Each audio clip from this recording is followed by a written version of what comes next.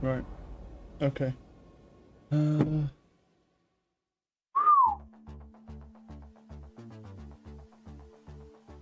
everything is good. You sure? Alright.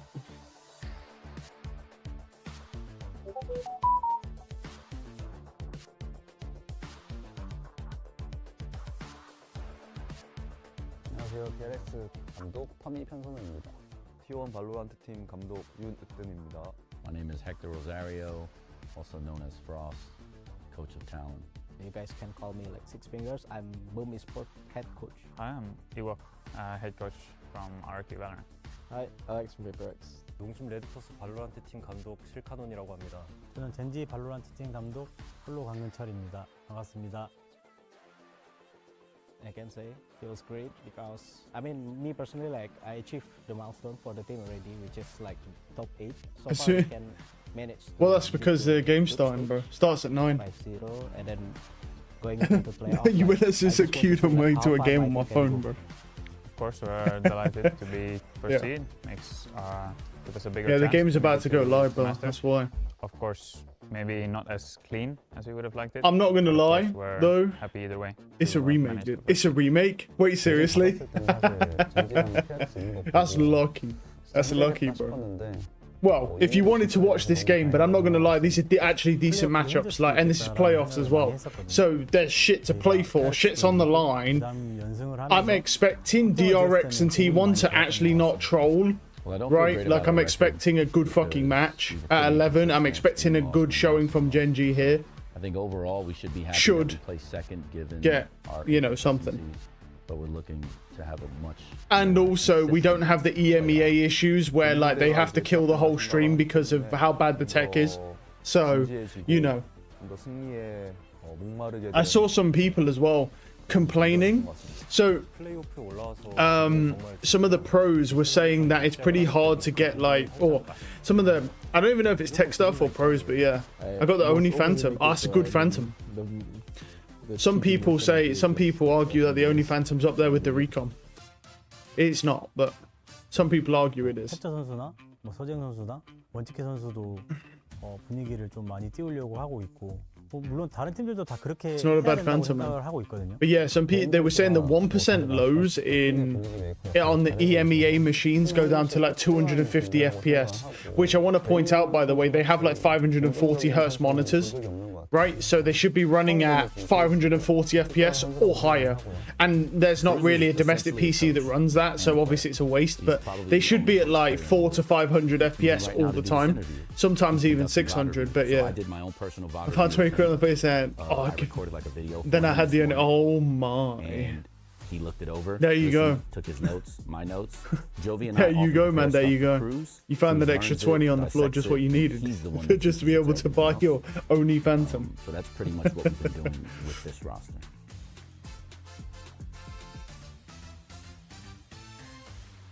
Thank goodness that could happen for you, brother. 저희가 또 새로운 로스터로 다시 준비를 했는데 이번에 다시 만나면 이길 수 있는 자신이 있어서 I hope you find another 20 when you get the Recon Phantom in your shop and you finally have the best Phantom in the 잘하고 game. 있는 걸 알고 있었거든요. 근데 이제 1등까지 할 정도는 솔직히 기대하지 못했는데 그 1등한 경기 내용들도 다 정말 훌륭했다 생각을 해서 I feel like Nongshim kind of have like a mixed kind of play, which is like a structure and also like a high risk one. I don't know, like I feel like they are our kryptonite. Like the way they play. Alright, I'm expecting a better showing right now. Also, a quick thing, the match that was played yesterday, Nat said that it might get redone. Because they did one map and no team really even got to play the map because of all the tech issues. Nat said that there's a chance that they might actually just take that map off of Team Liquid and just start the whole series again, 0-0, which I think is fair. I know it's not great for the people who won, the team that won the match, but like the other team didn't even get to build any momentum or even play. It was one round tech pause for 20 minutes, another round tech pause for 20 minutes. So that's not even a fair match. But I think that they've been postponed and they're talking about just redoing that series over 0-0 when they fixed all their tech issues. And obviously NA was trolling as well. I just had enough Radianite. Ball My favorite upgrades. player, I think, is Oh, bro, Marco don't even Rashford. talk to me about that Radianite Yeah, I scam. really like Marco, please. That shit was crazy. I remember when I was buying skins, I'm buying quite a lot of op skins, bro. I was on that struggle for that Radianite. And Radianite is super expensive because I remember at the start of Valorant when I bought the Dragon pack, the Elder Flame pack, when it come out, right? Because it would just come out. I think it cost me about £300 I like Francis. to I like upgrade Francis. every single skin in the pack to buy, because I had to buy Radianite as well. It cost like, yeah, it used to cost like £300 to do one pack because of the Radianite. If you have to buy the skins and the Radianite to upgrade everything, it costs like There's a £300 lot of good players. for me. That's what it costs to do like one pack. 저희 선수 It's insane, bro. It was insane. Like that, it's pretty crazy though, right? That you can spend like 20-25 pounds on a skin and then not actually get the skin and then have to potentially spend even more money or buy a battle pass to be able to upgrade that skin. Like that, they can't keep getting away with this, bro. It's just like Todd Howard re-releasing Oblivion remastered, bro, and people paying £50 for it. You just can't keep getting away with this stuff, man. I mean, I know Oblivion's amazing, but still, Work hard. like you can't keep getting away with this stuff, man. Like remaking Put in a lot shit. of effort to get It's here. Now they gotta our step in, bro. responsibility is Can't be on doing us. this. Pull it through. You just can't all keep the way getting through. away We need with to stay this. Mentally stable, mentally solid. Although I'm not gonna lie, I'm pretty hyped to play Oblivion. I'll probably play Oblivion today, to be honest. 경기에 들어와서 I'll probably just record it and play it today, because the stream will end a bit earlier today anyway, because it's fucking, I'm starting at 9 AM. So I'm probably just gonna fucking get everything uploaded and I'm gonna play Oblivion. 그냥 내가 더 잘해라는 느낌으로 했으면 좋겠다. 지금도 열심히 연습하고 있는데 토론토 Kind of hyped, bro. 가자. Apparently Magic's actually quite good in that game as well. Don't over ego. I have a don't haircut at overconfident, 11, so don't what overthink, matches am I don't overthink. missing? That's all. That depends. How I long's think your you guys can do haircut, it. brother? I think a lot of people believe. How long is It your scares me a haircut? little bit, Because if you've got someone coming to the house like I do, then it's faster. But if you're going to a hairdresser's and you have to deal with all the rambling bullshit, you know, with their yappage, could be longer. 상황을 겪고 있고. Well, I mean, how long does it normally take you to get a haircut? Because you say, I don't know. You should know how long it takes to get a haircut. If you've been, because you'll have been before. How long does it normally take? I'll tell you what you're missing. I'm going somewhere. That's not good. That's not good, first off, because it's always better to have a hairdresser come to you, because then you don't have to deal with them yapping to, you know, all the people. 30 minutes, right. So you're going to miss, potentially, the first 30 minutes of DRX versus T1. It's a good hairdresser. Okay, that's not bad. But basically, you're going to miss the first 30 minutes of DRX versus T1. So you're going to miss roughly, if it starts at 11, I just want to point out, by the way, of course, you know, 9, 10, 11, we've got 2 hours. So if this isn't a 2-0 and it's a 3-2, or sorry, a 2-1, and 3 matches are played, it takes 3 hours. It's an hour per match. With all the bullshit. So if this goes 3 matches, then you're not going to miss a lot. Because the big match today, of course, is T1 versus DRX, right? It's not delusional. If this goes 2 matches, you'll miss the first 30 minutes of DRX versus T1 to have your haircut. So I'm not going to lie to you, bro. It's probably not worth getting your haircut just for the risk alone. I think you definitely should just miss the haircut, bro. Who even needs to get their haircut anymore? Just do what Exter does, bro. Just let your hair keep growing out and then just have those, like, I mean, Exter wears a wig, right? He's actually bald underneath. He actually just wears a wig, but still. Are we going to see a much stronger GenG from here on out? They've missed out. He's on bald from all the Masters stress of Bangkok, dealing and with you know things. the Master Shanghai winners Guys, watch it are on my not phone, going to lol. give What is it? that It must be spot fucking at nice, bro, Toronto to be away. somewhere where Does you that get easily. good enough internet to have hotspots, bro. Well, sorry. Fucking sorry. You don't have to flex that hard on me just because I have bad internet, dude, because I live in the country. Flexing like, oh, I can just go on my phone and use a hotspot, bro. What the fuck's a hotspot, bro? I don't even get that, bro. I'm living in 1937, bro. I don't even have internet, bro. And you're like, oh, I'll just watch it on my phone. Don't worry about that. That's the thing. This Oh, look, and it's already playoffs, starting. right? What the fuck And is that you buffer see do? entirely Here we go. different, you know, phases come out from all Samsung, these bro. players. You can see so many teams You transform mean Samsung, into bro. something else entirely. Now that If you're not in they know within that if you're not in that Wi-Fi, window bro, it's of still going to be a opportunity for hotspot. What do you Master mean? Toronto is just getting That's from your smaller and carrier, smaller. not from The Samsung. pressure cannot be What do you any mean? higher than this. It's not like I'm the group confused what stage you where mean get by lots that. of chances to recover yourself. Wait, Here, you what know, is this? finish of the Haven, bracket, 2 losses Icebox, and you're and eliminated. Pearl. But Okay, the that's stakes not in bad. between are That's so not high. bad. This That's a winning this decent game lineup. today gets you Icebox one is shit, win but away Haven and and Pearl, that's good. This is a decent lineup. I'm happy with this. 2 for 3. That's good. Good maps. 2 good maps. I like it. That's a good start. Okay, okay. Over on the side of Talon, they've been swapping up their comp a little bit. Over on Icebox, and even Everywhere Pearl, is my there's quite a hotspot, few bro. question marks in this video. Nah, GenG Chief. have not That's played not how Icebox hotspots yet, work. and Pearl hasn't been a heavily Like- repped map for either one of these Like, teams. you hotspots are everywhere because you're in a well-connected area, bro. Like, you can get a hotspot in most places, but the quality of the hotspot, like, if I turn my hotspot on right now with my Samsung device, my fucking S24 Ultra, if I turn that motherfucker on, bro, that shit runs in kilobytes, bro. And that's a hotspot. That's a 4G hotspot. Because I live in the country. I think Talon are far too inconsistent Like, for I can me. turn a You have hotspot on rookies that anywhere, can be very but up how and good down, you know, can it run a carry the stream? game against Not T1, really. but also completely go missing Like, you against don't have to Zeta. I think flex that's that gonna be hard that very you're in a difficult for them to make well-connected a area. playoffs run here. Like, especially on GenG, a peasant like me, dude, who has to run with bad internet. That's why you gotta flex on me like that, bro. It's a 9 AM, dude. Why am I getting flexed on at 9 AM by a guy with better internet on his phone than I have as my main internet? That's not fair. I can't keep dealing with this abuse. Yeah, I mean, honestly, I could definitely see this game going either way. I think both these teams have massive Yeah, I don't. potential I just to presume make it you're to in a Masters well-connected Toronto, area. I so don't they're know. really I looking to don't know if convert that's a this win well-connected today. area. Now we have the agent picks I coming just in. presume it We are is seeing if GenG your do hotspot, because your what we know hotspot's gonna they be better than Yeah, mine. for sure. I think If you can Munchkin go is the player to somewhere, keep your eye like on just to here. the All hairdressers, of the bro, recent and just get and games have a has good been one of the hotspot, bro, better your performances internet's for better than mine. GenG, and the Your fight fucking is the hotspot defining agent probably on has this more Haven match download and for, upload than my for the entire side of GenG. internet package Talon combined. sticking with that It is deadlock, well but it's all connected. about Yeah, how can you I counter figured. that Viper. When I mean, GenG I get figured, across yeah. the I'm defense, jealous, bro. I'm not Munchkin gonna lie. rotates You so don't have to fast flex on me trying that to hard, bro. execute. Now I feel So if bad, you can bro. I get don't even want the to watch this deadlock match now. wall in the That's way of crazy. his fast rotate, That's I think outrageous. that's how they're going to try Yeah, and counter that's this. how it goes, And though, of man. course, When you live in GenG the are country, attacking, they internet with is the burst, with the kaput. bubble, with the molly into Still the better than the stop US though. back You foot, live on a deadlock farm or stop something in the before they US, get bro. I think that Yoru could You're actually running be in pretty important kilobytes, playing bro. around Yeah, the you don't have to Bible flex and on me things that like hard, bro. playing the offense Just because to I have disrupt bad some of internet. GenG's It's slower outrageous. defaults. Well, there are a lot of exciting matchups No, here. to be You have fair, Brimmy to be and fair, Tetra, you also have my Munchkin and internet, Cruz the going fact that I head-to-head can here. actually It's gonna do be an exciting this one to kick off barely playoffs, so means that I let's get have into Haven. good Let's enough toss it over to our internet. casters For and play country off the internet, Tabor this is thing. pretty decent, honestly. Like, I could be running at like 2 meg, bro. On my main internet. That's how country internet works, bro. You don't live in a city or anything or a well-connected area, man. If I had a gig up and a gig down, bro, you'd never see me again. I'd just be watching 8K porn all day long. Both of these teams looking You'd never see me again. back to former glory that we were witnessing from them last season. Talon able to qualify over to Gems. GenG, of course, on their complete tear throughout the year, going to every single event. They're looking to get back with Toronto on the horizon. Middle. Yeah, no doubt about it. And today's matches are mega important for every team here because if you I'm win, then you'll need I'm in one the more middle. win to make I'm in a it place to that's not Toronto. real, bro. If you lose here today, then you have to win 3 times I'm in the Middle a East. row.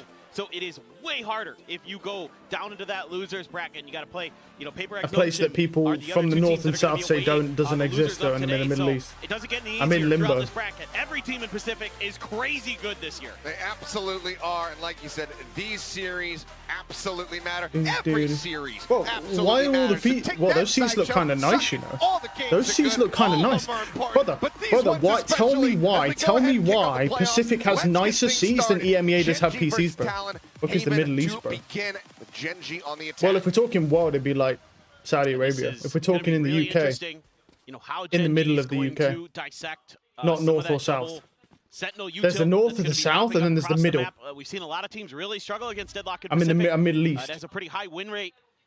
Wait, this is a lineup, bro. This guy might get fucked. Every once in a while. All right, all right. It is Let's so dial in. Let's dial in. to get through. Okay, whoa. Let's see what we got here. What's the setup? Double Senti setup on Haven. I like it. That's interesting. Double Senti setup is nice because it's a heavily attacking sided map. Haven being 3 sites. Nice shot. Bit of damage in exchange, but That's a nice kill. at the same time, able to find Jit Boys over here on the A site. Lobbing in the nano zone To be honest, GenG need are in. They're in they need this pistol realistically. It's not needed, but at the same time, Double Senti could go harder. It's been noted very intelligently there. Is Ash good? Turns around, is able to find it now, which is going to be a spray battle. The smoke gets ready to fall. The wall What the still fuck there is in the Ash way to the do? views. Being stuck. He's Oh, not you mean open yet. who? Oh, And you there's mean the the kill. player, bro? I was like, what? Yes. Glimpse of a second, Bro, is GenG. Ash good? I was like, what the fuck is it? What do you mean? I was thinking immediately Overwatch, bro. I was thinking Ash from Overwatch, bro. No, yes, Ash is actually good, bro. Yes. I watched him in one of the series, and he was really good, bro. He played well, dude. He was good. Good clutches, good aim, composure. He was a good player. Even though that gets noted, he was playing really well. still opens up an opportunity for them. I don't know if that will continue, but he was playing well in the series I watched him. There's going to be a gun down. Like, he's a solid player. Go for the defuse. They're going to use that advantage and get loud. I'm very curious. This is interesting. It's going to be just going to rush that A. Oh god, buddy, run, Munchkin. Munchkin with that Marshall goes for an opening shot, but well, this is off by not the bad. Tejo salvos. I'm interested. I'm really interested to see double senti, because the one thing that we learn about double senti early on is that it's not. Double senti is really bad against fakes, and it's really bad against players who play slowly, like teams who play slow, like all of EMEA, for example. It doesn't work well against slow teams. So I'm really curious to see more on this double senti setup for the attacking sided maps like Haven and Pearl. I wonder if they'll run a double senti on Pearl.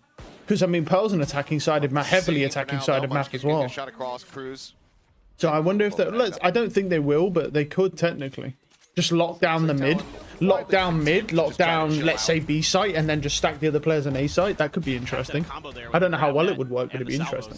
Yeah, but no way to push forward. Had a nano blocking off his back side access. So Talon finally just going to go ahead and die to the spike, it would seem here. GenG, I don't think they're going to pursue too much. Maybe you send to be completely honest, let's be thankful that they don't just kill themselves with the salvos. They could just do that. That's what Sen have been doing. I aced 2 times in a game yesterday. Oh shit, man. You seem to get a lot of aces. To the spike as GenG will get a flawless anti-eco. Okay, so kind of the textbook anti-eco. I mean, to be honest, they don't even need to do that. All they had to do, literally, was just start the round, all of them stand in spawn and just kill themselves with salvos. That's what NA have been doing, bro. That's what NA do. They just literally kill themselves with salvos in spawn, because it just stops getting any orbs. How much further? It's the same thing as when G2 just jumps off the map on Abyss. You might as well just kill yourself with the salvos, because then that way they wouldn't have even got the bomb down for extra money or a chance of a kill. If you're gonna just die to spike anyway.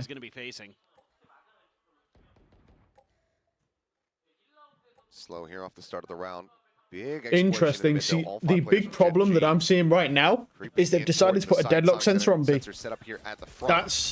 That's good and bad. Like, when they hit like this, that's not bad, but look, here's the problem. Omen TP's over, the Neon can slide past the stun, right? And on the lurk, right, someone can just walk through B, late lurk, when that B player leaves, right? They can just walk through B for free. Why not put a Cypher trip on B, so they have to break it, right? And then run the deadlock sensor somewhere else. Because that's a nice kill. Because deadlock sensors are really bad when people when they're lurking or slow entry or TP characters, because they don't do anything. Right? Like, if you're just gonna have one there, you might as well just have a fucking deadlock sensor. It's gonna be a flawless anti-bonus here. Wow, fantastically done. Nice, good retake. You might as well just put that deadlock sensor somewhere else. Around the B site, they didn't even have to really push. Because that's my big problem, right? Let's say we fake A. Let's say we fake A, right? Because we know the Cypher's A. We fake A. We throw a bunch of util. A guy or 2 guys lurk up garage and B, and then immediately we have like 2/3 of the map controlled by the enemy team, whilst everyone else is sucking dick on A and rotating to B from B. Like, that's an issue. I wouldn't say it's necessarily a good set. This is the problem with deadlock, though, right? It's like the lurkers can find so much value, because literally 90% of the map is lurkable, and just that tiny 10% that the Cypher's got is not lurkable. That's it. Nice shot, wow. Oh, he got his dick sucked. Damn. Whereas, like, if you look at GenG, for example, they've got a Killjoy. So the Killjoy can lock down Garage and B, and also has mollies for C, which is helpful. Not a hard hold, but neither Cypher, so... Deadlock and Cypher aren't hard holds either, so, you know, same thing. So this Killjoy genuinely could do the job of a Cypher and Deadlock combined, if they're not careful. With the stealth drone there, and he's generally not the one who's going to be working by himself. So maybe, you know, with already the 2-player stack here onto the A site, seems like Talon's happy with their read that they've got. Just a matter of how efficiently can you get through this layered Cypher and Deadlock util. They don't clear any of it yet. No, the Omen's TP past it, which is actually not. Is good. It's good and bad. Oh, nice. Now it's good. Very nice. Cross towards that a connector. They're still. Oh, they're so. They're methodical about it. Anything that he can find. Yeah, there's one. He gets one. That's not bad. But JitBoys gets traded out as a casualty, so massive player advantage now to the side of GenG. Bad plant. Oh, it's because they don't have a smoke for heaven. Well, it's default plant. I mean, it's just says default. It's not bad plant. It's the default plant. That's cool. I'll be honest. I think he should have just gone for a better plant there and just had a teammate hold heaven. I mean, why do you need 50 guys holding spawn, dude? That would have just secured it, you know. Just have been a bit better discipline-wise. Could have gone for just a better plant just in case and then hold heaven. Because he's never going to kill that guy. Still the economic damage okay for Talon. They still have quite a bit in their back pockets for the next round, so they could afford to throw a few extra bodies at them. Oh, we got Armageddon coming up. What else? 2 Armageddons coming up, possibly. I presume they're going to get Ash his Armageddon as well. I think a good hit here is probably C. Just fucking Armageddon back sight, Neon stuns front sight, Omen TP's in, he starts blowing the dude front sight, bro, guy holds garage and it's over. That would be a good hit. That would be a good hit for this round. Or next round.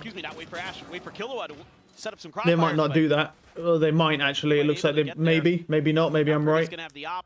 Looks like a potential C hit. I'm just thinking they're gonna. Yeah, this just makes sense to do a C hit here, knowing where the deadlock plays. Might have kind of a duel with. Let's see. Presume he wants AWP here. Yes. It is glass cannon here for yeah. Kahlua, So he's gonna. Yeah. Ash now has Armageddon on. Needs to survive. Well, they definitely don't want to be on C now. As too. They could fake. They could fake and then re-hit C. Just that cut noise even. Make some presence known over. I still think C is probably their best hit here. Because B's too easy to retake. Curious to see what they're going to do when you don't have like a bunch of shotguns sitting on B side. While there goes, and they're actually just going to kind of sidestep it. Cruz coming down. They're suspecting a linger here. A lingering lurk around C long. They're correct, but Munchkin out a little bit further. Nice shot, wow. Not going to be fast enough. Very nice shot. Puts Cruz down to 45. Good value on the deadlock. They're going B. Yeah, definitely not ideal. Pick. And Primi TP'd right off the back of that. When you just get Munchkin, kind of assuming nice. There's going to be much behind Texture's that. dead. Texture. I don't know why he did that. Very undisciplined. Be the one go in to get the spike planted so he can TP out when the net comes through. He's able to do that. Nice shot, yeah. Taken down. Armageddon going to be sent out. Ash trying to hold the nice door. Try, brother. Up, but the nano from Foxy 9 is he actually killed JitBoys with that. With the Phantom comes up with another. Diffuse starts they to have smokes. Oh, takes down nearly. He actually killed him through that smoke. Getting the diffuse here. Op should be nearby enough to get the recovery on that as well. Yeah, I mean, Texture was just greedy there. Really the ego was crazy. By both sides. I mean, Munchkin reads it well that there's going to be a player pushing out. I mean, like he tried to just take a risk and catch them off guard, which is good, but at the same time, bombs down. At this level of play, bro, you think they're not going to be ready for you to do some dumb shit like that? Of course they are. What he could have done is just use Neon to jump peek, do the speed jump peek, and see if anyone was there. That would have been a better play than just walking out. Very ready for that but window position. Oh well. Classic GenG style of play for those B hits to set up for those deep post plants with the mollies. Oh. So you're going to need to try to find some different answers. A few Guardians being bought down for GenG, so they're trying to get another round in the books, because if they don't get this one, money behind it for a few players, pretty dire. Cruz again going to try to push out of the doors, but thwarted. Nice kill. Able to find Munchkin dead in the same position. That's good, really good Yoru value on the defense. His JitBoy's good as well. Never heard of him. He's okay, yeah. He's not like he is decent. The people to look for on Talon really are Primi's ridiculous, like insanely good. JitBoys is good. Cruz is pretty decent. What's happening? What the hell is happening here? Whoa, what was that? Was that me or was that them, bro?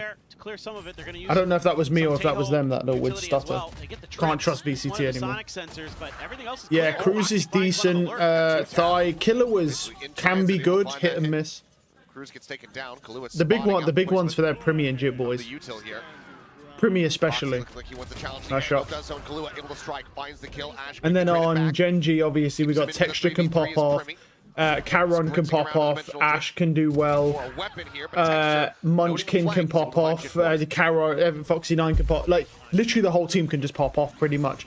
And Ash is the only one that I haven't seen a lot of.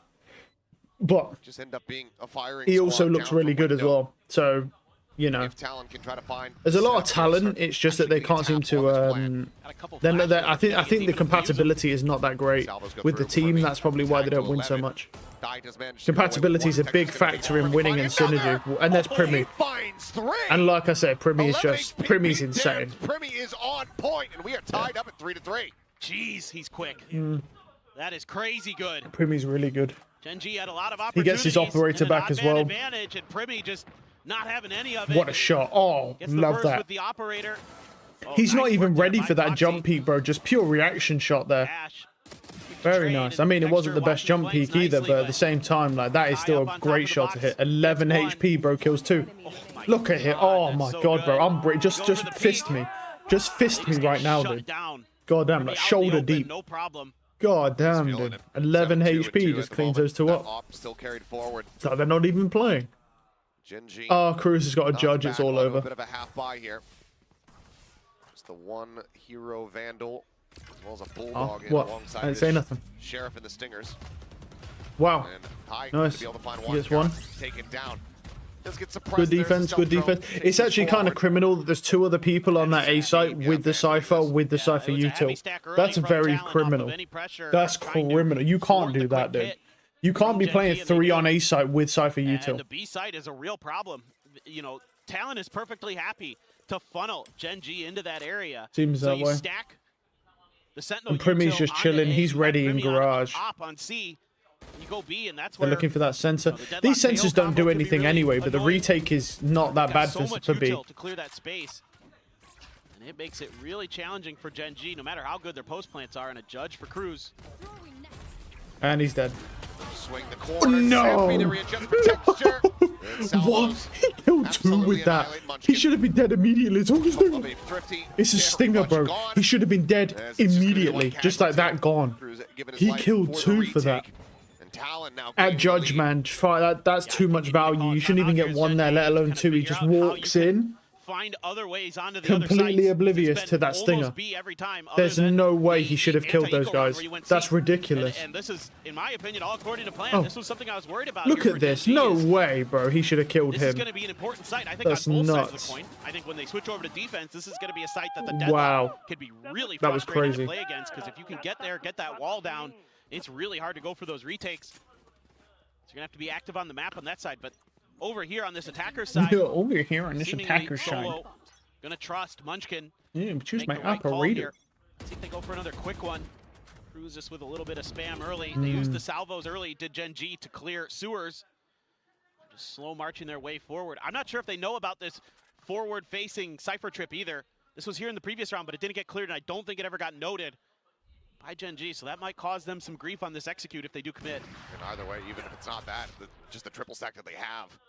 That's not great either. It's a very solid read here from the side of Talon. Cruz knows. He knows they have to try something different. Yeah. He is just not working. Well, the deep angle push, not spotting out too much of anything. And it looks like now GenG is going to look to re-wrap around. Texture able to break that line of sight before the triple push into sewers. Goes forward, but this is still so much info gained for Talon. And they put up the wall. They're expecting this push out. They know they've got the space. Them. Yes, exactly. Right now, reading them like a book. Grab net set, not getting a catch on anyone, I do believe. Sensor going to be cleared out, and Cruz is on a peek, able to find it. Now they strike in from behind. They are just absolutely pinned in position. Munchkin able to find one as Shit Boys does get taken down. He's trying to swing around looking for a little bit more, but now the spike is going to be on the floor. Ty catching Ash.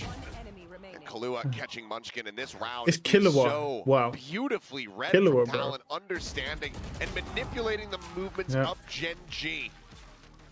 Well, this is the thing, when you have 2 Sentinels, you can manipulate movements of players, bro. Because locking down certain areas of the map just make, A's a real popular hit site. Them stacking Cypher util and multiple players there just means it's either C, which then has a deadlock, or you funnel them into B. It's the wall up at the front of B so they can't go there. Funnel them towards garage. You can take window control. They're just picking and choosing where to take them, which is good. Well thought out. My concern is the attack side. Extremely, extremely smart. This is the thing. Yeah, okay, now you got to take a timeout. I think this but is what you'll notice is that GenG are struggling against double Senti, but they're doing that because they're not faking any sites. GenG haven't faked anything. That's why GenG are struggling. Double Senti works really, really well against teams that don't fake. So if they don't start faking, they are, they're rough, man. Clear that. Because the only time that's really worked is when you're able to TP past with Karan. And other than that, you haven't really even been able to find your way onto the A site. That Cypher util is really giving them problems. And it's a great combo to have against a Neon apparently, as well. wait. This double Sentinel setup. You have to use something like a stealth drone or, you know, you have to rely on G2 said they're not playing. G2 said they're not playing in playoffs until the issues with EMEA have been fixed. And then Apex said the same thing, bro, in solidarity with other teams. They're not even qualified for playoffs, bro. They're just trolling. Yeah, I've seen like what was it? Lev and Koi said the same thing, but those two teams that didn't qualify for playoffs anyway. So they're just trolling. Good joke, but yeah. So yeah, G2 refused to play in playoffs if they don't fix the issues with the EMEA. I agree, bro. I agree. You don't watch this shit for free, bro. They make money off of you watching this shit, and the trade-off for that is that you get a quality production level stream, and when you don't get that, they don't deserve to have the viewership, bro, and they don't deserve to have the players or the teams. When you don't commit to that, bro, it is your responsibility as the organizer host to have a quality control check on everything the players are using. Simple as that. It's just far too late. Nice shot. The shorty, Ty cuts down Ash, texture the overdrive, able to come away with one. But needs so much more than that. He and Karan now trying to fight their way out of what looks to be a damn near impossible situation. The overdrive now expired. Sets the wall to try to act like he ran out of bullets, unlucky. Stinger, and it's just one kill. Is all that they can find. Some chip damage, some forced armor rebuys, but Talon are not allowing for any kind of thrifty business to come through. I just thought it was funny that Apex said the same thing and they were 0-5, bro. They didn't win a single series, bro, in NA Tier 1. Not a single series. And they're like, we stand in solidarity with the other teams. We won't play in playoffs either. Like they qualified for it. I love that. That's good humor. That's good humor from the guy who runs that Twitter account. They were willing to pounce. And they just have every that is actually a big problem, though, if G2 won't play in playoffs, because they're the favored team to win Toronto.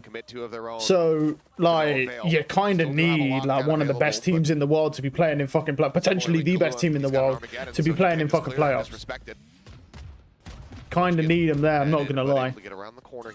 But it is also deserved, bro. Like, you've got to put pressure on Riot here. Shit's embarrassing. Munchkin trying to be that anti-lurk guy. In the back of his mind, he's got to be thinking about how Talon was able to push that space for Surfer free. switched over to C now. To keep control of it while the rest of the team tries to find openings on B and C, but Talon aware of it. Will they redo the Fnatic? They are, yeah. Well, it's not even a redo, bro. It didn't even get played. They've moved it. They moved it. They're thinking about, but the Team Liquid game, the Team Liquid versus fucking whatever it was, a KC. They're thinking about redoing that whole match. So, like, even the first map, right? They're thinking about just killing that map and just starting from 0-0. We don't know. We don't know when. They haven't said.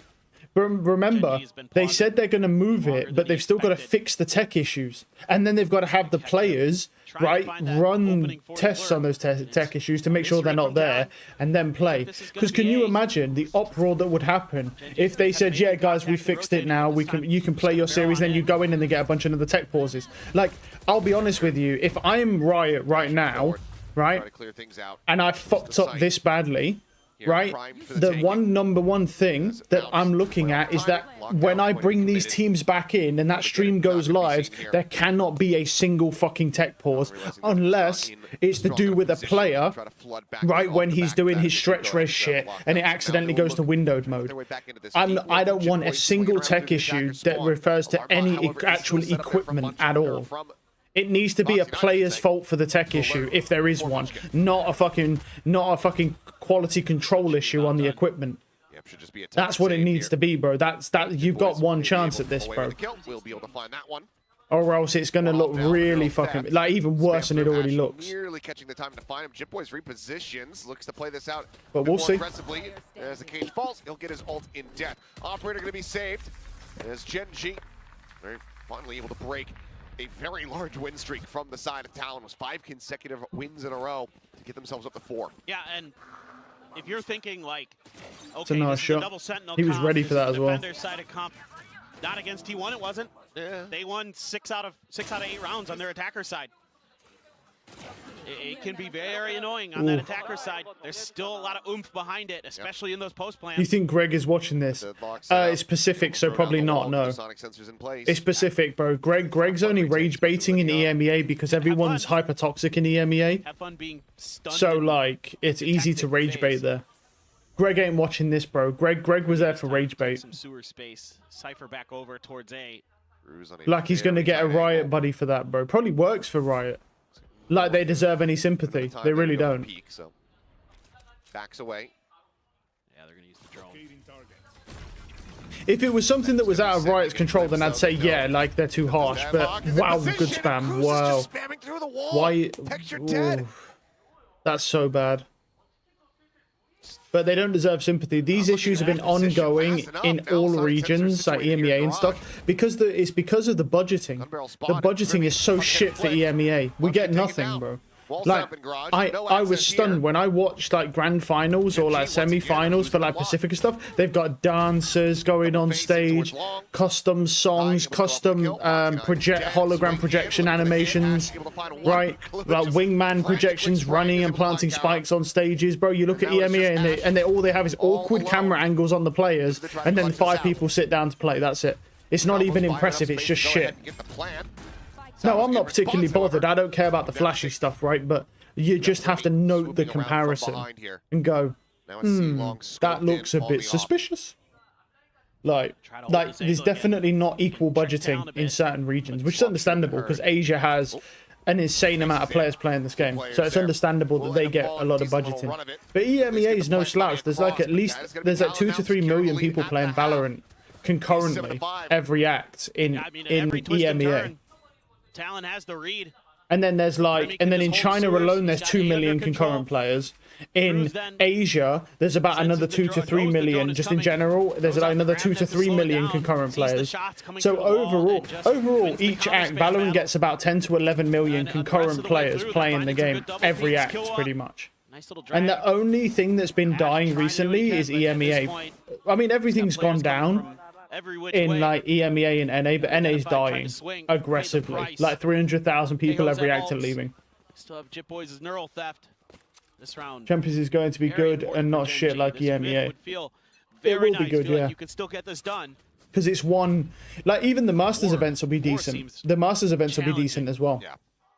Because it's like every team, but when it's different budgeting, bro. Like trust me, bro. I like when you need to see the Pacific animations and stuff. Like they have like when it comes to like a semi-finals or a finals match, right? They have like dancers on. They've got fucking everything, hologram projections, the stage, the fucking arena's massive. And then you look at EMEA and there's like 2 Russian dudes chilling in the back going, "Where no CS? What is a no CS, bro? Where the CS arena?" Get the stealth drone out. And then they just sit and there's just 2 dudes in the back, bro. All the tech team don't have any arms, legs, or faces, dude. They're just walking around like nuggets, dude, in wires and stuff. My God, he's killed him. Oh, he can't keep getting away with this. Someone needs to deal with Primi, bro. Have we not learned our lesson? That's 3 for 3 now. These motherfuckers, they have 2 operators, bro.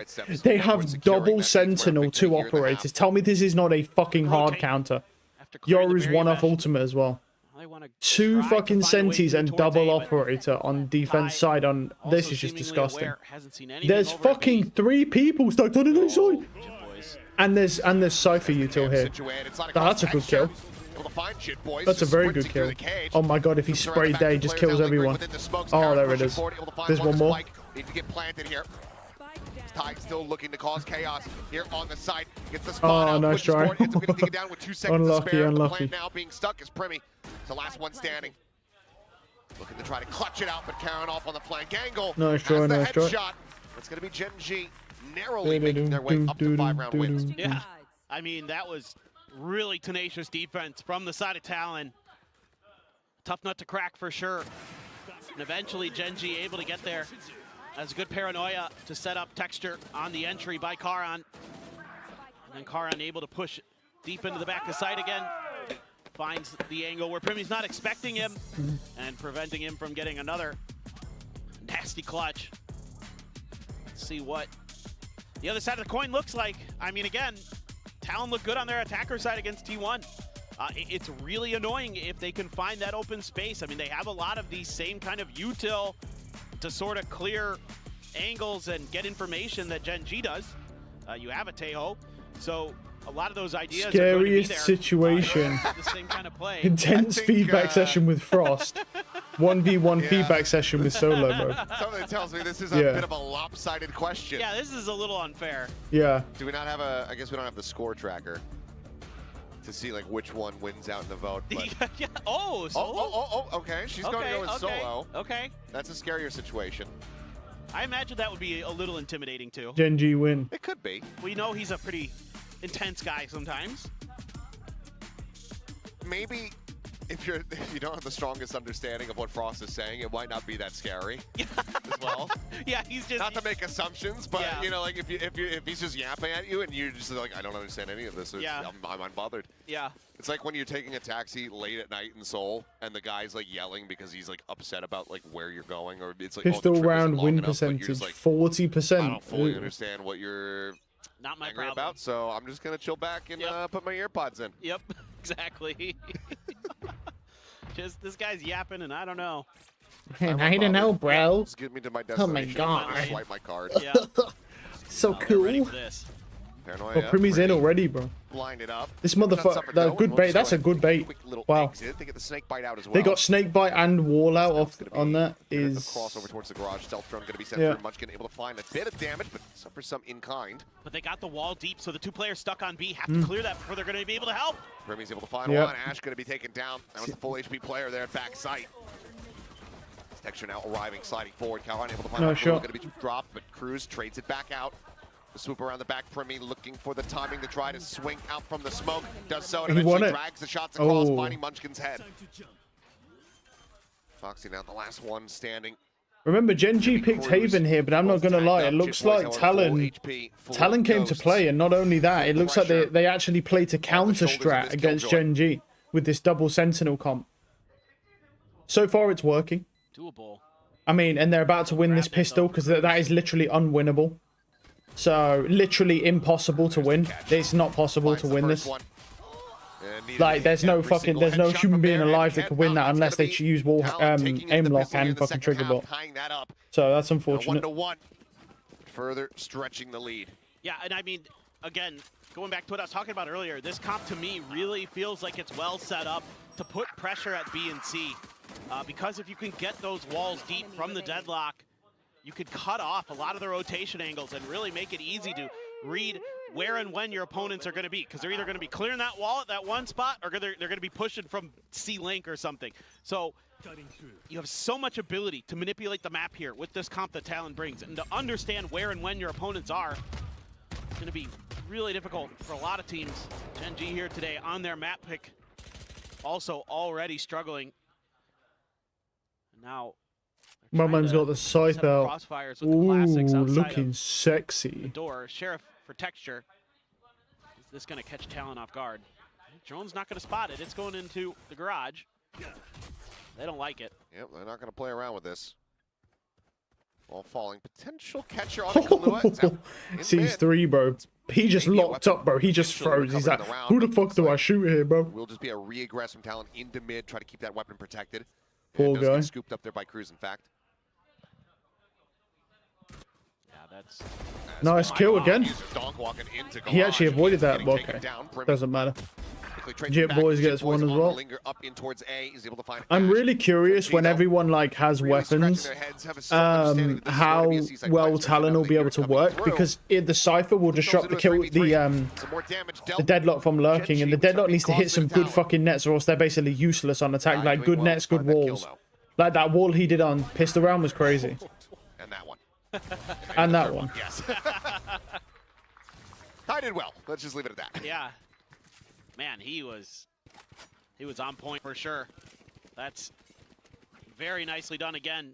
I mean, Talon has a great read. Again, they're not actually going to A. That's where GenG expects them to. They cover the gun. GenG anticipates they were going to rotate off of that. Instead, Talon finds the open space, finds the open site. Able to hit some nice shots along the way, so looking very, My God, I thought there was nice a tech right pause now. for a second there, bro. I thought it was going to be a tech. I've got PTSD from yesterday, bro. Into the bonus, have some Guardians, a shotgun for Cruz. What a shot. That's Oh, a great way to start working towards getting the a little conversion. greedy there. A Vandal doesn't kill, but a Guardian does. Hell of a shot from Chit Boys. Ash dead, and now this scrambles the forces from GenG. Okay, but I mean, not a good net, but it stalls for a second. Plus the net comes back in 40, I think. Wall So- set up, cutting off that A connector. Yep. Texture getting the bad news, just trying to spray that wall down. As The Munchkin deadlock's already helping. See, the great thing about this map with right oh, in between Chip Boys is shoulder knifing blades. people, bro. What's going on? Kill. Texture Chip dead. Boys is This fucking round knifing people. As good as done. Oh my God. Got to save. Yeah. No They choice. Absolutely do. And Cruz could just throw himself at Why? them. He's Hold got a on. bunch Why of- are the commentators just breezing over the fact that Jim Boy's just fucking knifed Munchkin, dude?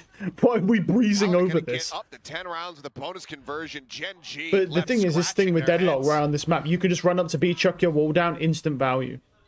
It's just You either stopping or rotate, as long as you put it backside, you're either stopping or rotate through B, or slowing them down, or you're just blocking them off if you want to go B. For Talon. That's the Just great thing. Incredibly well put together, incredibly well executed. Players on point today. Not sure why. Talon deserve to win this. They've outplayed GenG at every step. The memes. It's Every fine. He's single got step been 7,000. outplayed. They're up by 5 rounds. He's 15-6. Yeah. Unlucky. It's Look at this. Let's just talk about the fact he's just knife. Look, he just bro just knife. Look at it. When the first knife swing didn't Bro, they kill, just I was feel like, oh, bad, no. don't they? They just feel bad, don't they? He's got a 180 and just head tap, you know, but nope.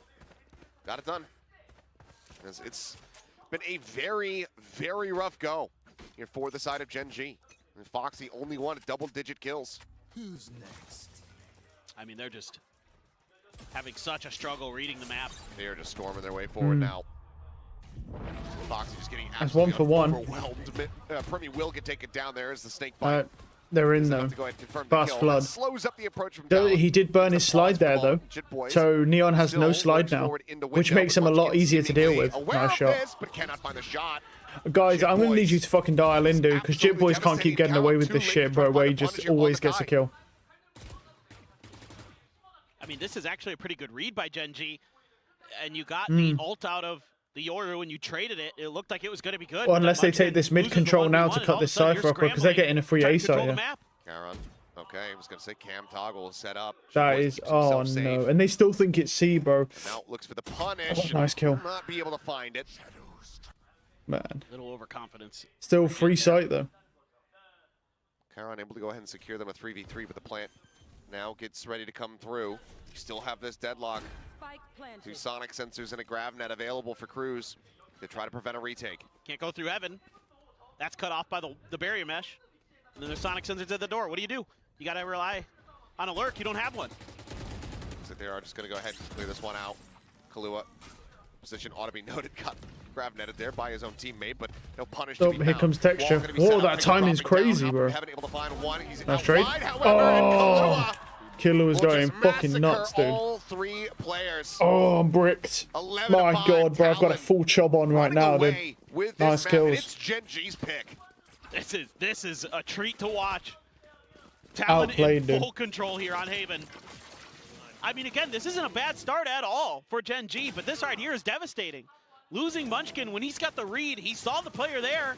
A nice attempt on the entry by Texture, but Great shot. with the post-plant positioning. Great shot. Great And shot. a great triple there. Fucking hell, for bro. Killua. My God, bro. Just fought on my chest, dude. Like, what a great, just great You know shots. what to expect, where to expect it, when to expect it, and on top of that, you're winning your duels. Now they're going to try to slow walk their way up. A really far forward alarm bot. Early pop of the nano, so some time bought for rotations. Poison Cloud. Oh. Ooh, that. Yeah, tiny touch of damage on the Cruz. Yeah, looked like it might have caught a little bit more, but. And mostly connecting into the legs. Foxy, though, took some damage as well. Yeah, he gets the worst of it by a pretty large margin. Those drones just saying hi to each other. Slow rotate over towards C, and GenG leaning the other way. There's been so much contact on the other side of the map. And they're so quick to rotate. TP's gonna go back behind the box. The salvos to cut off the corners. That rings out the bad news. Deep in the back sight, the flash Oh, you got to win those, bro. You got to be winning those. Nice shots from Texture. For the squad. Does well to come away with a second kill, but You just can't be affording to lose on that defense. yourself a 2v3 attempt at a retake here for GenG to stop Talon from getting up the map point. Premi going for the plant, going to be forced away. I should know that he got a bit of connection there. Spots out Jit Boys, knows the position of 2. Spots the head of 1. Unlucky, that timing's Either. unlucky. Jit Boys collects them both. To see that one back, but Talon now up to map point. Yeah, I mean, Yes, please. Let me see that from Jit's perspective. I'm pretty sure he just killed the guy Garage, right? He killed the guy Garage, right? Beautiful. And then immediately just kills him. From the side of Talon, I mean, the play off this concuss. Oh, so no. good. No, they were both there. This is such a I mean, good that play off also that was concuss by Garage. Jit Boys, to be patient, to not Nice shot. swing, to try to cover his teammate, to just Oh. wait until the concuss is going to wear off and they can swing together. I mean, Thai is doing really well in work this match. here Normally it's on the Jit Boys, Primi, and He like has been Cruz or mostly Killer. Very, very good. I'd say other than that peek up through courtyard against Karan and Well, this was a free couple rounds match. ago, he's been near flawless. He has been reading the map so well, playing this cipher so effectively. Great lurks. They are just on point. Let's see if Primi can be. GenG hard felt. Yeah, I know, bro. I don't know what happened, bro. They lost all their good players. Thinking about it, but All their contracts expired, and they offered them probably shit contracts, and they all decided to leave. Because there's no reason for them to leave, because GenG were one of the best teams in the world. Right, like a championship winning team. They must have just offered them shit contracts, and now their team looks like this. But that's on the org, not the players. More than likely, anyway. Munchkin finding the 1 kill, but again, the trade exchange, the annihilation. He actually got him as well. He actually fucking got him. No way that got him, dude. What? Bro, he was on the fucking stairs, and that motherfucker aimed at spawn. How did that pick him up? Primi's looking for the rest, and Texture now. Uh-oh. 1v1. Nice, he got him. Barely stays alive. GenG. When have you ever seen a fucking Neon standing still in their ultimate, bro? That's crazy. He's just standing still, bro. Oh man. I want to. Do we have? Like it's a regular gunfight.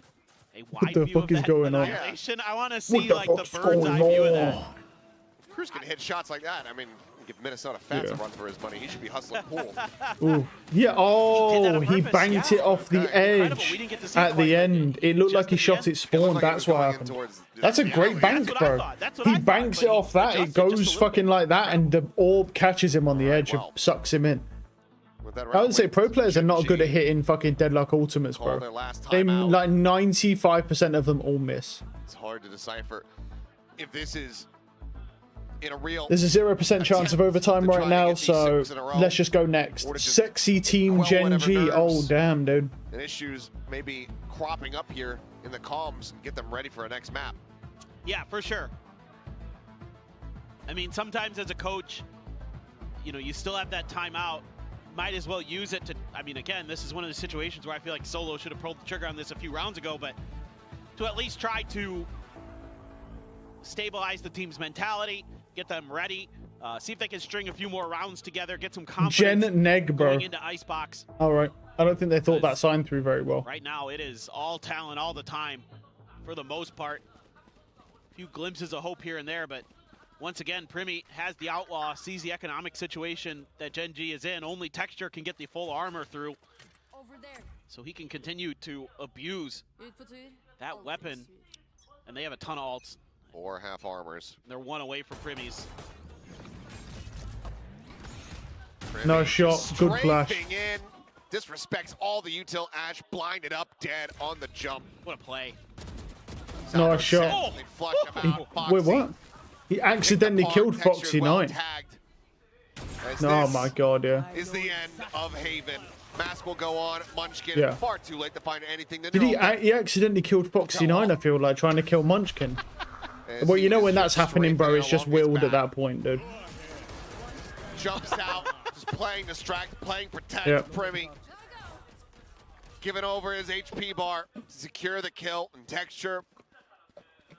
You're a damn good player, but I think this is a bridge too far. 13-6, Talon looking absolutely electric.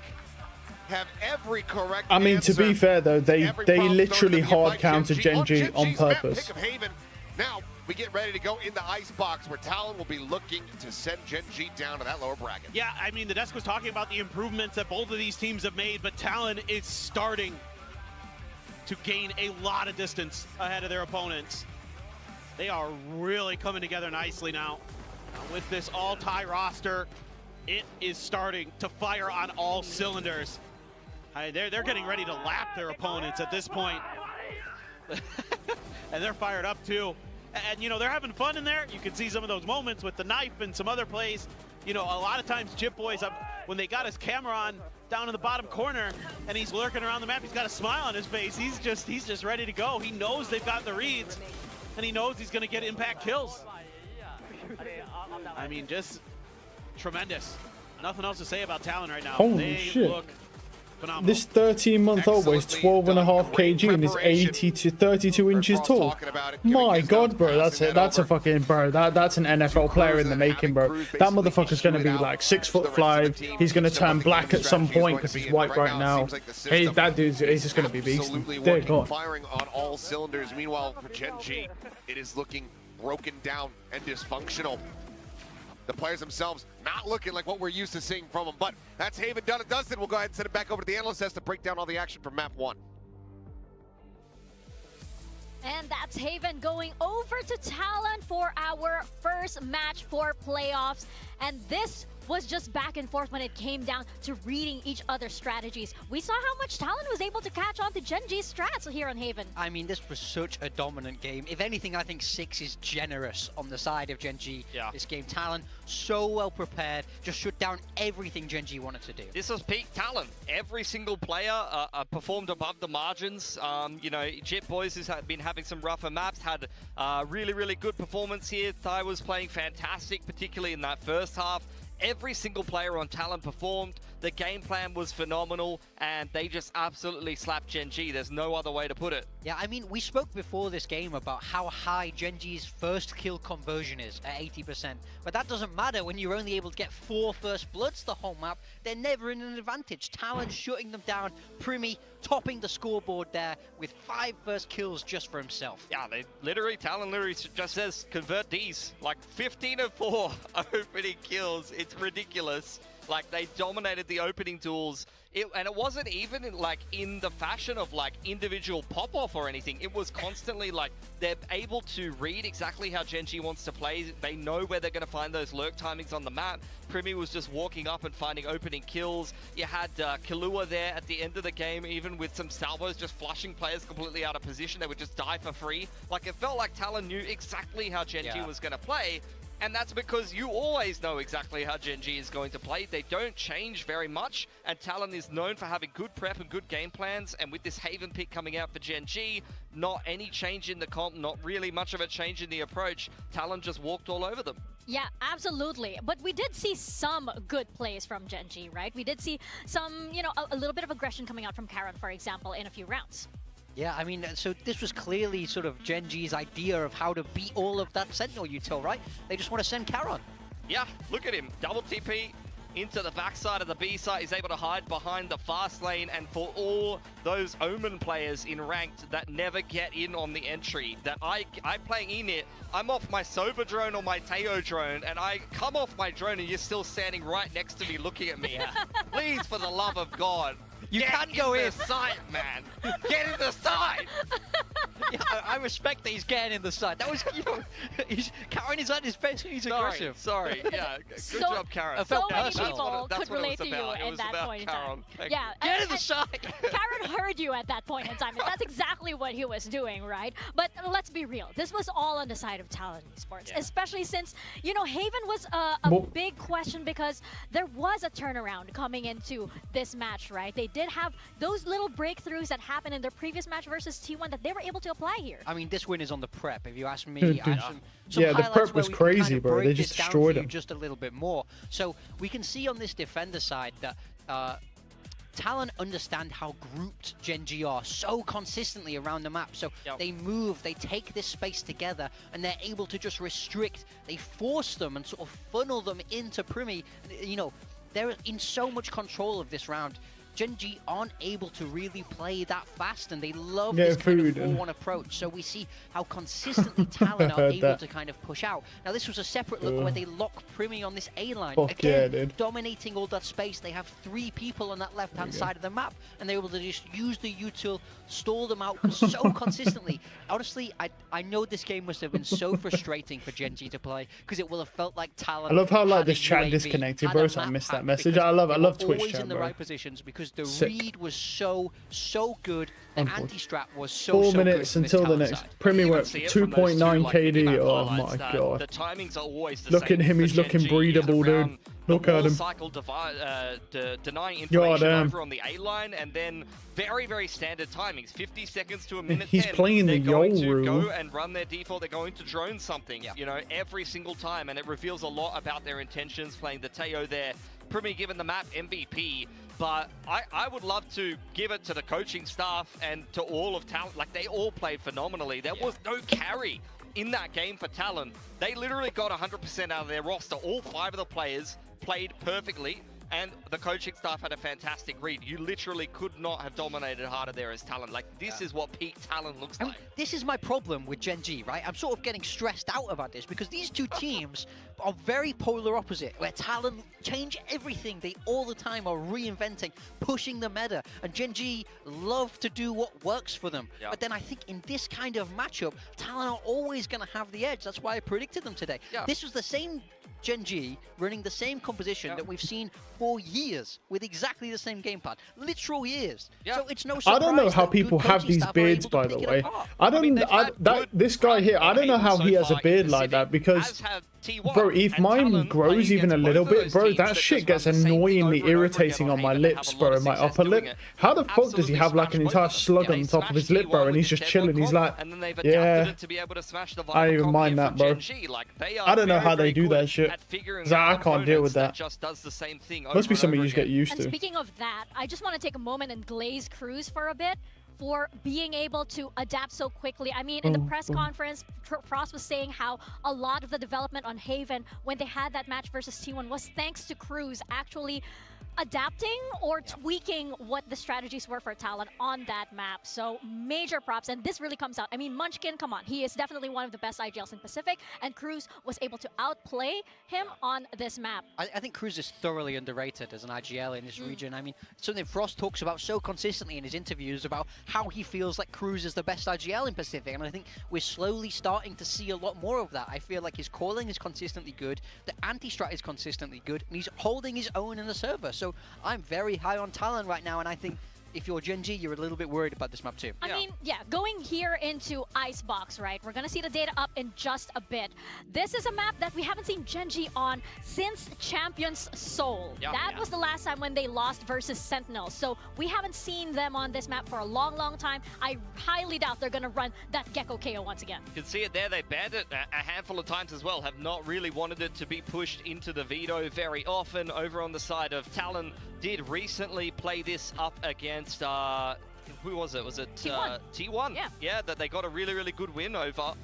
So you can see defense win rate 100%, and again that might be a good little anti-strat, recognizing that T1 is a little bit too one-dimensional on that map and doing the same thing on attack over and over again. So I think for Talon, this is going to be a little bit of a different look for them, where they have something in particular prepped, but there's nothing to look at for GenG. This is not going to be a game plan W this time around. Yeah, that's almost a good thing for GenG in a way, that they haven't shown anything on this map, because I think that would be an even bigger worry for them right now. But ultimately, I think Talon are still feeling very good. They're clearly taking it to a map where GenG are not comfortable. GenG have been looking to ban out this map, so I think Talon are going to be feeling so good heading into this map too. So it's really on GenG to show up now. Show us something a little bit different and have this well prepared, because if you're banning it, you probably haven't put a ton of time into it before now. well, maybe you haven't put a lot of time on the stage, which is also another factor, right? You might have been maybe saving it for a moment like this, for a moment like playoffs, but how many reps have you had on that stage, which is such an important factor? Alrighty, let's see what we're going to get from Oh these my teams god, in he's terms playing of- Harbor. Oh, it's Talon all are over. staying Harbor. one step ahead Harbor, here. that They could are be gonna a hard swap to the counter, Harbor bro. comp off of, they were running Harbor's KO a in this fucking slot before, cunt to and this deal with on really Icebox, changes man, things up honestly. a lot. Some teams running Harbor comp. In fact, a fair few in NA are running Harbor at the moment, Yeah. so maybe that's a bit of that NA coaching staff flavor into Talon once again. Yeah, I love Harbor. Great for the retakes and getting that spike down. Over Yeah, across on the Harbor side is of an GenG, absolute a fairly cunt to simple, deal more with, man, on standard comp. We Icebox. are seeing So them stick with that this KO, could but actually be a hard counter has a real, to GenG. real strong record on that KO. Texture on the Yoru. Yeah. We saw his Yoru last week, I believe it was. Wasn't entirely convinced, so he needs a better performance there today. But ultimately, not too many risks on this GenG side. Only small adaptations on the current match. I mean, texture on the Yoru on a map that you don't see Yoru as a core agent a lot is an interesting one. He must really be backing himself on this agent lately. I don't know, he's smiling. He's smiling over there, just like our audience are smiling right now because we're about to step into Icebox, our second map here. And does this go over to Talon or can GenG come back? We're going to find out as we toss it on over to Achilles and Paper Thin. He's got a wingman plushie. Well, some new sights here. I'd It would fuck a seem wingman. Harbor, something that we have not seen Fucking hell. at all in Pacific this year. Comes out, bit of the classic one here from Jit Boys. Granted, you know, has played it in the past, not to a huge amount. I think it's his 7th game on it. And for Texture, similarly, 2nd game on the Yoru. So On the some big Yoru. changes. But for the side of Talent, curious to see how they pilot Interesting this. We were lineup. Is talking that about it, we saw this for come through. ramp maybe, They don't or have is that any just for mid? None. Where's that landing? And you've got a bunch. I think it's for mid, for right? GenG. Yeah. So you got to find those Oh, timings. well, Oh that is boy. a huge reveal. Nice shot. Shoot Hey, the down challenge, good trade. impossible. Wow, great Texture, trade. however, able to trade one back. Foxy and Primi both going to be left on the floor. Well, we're going to see how Some of well the this Harbor ideas works out because they're cascade starting there to defense. try So to cover the retreat after the pick, but too quick. We're GenG to respond. So not bad so far. Scaling their way up towards A. Our GenG has to be left open by Kilowatt. He's the only player there. Good read by the open space here for GenG. Nano popped, but GenG still hadn't made their way through. This is buying time for the rotations at the very least. The Viper wall as well helping out. So GenG gonna have to find some good value out of those flashes, but Talon seemingly aware they're just playing outside the sight. Shock darts at the ready here for the plant. Lands right in Ash's face. And that is going to be a huge chunk of damage as he falls down to 25 health. This flank being noted. oh, nice shots from K-Ron. Snapping on the shots, is able to find Kai. As Texture peeks over towards screens, and Jit Boys will fall as well. GenG looking well poised to close out another pistol here for themselves. Nice shot from Cruz will still be able to put that Cruz. sheriff to good use. Finds Oh, one, we actually finds the found time him. to Wow, punch that as he timing turns was back, wild. suddenly it's all being undone. Uh-oh. Texture dead. Nice try, brother. Ash has fallen, and Cruz Ooh. has absolutely saved them. Cruz specific. Oh, 1000th accrued as kill. well. There we go. Congratulations as Talon collect another pistol round win, stealing this from GenG. Oh, what a round to get it. Cruz hits the 1,000 mark. Great opener by Primi. Reaction from GenG there, but the delay with the Nano Swarm and the Toxic Screen. Give them enough time to get into place to shoot, send out some shock darts. Well, Munchkin just not ready. Oh, above on the rope too for the final. That one's on me, gang. That was definitely my cast of curse this time around. I can't really point the finger at Sliggy here. You've been borrowing some of Chronicle's powers over in the LCK. Yeah, apparently. Chronicler. Chronicler, yeah. Sorry, Chronicle is the player. Yes. Yeah. Chronicler is the caster. Both goats in their own right. And it's Premi up and over the top, able to find one. As Texture will get taken down. And Kaluit just holds it down this under 2 position. Foxy 9 not able to get a lurk through. Quick clear by Karan with a Sheriff. I believe Foxy had a Sheriff that he dropped as well. Blew the tube. It's a little bit of an investment from the side of GenG. Oh, Killua so far ahead of this. Is anybody on GenG going to be ready? Karan for now just tucked into.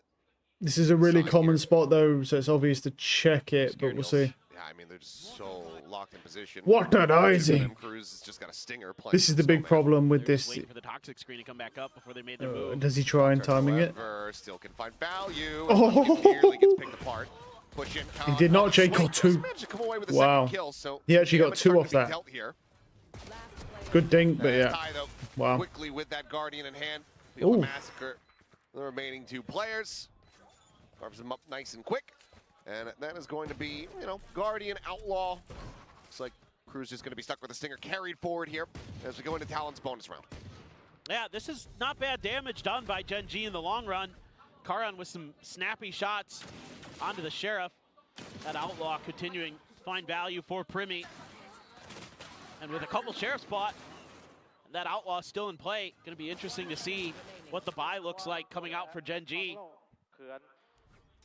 How much do they have? Only one player there with the regen shield. There's Foxy 9, so everybody is able to find the full armors. It's good management, a couple Sheriffs otherwise for Talon. They're getting aggressive. Dark cleared out. It's 140 tag. Do end up connecting here as Oh, Munchkin Munchkin gets for 2 Talon there. fine too, before getting traded Texture out. is Still 10 HP though. close to being a Killer 3v3 needs to live position here, really. Given the weaponry, GenG a bit more of a comfortable position for now. Honestly, if Killua lives and he plays like close sight and spams that Viper wall when they try and plant, he could just find a free kill. Not seeing anything. Cruz as well now. And then, or Cruz pops ult maybe on plant hit. Talon can do any more damage. I feel like this is winnable for them because one of them's 10 HP. Alarmbot's gonna. Now maybe when bomb tap, bro, they use Sova ult, bro, cause disruption. This needs to be pretty clean for GenG. Premium position. I don't know if he's going for that, but we'll see. Good stall. And lobbed in, no one there for the plant to receive the Oh, damage. it's unlucky. Primi getting offset a bit there by the movement, not quite No prepared for Sova it, ult. Well, they Ash is won't able to pop it collect now. one. Planted. Spike now planted. Guardian and Sheriff here for Kahlua and Cruz. I just didn't spot anything out, but everyone from GenG disconnected back over behind yellow and around green. Has up and over the top, spot out Ooh. on the 1. Does get a headshot. I mean, across some the good box. damage, but no kills. Actually, an armory buy. It's So, got the regen shield. Either way, solid cleanup. Just the 1 casualty here for GenG as they deny the bonus conversion. Okay, starting to be a little bit more methodical here, our GenG. Very ready for that push out off the clear of the knife.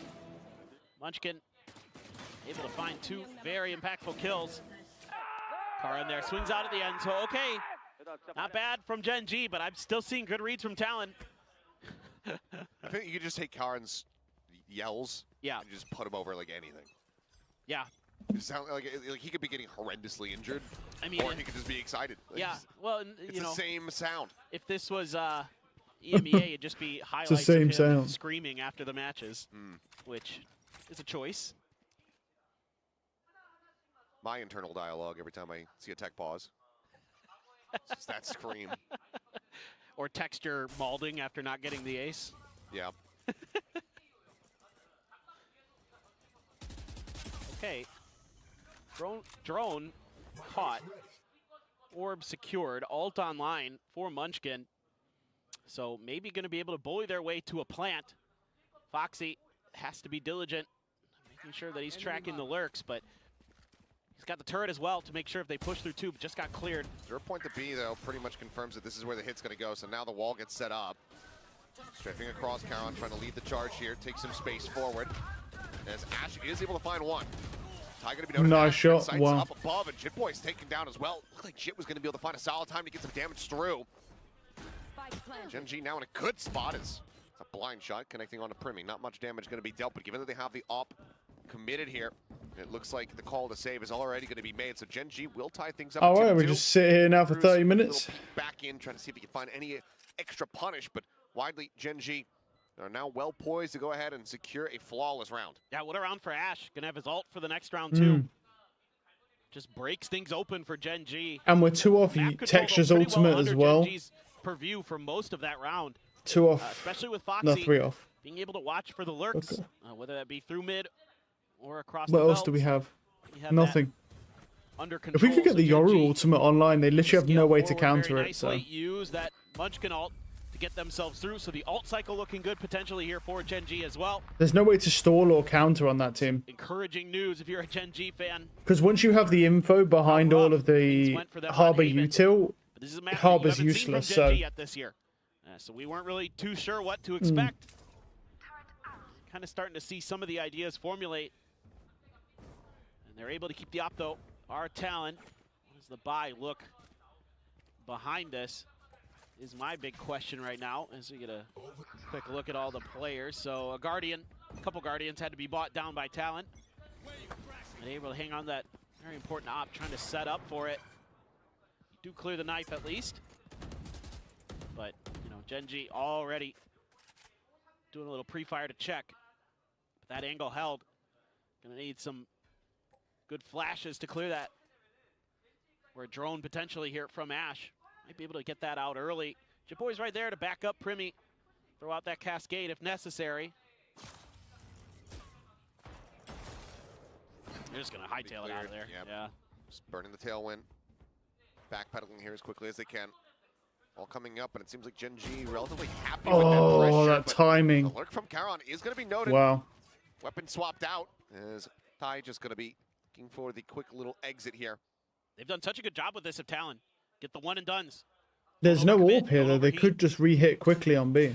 Oh, okay, never mind. Now it's up. Ty on the swing out, finds the headshot. Texture can't be within those, man. He had the advantage there.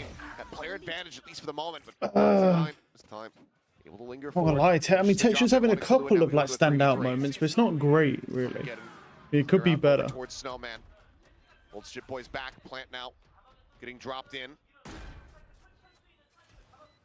No further ults to speak of.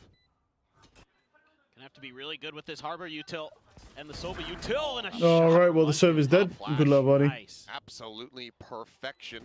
Absolutely And the Harbor's dead. And Alt needs to save. Take it down, and now Primi is looking to hold on to the operator, see if he can find anything additional here. The longer he stays, the worse it gets. And they are in position to go ahead and find this punish as well. Just trying to confirm presence as Foxy. The gun barrel just not quite spotted. Oh, he's fucked, yeah. Won't be able to see him, but now he's dead. Back, and as he goes to the up trap to exit, Foxy is there to shoot him out of the sky. I think Munchkin could have killed him, to be honest. He was close enough. Yeah, they're looking really good right now.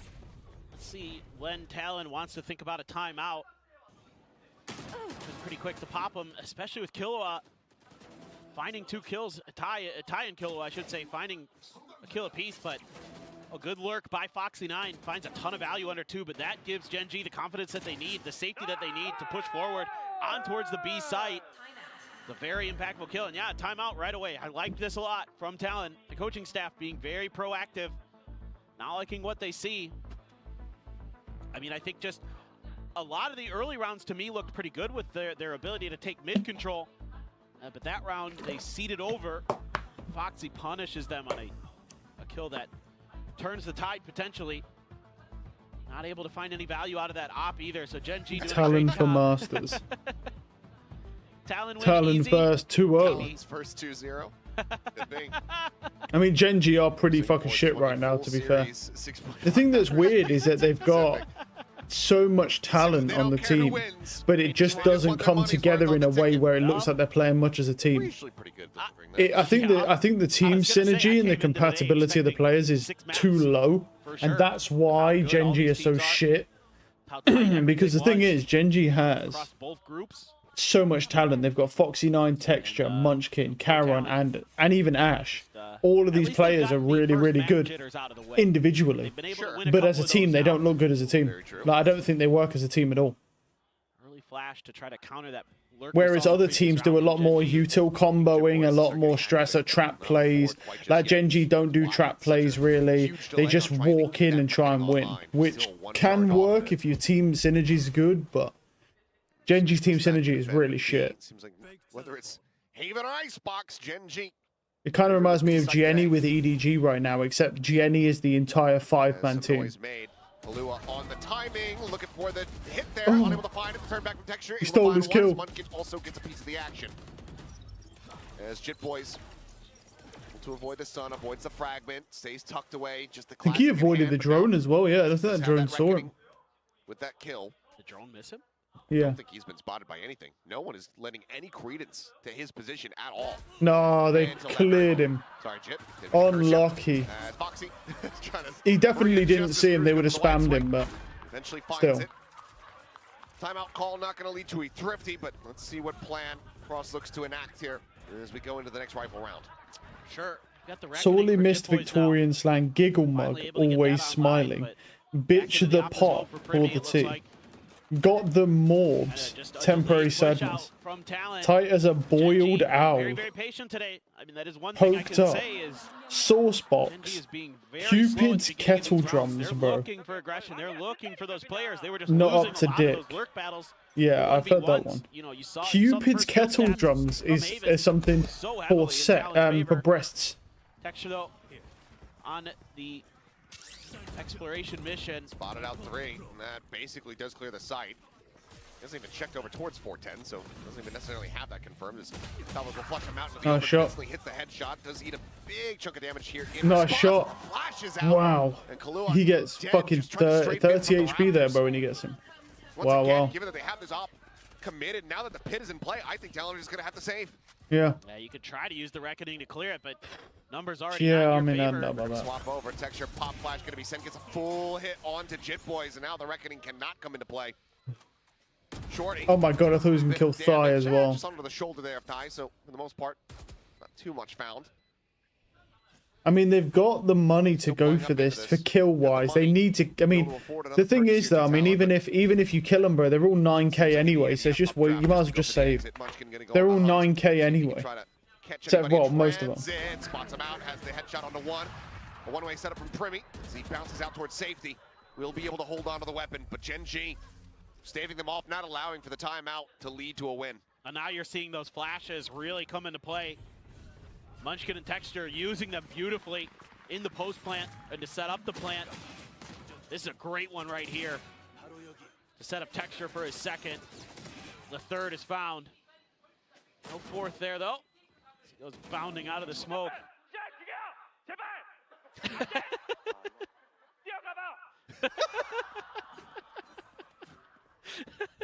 How is he? He's just a kid. I can't believe his energy. He's having fun. He's so into it. We'll get pinged. Orb's going to be picked up there by Cruz. I didn't even necessarily hear exactly what he was begging. But I heard him saying, please, please. Yeah. There's no op that you were trying to get. I think he wanted to, yeah. Maybe he was begging them to kill Primi. Yeah, I think that was it. That's my guess. I would have loved. But Primi looks kind of sad, bro, for some reason, bro. Couldn't quite get Maybe there. it's just his concentration face, bro. But he looks sad. GenG showing some looks towards B, but again, Texture Talon looks has just to play offside. lifeless, bro. Too dangerous for them. Dude's They're trying to dialed in. contest around 410, around Nest because of the flashes. I mean, Cruz is taking a peek, but has the safety of the screens. Nanos popped, one on top of the box there. Trying to force players away from the plant site, at least momentarily. GenG though, trying to figure out what's going on around them. Pop flash from Texture just in case there was an interruption attempt. Did not come through this time. No fast flood this time. They must be going for the ult, right? Yeah, they're gonna do it. Yeah. To try to attempt Jit Boys is gonna go with ult. Honestly, all three ultimates. Oh, turn my aggressive here tide. From the side up Talon. They're using 2 There ults. is a Wow. lockdown send. Nice kill. Texture, trying to find any kind of damage Well, they they're possibly actually can going for before 2 here. disconnecting That's back away crazy. from this lockdown, but ends up falling. The fragment to delay. Salvos sent. All of GenG flush back, and Primi looks at fill that space, pushing forward. Cruz trying to get the defuse up to half, I believe. Ends up getting taken down, and now the He might die for that though. No, he lived. As the defuse is held I mean, to that half. snake bite plus that. This is starting to get Oh away no from way, they Talon, lose who's this. been absolutely They've lost. Rest from their grasp. Wow. They popped 2 ultimates there, but the snake bite plus tail rockets, impossible. GenG is taken away round after round. Wow. 6 in a row. They're so diligent. They're being very smart about this too. As soon as that Reckoning is in play, you know that Talon is going to be kind of scaling those ultimates. Oh, he just dies, yeah, to the fragment. Wow. Off the rope into the fragment? Maybe just a little bit of Yeah, whoopsie that there. snake bite with the rocket. He wanted to stick that as well, but he just couldn't do any more. Blade Storm for Primi. This is the problem though with that tail, with the not tail orb, For Talon, the harbor orb. if they lose this round, It only blocks bullets. very broke. So I mean, you can put your tail rockets down and it'll just stop Trying to take some that mid-control. altogether, and then the orb will go down whilst you're Showing sticking. through So it's like, his opponent's Poison Cloud. Munchkin again with his ult.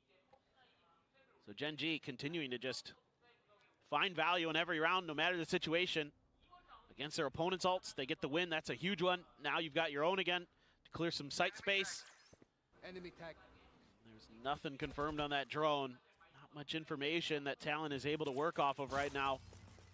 Now they're going to start hearing the drone cleared. GenG trying to scale up. Grab the orb. Get the Poxy's ult. Looking really nice for GenG. Charon's chilling in his fucking spawn. He knows what's up. This flank Cruz now dealt with. Jit Boys in a committed Wow. spot is able to find. Oh, he can't get out. Unlucky. Foxy will strike him down. Interrupts the plan here for a moment. As some time going to be bought. Try to get back into a retake spot. No shot. Down. Catching Texture off guard, able to find him there at close quarters. Up and over the top goes Privy. The knife now pulled out. Foxy 9 going to be taken down. 2 players remaining from the side of GenG as Ash gets spotted. He gets flushed out. Charon now with everything to do. Tries to set up for the bite. Tucks back into the corner. Needs to hit the headshot and cannot. Kahlua with a 3K. Will finally break the win streak here. 6 in a row for GenG as Talon find themselves a 3rd round win. Oh man, Kahlua getting so aggressive in this round. You know, GenG gets that 1 kill, tries to get the plant down, and Kahlua is just right there around the corner waiting. And then some good patience shown by him as well after he gets the first to wait for the reinforcements to arrive. Start finding some damage, and then Primi with the knives. He's so clean. Again, they're able to work those crossfires around 410 very nicely to isolate the GenG players that are up close and put it down to just Charon, who cannot clutch it out. This is Talon's. Talon's timeout? Okay. All right. Wow. Talon. Puzzling, yeah. perhaps. Still in a quite a big deficit here. So it seems like Talon. Well, I think the problem is they burned 2 ultimates and didn't get the round, so I feel like you need. Oh, Frost is going crazy. Look at him, bro. Look how intense he is, bro. Look at him, bro. He's going crazy with it. Coaching staff, they are sending the team out on. My God, look at him. He's so aggressive. GenG gets a timeout call, and until we get to halftime. Yeah, I mean, part of this could be just this. It wasn't the exact same comp, right? You switch out the Teo for the Harbor for this map versus what we saw against T1 for Talon, and they won 7 in a row on their defender side to close out the map against T1. 6-6 on their attacker side, so maybe they feel like this is actually the more important side of the map for them, and they really need to get these wins. Probably feeling like 6 would be enough, but what do we have here? Killjoy on A. time will tell. So the Killjoy's going to stay in A. Up still in hand here for Primi. That's interesting. That means there's not gonna be. Oh no, there is a bot. I was worried there wasn't a bot mid. I was gonna say that could be really bad. Texture, if he can get an orb, will have a dimensional drift. Like this 3-2 split changeup for GenG, kind of a counter lurk setup. Keeping it quiet for the moment. The peaks Oh, Munchkin. Primi's just not ready for him to be that close. It's because they've got no one jump peeking. Like when you have an operator, bro, if you're not holding and you're going to a site, you need a teammate jump peeking. What? He just walks in. Just as I said, you need someone jump peeking or watching for you. Same shit on the other side. How is my KO going down here, bro? Like, what's Texture looking at? He's not looking at anything. But they should be fine anyway. Unless Jit Boys goes crazy here, bro. Does have a Phantom. Oh my God, nearly. Nearly. As for a moment, I thought we were going to be getting 100 Thieves v PRX. That was going to be a bit weird. I forget which player it was. I want to say it was like Asuna. Either way, GenG. I believe you're right. Scrape by with the victory. Look, no one's jump peeking for him. And then, look, and then Texture's just not looking at anything, bro, because he was looking at main. He's just ignoring that KO. You know, for GenG, the timings here, they've been so passive in the beginning of the rounds. You know, for the first 30 seconds, 45 seconds, they haven't really scaled forward that aggressively. I feel bad for Primi there because that's not even his fault. Like, Killua or somebody else who's playing on A should be jump peeking back sight so that they... Oh, nice try, brother. Oh, he's tilted. Yeah, Primi's a bit tilted, I think. Very quickly, Munchkin finding Jit Boys and Cruz just kind of sitting here being like, I don't know what to do now. No, maybe not. I mean, they had 3 pushing there. Maybe it was just a strat. I thought he was a little bit tilted because he's just kind of pushing up. But then it's like, you know, his other teammates aren't swinging. So why is he on belt alone trying to fight belt when there's guys on the right side scaling and his teammates are just fucking standing at the wall doing nothing?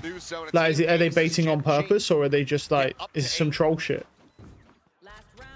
They're just really starting to feel themselves. Our GenG able to secure. I'm fucking feeling myself right now, dude. Look, like, he's just up there and the other teammates aren't even trying to help him. Yeah, I think they were doing that on purpose, maybe. No idea. Munchkin really starting to get the download on his opponents, really starting to anticipate their reactions. This is when GenG gets scary. This is something I talk about a lot, is if Munchkin has good reads on you, it is really, really difficult to figure them out. Because he's going to be throwing the right util, the right people at the problems. Didn't see it on Haven, but certainly starting to see it. Ooh, there's some spam damage. All teams seem to fall off on purpose until VCT arrives, bro. No regen armor behind that, so we'll just be stuck at that flat number. Well, we'll see. It seems on purpose, but I mean, playoff. This is playoffs, so teams should be trying in playoffs.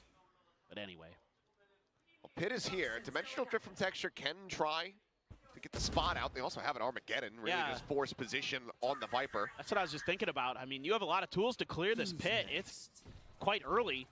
They're going to go for it. Playing right on the edge of it, I think. Yeah, up on the raptor. Above. Yes, he does. Yep. Is that they're going to try and spam this Viper, bro? They can see him on the minimap. Dead. As Nano able to find nice try. Foxy taken down. As Armageddon now going to be called in. Shoves them away, the site gets opened up. The flank, however, coming through. Primi swinging around the backhand side. As Hunter's Fury goes across, looking to interrupt, but Plant is already through. Karan escapes, gets himself up and above. Okay, that's a good stun. There's a lot of ultimates going down. They're burning everything. They are burning everything to kill these guys. It's all on Texture. They're trying to clutch it. Yep. Gets himself up to 3. And honestly, he's going to be happy that he wouldn't. As it would have been an ace clutch. Stealing the double wall strap from Lev. Yeah, but they're not doing. Yeah, but the issue is Teo. Now that Teo's in the game, this wall strap doesn't really work too well. It is a big question for me. Because when you tap the spike, the rockets come out anyway, and you can't really stop. You can't stop the rockets. They've been using snakebite and rockets to stall with, and that kind of counters for post plant. I also think Lev was significantly better at it. Storm their way through, but you know, a big part of this so far for GenG has been their ability to limit Primi. GenG have been pretty mid like now because their team isn't really a team, bro. Can you remember any? You've got a better memory than me. Well, clearly. Yeah. But not off the top of my head. No, I can't. Harbor wall should slow util projectiles. It probably does. It probably does, but it's only for. I think it does. I think it slows everything.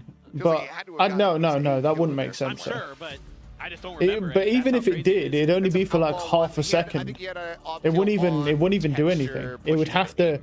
Not only would it have to slow them, right? It would have to actually like cause the trajectory to change, right?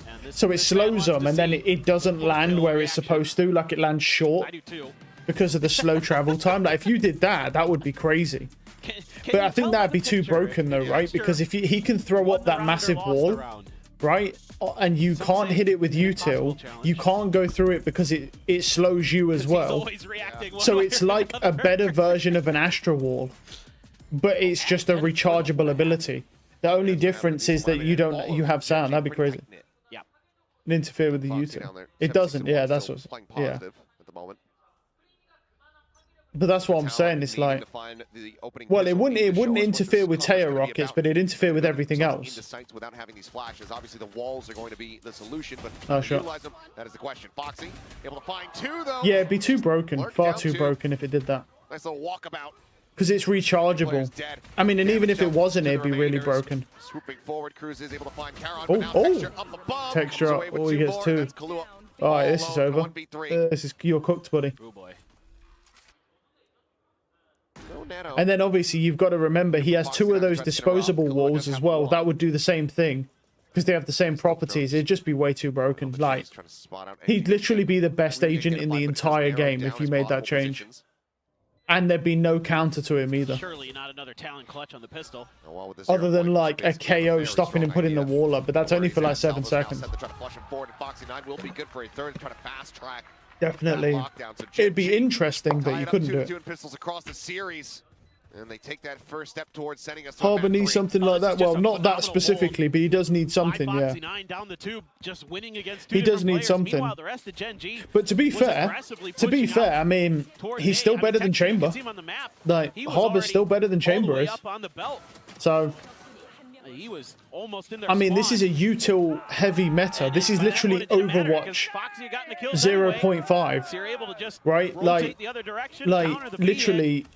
So in the terms of this meta, Harbor is better than Chamber is, because Chamber's like a fun pick, right?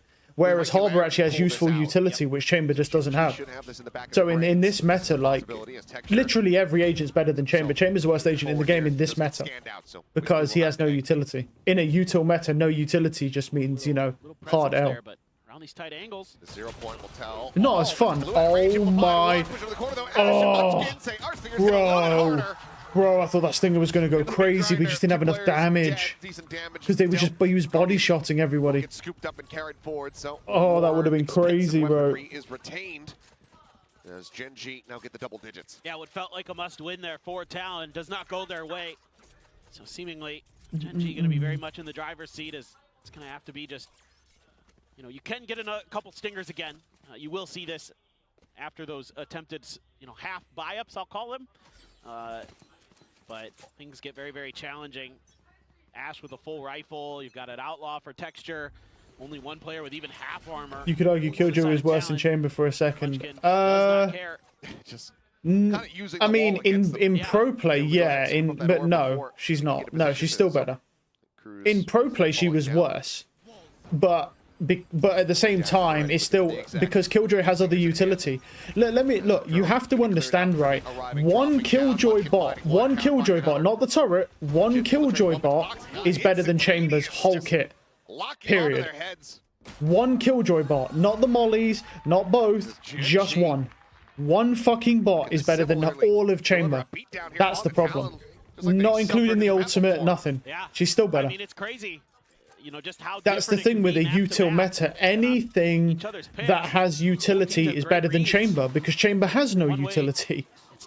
Right? So, wow. He killed that guy, bro. Barely even looked like he tried to headshot him.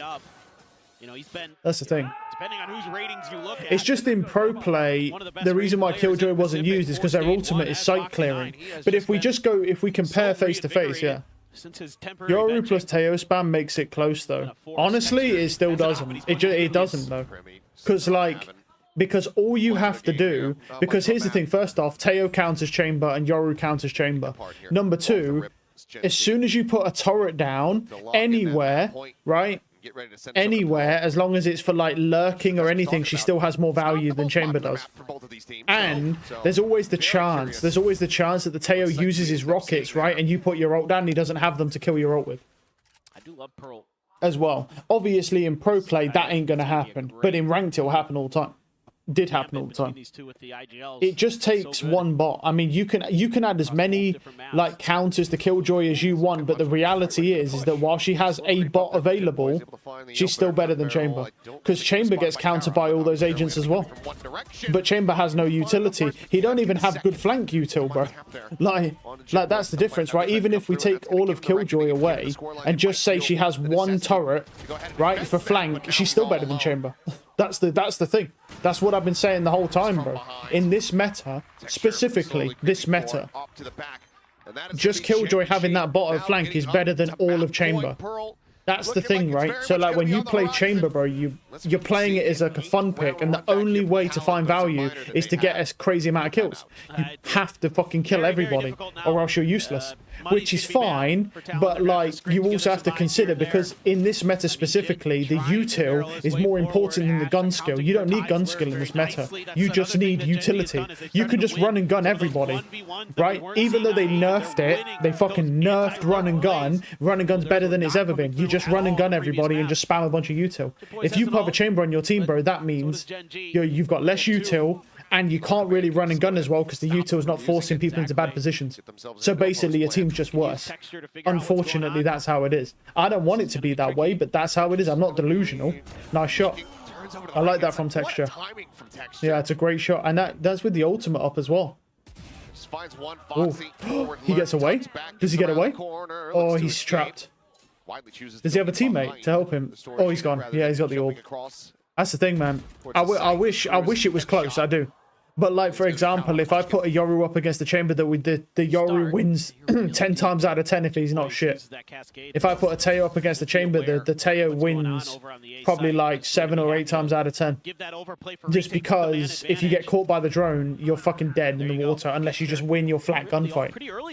You know, so rough, man. It's rough times, bro. It's rough times to be a chamber main, man. You know, take it from me. Rough times to be a chamber one trick, I should say. Not a main, but a one trick. I can't wait for them to nerf this meta, and they are working on it. They're working on nerfing this util meta. I can't wait till they nerf it. Because then chamber will be a lot more relevant, because you'll actually have to play like a real human being, bro, and not like a retard spamming util everywhere.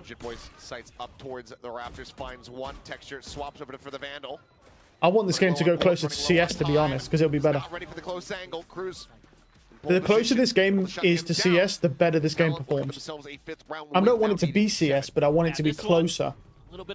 More precise gunplay. And I want... Well, I don't want the shitty servers, but you know, we want less util. That's counter meta, they'll go overkill with it. They won't kill util. I don't even know how they're going to counter it yet. Because if we really think about it, you can't add suppression to the game because it will kill the entire game. You can't add like a bunch of suppression things because it'll kill the entire game and everyone will quit. So you can't do that. That's a no-go. The only other options you have, give it a season or two and chamber might get viable. Maybe viable. I think a lot of it, honestly, with chamber will come down to if they ever decide to buff him to where he's actually a usable agent like every other agent in the game. I mean, not every agent is meta and not everyone will pick an agent like Harbor, for example. No one picks Harbor. But at the same time, he still can be a viable pick if he uses util correctly. Is it a good pick? No. But is it a viable pick? Will it work? Yes. But you're never going to see it at high rank. No one at high rank will ever pick Harbor unless they're trolling. Because they just pick fucking Vice all the time. Everyone just plays Vice. It's just five-man teams of Vices, bro, in high rank. Well, really high rank, like Radiant and stuff. Like, well, I don't even know how to discern them anymore because this fucking Ascendant 3 is really high rank as well. I don't know how to discern them anymore. It's fucking top fucking like 0.05% in the world. It's all Vices. Oh my god, he whiffed. Oh no! Ash, don't do this! Ash! It's fine, look, it's fine. It's 12-5. It's fine. It's no chance of overtime, bro. We're going to a map 3. It's fine. Here comes the second. Or if they spam suppress on every ability, then every agent except Vice and Cypher can't do shit, bro. Who's now dropping down? Texture says, "Yeah, no, I'm gonna hold on to the operator." Yeah. Carry that forward into the next round, and Talon wait, will why? the second lease on life. Except. Why would Cypher be an exception to that? I can get why Vice would. Why would Cypher be it? Can play on site that didn't set up on, so that might give them some ability uptime. Oh yeah, I see what you mean. Yeah, they can rotate off. Yeah, yeah, it could. Well, no. You'd think that, but not really. If they added like a suppress meta, it would mean that like a lot of agents would have suppression abilities. So like even if you went to the other side, you'd still get suppressed. But they wouldn't do that. They wouldn't do that.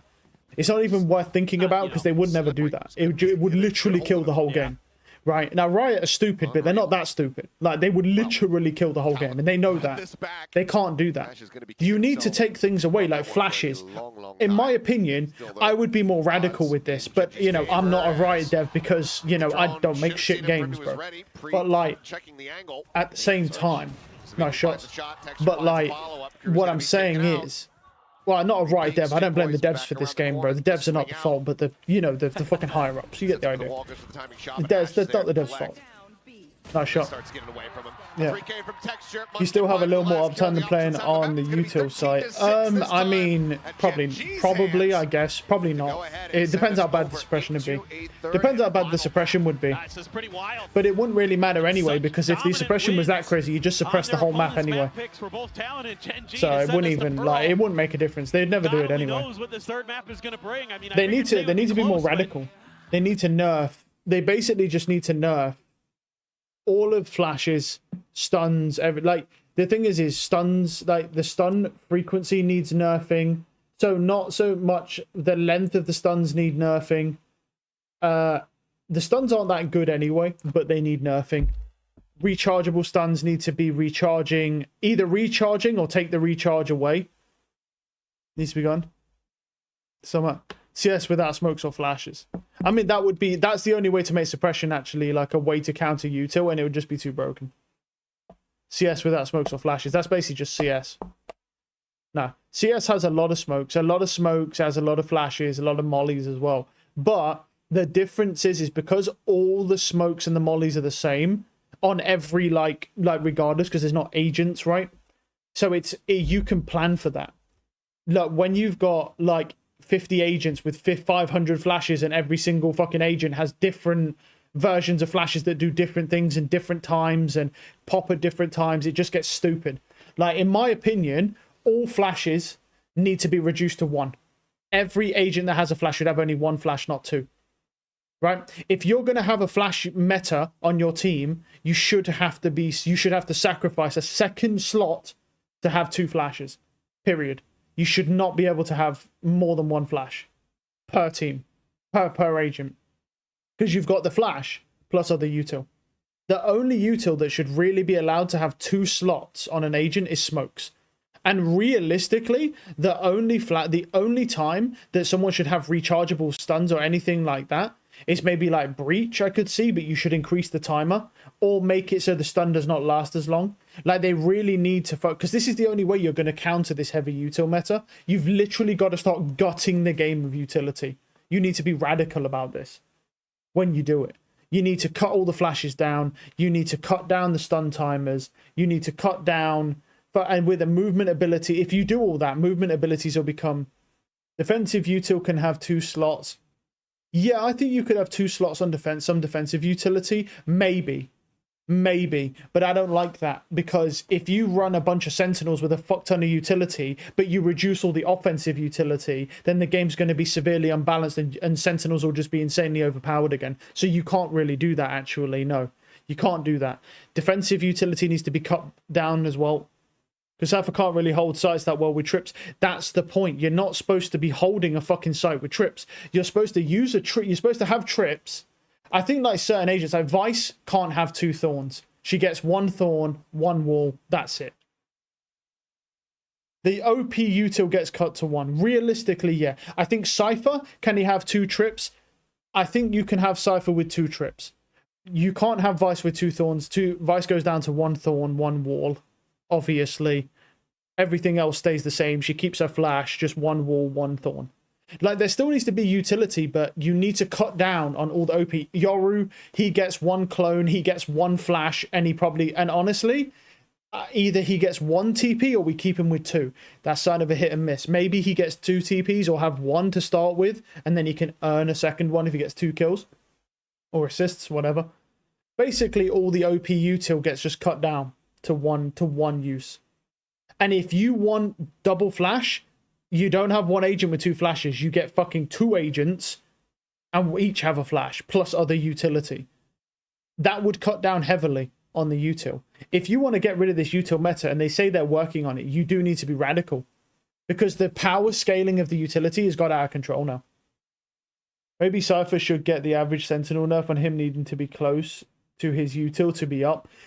Maybe, but then it's like, then the issue that you have, right, is like Killjoy would probably be like king in that scenario, because if you did that to Cypher, then that means he can only play in certain positions, unless you give him like a radius like Killjoy, right, with his Cypher trips. Like, he has 2 trips, but he has the radius like Killjoy has.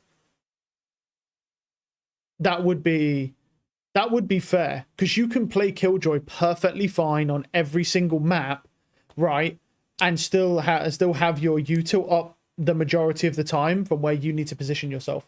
So you could have it like the same thing. Big radius, not infinite. Yeah, like a big radius, like Killjoy radius, not chamber radius, because chamber radius is shit. Not chamber radius. If everyone had chamber fucking shit, bro, the game would be literally it'd just be no utility. Only cam could be infinite. Yeah, I think that's fair. I think that'd be fair. Now, it's radical, and a lot of people who spam flashes and abuse flashes would never like that. They'd hate that shit. But the reality is that if you just gave it time, they'd just get used to it. Right, like if you did that, all these bitches that all just spam flashes and eat ass, bro, would just literally be crying like little bitch boys, be like, oh, don't take my flash away. How am I supposed to get 35 kills a game with no flashes? And it's like, fuck those guys, right? They'd just get used to it. That's what they need to do. They need to cut that utility down. Literally, it's not even that hard to do. The problem is that you need to make a radical change like that, and certain things could be unbalanced and you'd have to tweak them. This kind of meta does warrant a few map changes. Maybe, but you'd never do that. You'd never do that. You would not make map changes until you make this radical change, and then you collect data for a little while, like a month or two. You collect data on, are some agents too strong? Does the map change? Do certain maps need changes? Because the thing is most of the maps now aren't suited for this util spam. Like, most of the maps sites are far too small to deal with 4,000 pieces of utility landing on it all at the same time. Like, there's only a couple sites that can deal with it. Like, there's the Breeze site, Fracture B site can kind of deal with it, but not really, because you've got a little bit more movement, but you're out in the open a lot. Let's joke about more spots where you can have dry isolate. Yeah, I mean, I don't know. I don't think you should really change anything with the maps, because the maps are already bad as they are, because the maps are not designed for this much utility. Like, the power creep is just completely out of control now. It's completely ruined the entire game. And so they need to just cut down on all of this.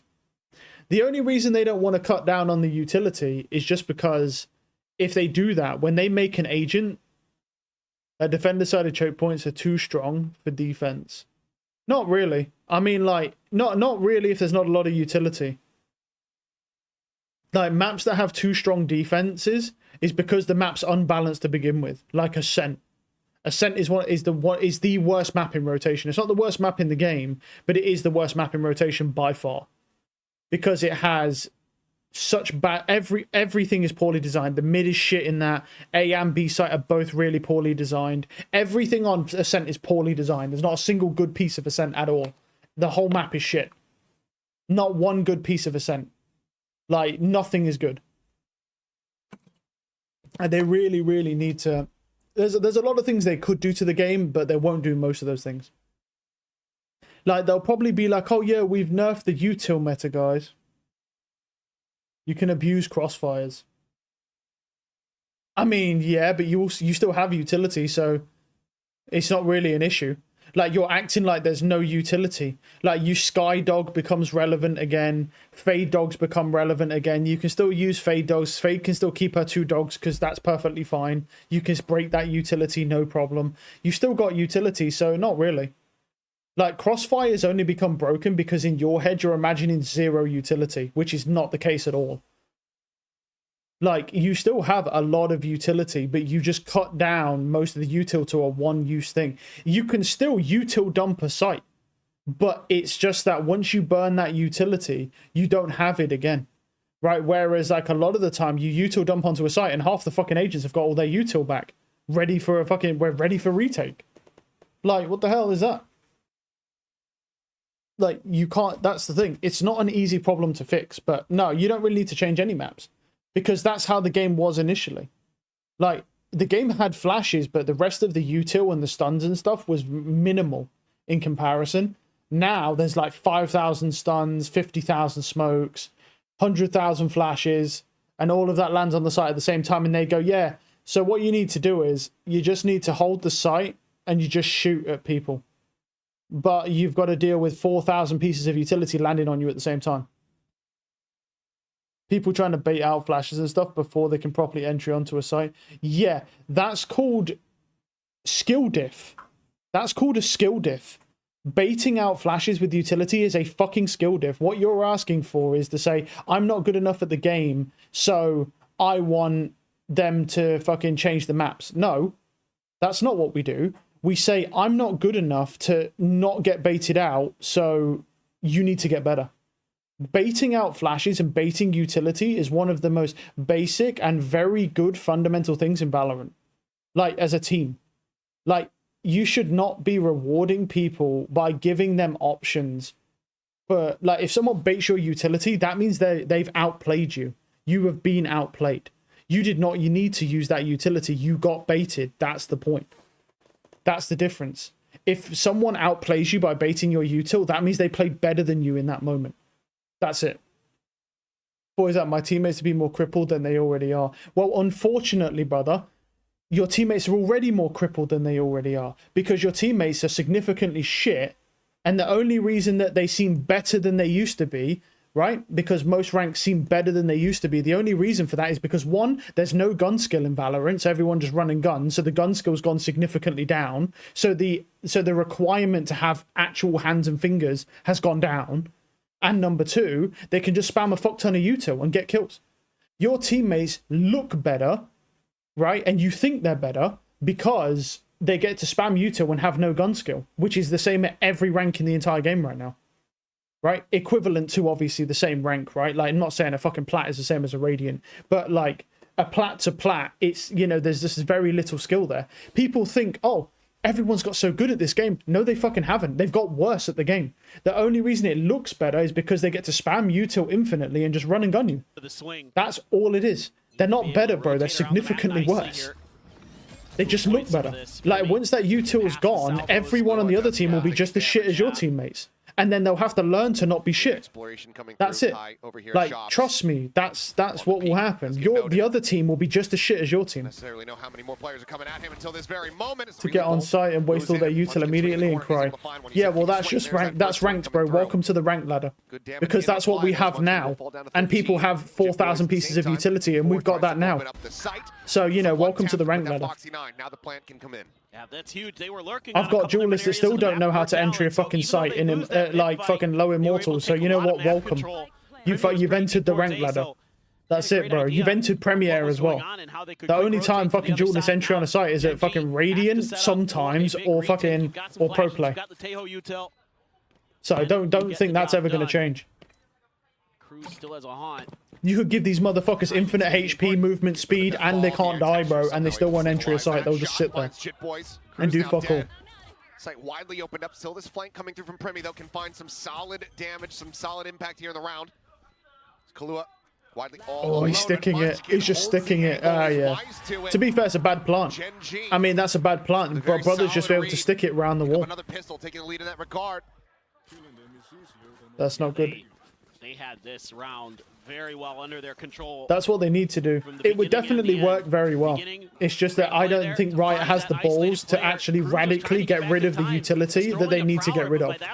Because they're too scared of continuously just fucking up. Because all they do is fuck up. Unlucky.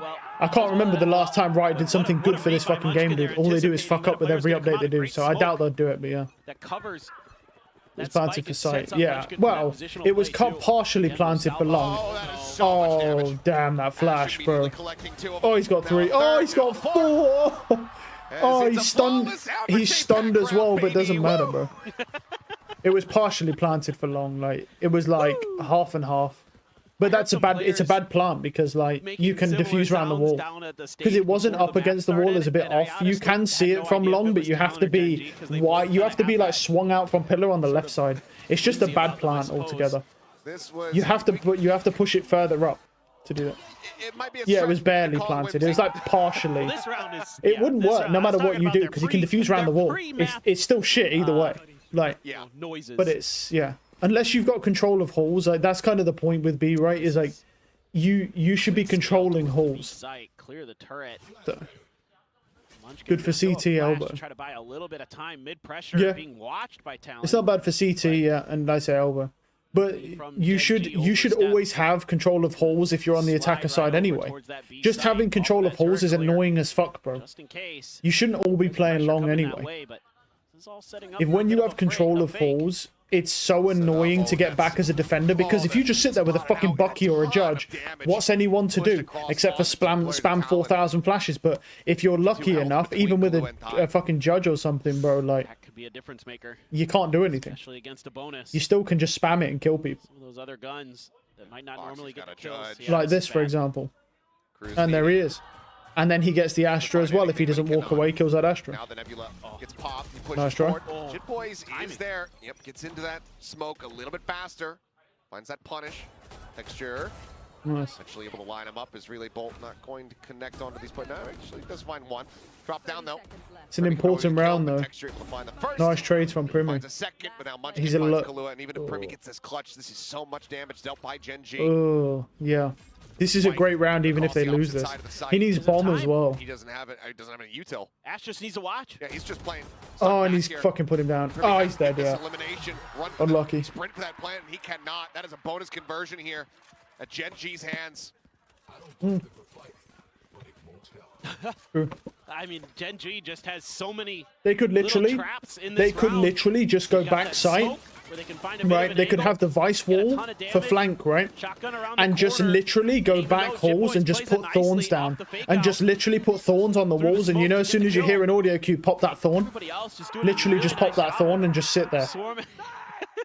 It's not good to always spam them off the walls, because when people don't have vice thorns down already, you can just kill them before they can pop them. Same with Killjoy, they always give you time to kill them. But you could just have them down around the corner of the wall, right? And then just as soon as you hear an audio key, just pop it. You could have, fuck it, you could have two of them down. You could even have two fucking thorns down on the same spot in back hall and just pop that, and then they just can't push you. What can they do? They can't push you, bro. Like, and then you just hold the other side, and that just wastes so much time. And then you got all the guys on long as well. Like, there's a lot of, there's a few things you could do with this vice, but it looks like they're just a bit lost. Yeah. I think that's kind of it, though. We don't know how good they are on Pearl, because bear in mind, this is map 3 now. This is map 3. The reverse has happened, you know. Fucking Talon won GenG's map pick, and GenG won Talon's map pick. So now we're on Pearl. So if Talon aren't good on Pearl, I mean, they've got the Vice, so that's good, but doesn't mean they know how to use it. Just because he's playing Vice. Fragment delays the rest of the team. Maybe. No, they got hard countered on Haven. They got hard countered on Haven, that's why. Talon prepped really, really well for Haven. Nice shots. Ooh, barely though. I barely on an eco. Vice's best maps. Yeah, I mean, how to use Vice, they've lost automatically. A fire lit underneath maybe. this Thai team, because that's I mean, maybe. Bear in mind, just keep in mind that Talon are going for a double Senti, double full Senti comp, not a fake Sentinel like Chamber, but a double full Senti comp. So with the Cypher and the Vice, the Talon forces set up you know, for the rest of the GenG players to get there. And Ash comes through. Clutches it up, having a I don't know, man. Let's see. I've not really seen a lot of double Senti on Pearl. Haven, I get. Pearl was. I mean, I called the double Senti in the first map. I said it'd be very interesting if we see that. Same comp that DRX plays. Yeah. I said this would be very interesting if we see a double Senti on Pearl, because it would work well on Pearl, because Pearl's an aggressive mid-sided map. Having a Senti on site, then having a Senti controlling that mid execution, right, and then having like the other guy stacked on a site, that would be pretty devastating on the defensive side. Counters it, Vice. Depending, yeah, I mean that's the thing. That's the thing with the KO, right? That's the point of him. Nice shot. But obviously, you can't expect much on the attack side here. Yep, and they just stick it. They don't even care. They just stick it. Find some more kills, but Jit Boys needs to hold on to the weapon. Question is, can he do so? He's hacked down to 52, and they will leave him to his own devices. But GenG, yeah, are now up 5-0. I mean, look. It's just normal. This is the thing. You can't expect much on the attack side because we've got double Senti. The peak from Cruz. So ill-advised. There's a operator waiting for you there. And here's the thing, what Jim's doing. He took quite a while to get through water. Help! Help! Help! Fucking hell. Man, you gotta love Texture, bro. His personality's great. Oh, good God, it's so funny. Bad stun. He still gets one good flash, though. Forcing him forward out of club. I Crushed. can't even find my words yet. Yeah. As, I mean, this is basically the round done. The spike is now Stalling a retake. Yeah. GenG learning from their mistakes on this B-long push out. This time they've got numbers to back Texture up. Yeah, but the issue is the Cypher. They know that they're gonna lurk. For the rest of the round continues, stalling a retake when you have an Astra for support util, a Teo, a fucking Neon, it's not really that good. It's not good enough. You need lurk value. Now that doesn't have to come from the Vice. That come from the Cypher, but you need lurk value. It's not good enough. Vice stalling with a couple thorns is not good enough to win a round on retake at all. Because there's too many things that stop the Vice from doing anything. And on top of that, even if they do something with the stall, look at the fucking team comp. There's no, how are they gonna stop? How are they gonna stop a defuse, bro? They don't have anything to stop a defuse with. Vice is a good lurk senti as well. Any sentinel that has infinite range on their util is a good lurk sentinel. Any of them. But Cypher's slightly better for obvious reasons because he's got the cages. Like, Vice is a good lurk senti as well. It's just not as good as Cypher. Cypher, obviously, with the cages, you know, being able to dodge a lot of stuff. And also, like, cage off a lot of stuff. Cypher's the ultimate lurk sentinel, obviously. Crazy stuff from GenG. It's fine to have the Vice going with the team, but the Cypher needs to find value on the lurk because a Vice on attack side, going and stalling a site for a few more seconds is not good enough on its own to win any rounds. It can't win a round. It can help, but it can't win a round. Not with this team comp, like that GenG have. So we need the Cypher to, you know, do something, and he's not doing anything. So like now they're getting fucked. Like we need with this Cypher, like Jitboys is really good, but like we need the Cypher to pick it up, right? Because the Vice can't do nothing, and the Vice can't lurk with the Cypher because if the Vice lurks, it will hinder the Cypher lurk because Vice isn't as good. And then you'll get, and it will make the Cypher not be able to lurk properly. So you can't do that. So this is a really bad spot they're in. The only thing that they can do right now is just hope for defense. Like 1/10 of the spike time. Yeah, but it doesn't do anything. But that doesn't do anything. Because look at the utility they have. They can just stick the bomb and nothing can get them off the spike, bro. They have nothing. Like, it doesn't matter. Vice can't do anything. Like, you can stall 1/10 of a time, but it's not going to do anything. Plenty to position on site. Yeah, but it doesn't do anything because you look at the utility. There's nothing, bro. They have nothing. They've just got the Teo. Wait, no. They've just got fucking, what's it called? They don't have anything to do anything to be able to stall long enough. A Vice stall. The only thing, like, look at this thing called Teo. I said Teo because I saw Ash. I'm used to Teos on, but they've not no Teo. No Teo, all they've got is an Astra Suck. So all you have are Thorns and an Astra Suck. That's not good enough to stall. And there's nothing else that they can do to take the guy off the spike. So, and the only thing to take him off the spike is a Suck, which isn't good enough. And you can block that Suck as well. So like I said, the Vice ain't good enough here. Like, the Cypher needs to find value. Like, maybe they get this round, maybe. Let's, like, because, oh, they got a free site here. Hold up. Oh, no. Oh, that's so unlucky. Why? Okay, so we ulted with the Nightfall onto A site. Knowing there's no one on A site, we then rotate off of A site. Guys, you want to store one like CT entry pass? Yeah, but yeah.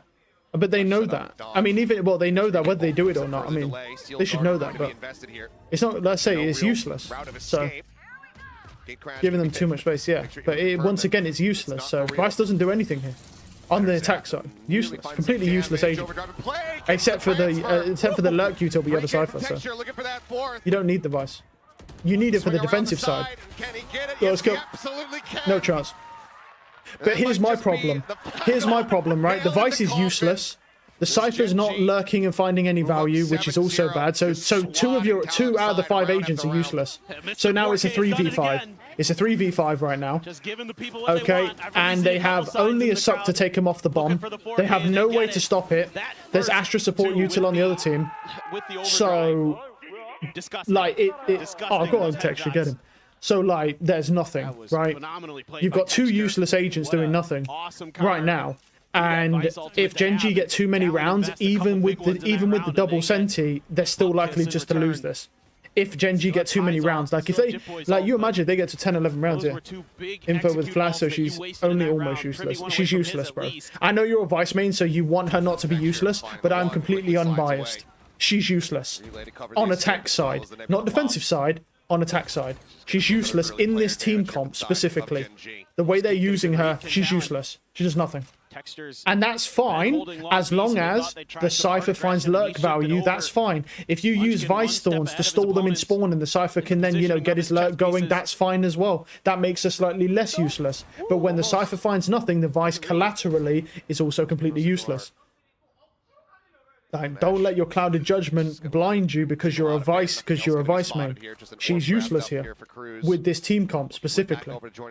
Like, it's not going to work. That's what's not working. It's 7-0. Like, there's like Jip Boys has to find more value here. There's nothing that you can do. back up the defenses on A. Nice, good value. They find a lot of people. Nice kill. There we go from Jip Boys. Okay, this could be first round here. This could be first round. Vice, obviously Vice is dead, which is an issue. Jip Boys is over-aggressing. Nice trade though. Lockdown now going to be committed here from the side of GenG. The flank coming in from Cruz, needing to deliver. He's so aware. That's unlucky. That's just a Cypher skill issue. It could also just be timing, but yeah, of course it's a skill. Just unlucky. Nice shots. Oh, he accidentally detained himself. I mean, to be fair, bro, like, I mean, oh no, to be fair, that is actually catastrophe. I initially I thought it was planted inside like the cafe, right, in the like indent.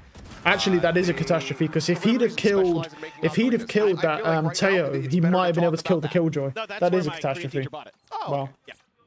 It's a little dark. Unlucky. I did that the other day. I accidentally stepped into the Killjoy ult just as it was going off. I mistimed it. She did not know that. Well, you should. If you're playing with the edge of the Killjoy ult, easily doable, but you should just always be patient. You can't hold me back.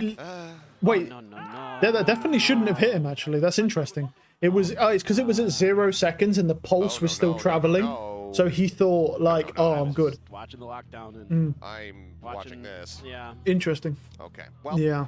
Looks like. My concern is that, you know, obviously you've got the KO, which just gives them a free sight whenever the KO gets ult, because they have double senti.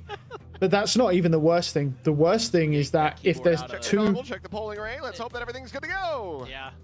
Oh, is it tech pause? Okay. Hopefully we'll be able Well, that's fine. get it resolved. That's fine. I'm fine with this. I mean, what a... They already what a shut it pace optimal GenG alert has set timings here and on backup Pearl. ties for their alert timings. And, Normally yes. Trust. But yeah. Trust. Here's the thing, right? I literally gave up yesterday. The tech pauses were insane. 4 tech pauses in 4 rounds, and each one was like 20 minutes long. That shit was wild. Yeah, what happens then? You just split. Like, imagine having so many tech pauses in EMEA that they had to close the whole stream down and just give up on the whole day of games, bro. They gave up on the whole day of games because of that. I sat there for like an hour and 40 minutes just watching tech pauses. And then they just gave up because they were like, yeah, we can't fix this. They literally replaced the whole computer yesterday. They replaced the whole computer on the stage, and it still didn't fix the problem. Some of these teams, but GenG is just having a blast. I mean, obviously. No, it was 20. It was 23-25. Yeah. You know, No, that game was crazy. There was tech pauses in that as well, because it was EMEA. There was tech pauses in that as well, but not as many. I think there was like 2 or something. I didn't see those. Ash has not died. I left that. But yeah, yesterday they shut the whole stream down and they privated the live stream, and they've moved the matches that were going on yesterday, the last 2 EMEA matches, because they couldn't fix the problem.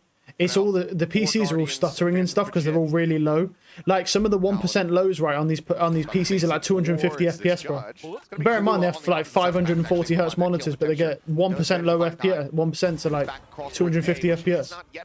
I'm not expecting you to get. You're not going to get 500 FPS in Valorant when all the util goes down because the game's not optimized well enough. So if there's any lurks from GenG, they'll get identified. Like, and you need an insanely stacked PC to even get 500 anyway. But like, getting a 1% low of 250 at a professional tournament is embarrassing. Not to tell all. Yep. GenG hasn't bitten on any of this. Yeah, that's gonna be. G2 have said they're not playing in playoffs either. To go ahead and delay. G2, yeah. In basically 3 games of gameplay is a record low. What do you mean? No, what do you mean 2 tech pauses? Tearing them apart. I think you misunderstand the situation, my friend. There was 4 tech pauses in the first 4 rounds of the first map. It's very cute. And then there was subsequently more tech pauses after the 5th round. The 5th round got played, and there was another tech pause. There was 1 round. Oh yeah, bro, yeah, that game was horrendous. Dude. I'm still tilted from yesterday. Sitting there for like an hour and a half watching tech pauses. I'm still tilted from yesterday. That was disgusting. And G2 have now. Yesterday didn't happen. Well, it happened for the people watching live for a good while before they gave up. It was fucking there for a while. Like, it still wasted a couple of hours of all people's time. Oh, you know me, I'd love that. It's very, very beautiful. You know, and also, and now G2 have said they're not playing in playoffs. I don't know how true it is, but they said they're not. They put on Twitter they're not playing in playoffs until EMEA is fixed. And you know, G2 have qualified for playoffs, and they're like a team rooted to win Toronto. So, you know, a bit of an issue there. None whatsoever. Definitely concerning. Yeah, I don't know what they're going to do about that. Got him lined up here alongside Munchkin. I guess they're going to have to fix everything. But it's like, for example, they were playing pro player problem to have. Yeah, but at the same time, bear in mind, these players are playing on higher FPS at home. That's my 1% height. Yeah, same for me, bro. But we're not professional players. Like in that tournament setting, when you have 540 hertz monitors, bro, you shouldn't be getting a 250 FPS 1% low, ever, ever. Wait for everybody else. Go for the perfect run, the undefined KDA. Yeah, that's ridiculous. Spikes down anyway, so yeah. Like, I think at a minimum at this level you should have a 360 hertz. Tap to try to see if you can bait out any close peaks. Retaps, texture just dropping down, and now he's completely surrounded. Wow, nice shots from Primi. He actually got texture. Wow. But Tenno, again, we already know how this is going, bro, because like I say, they're just, you know, just bad team comp, bro. Yeah.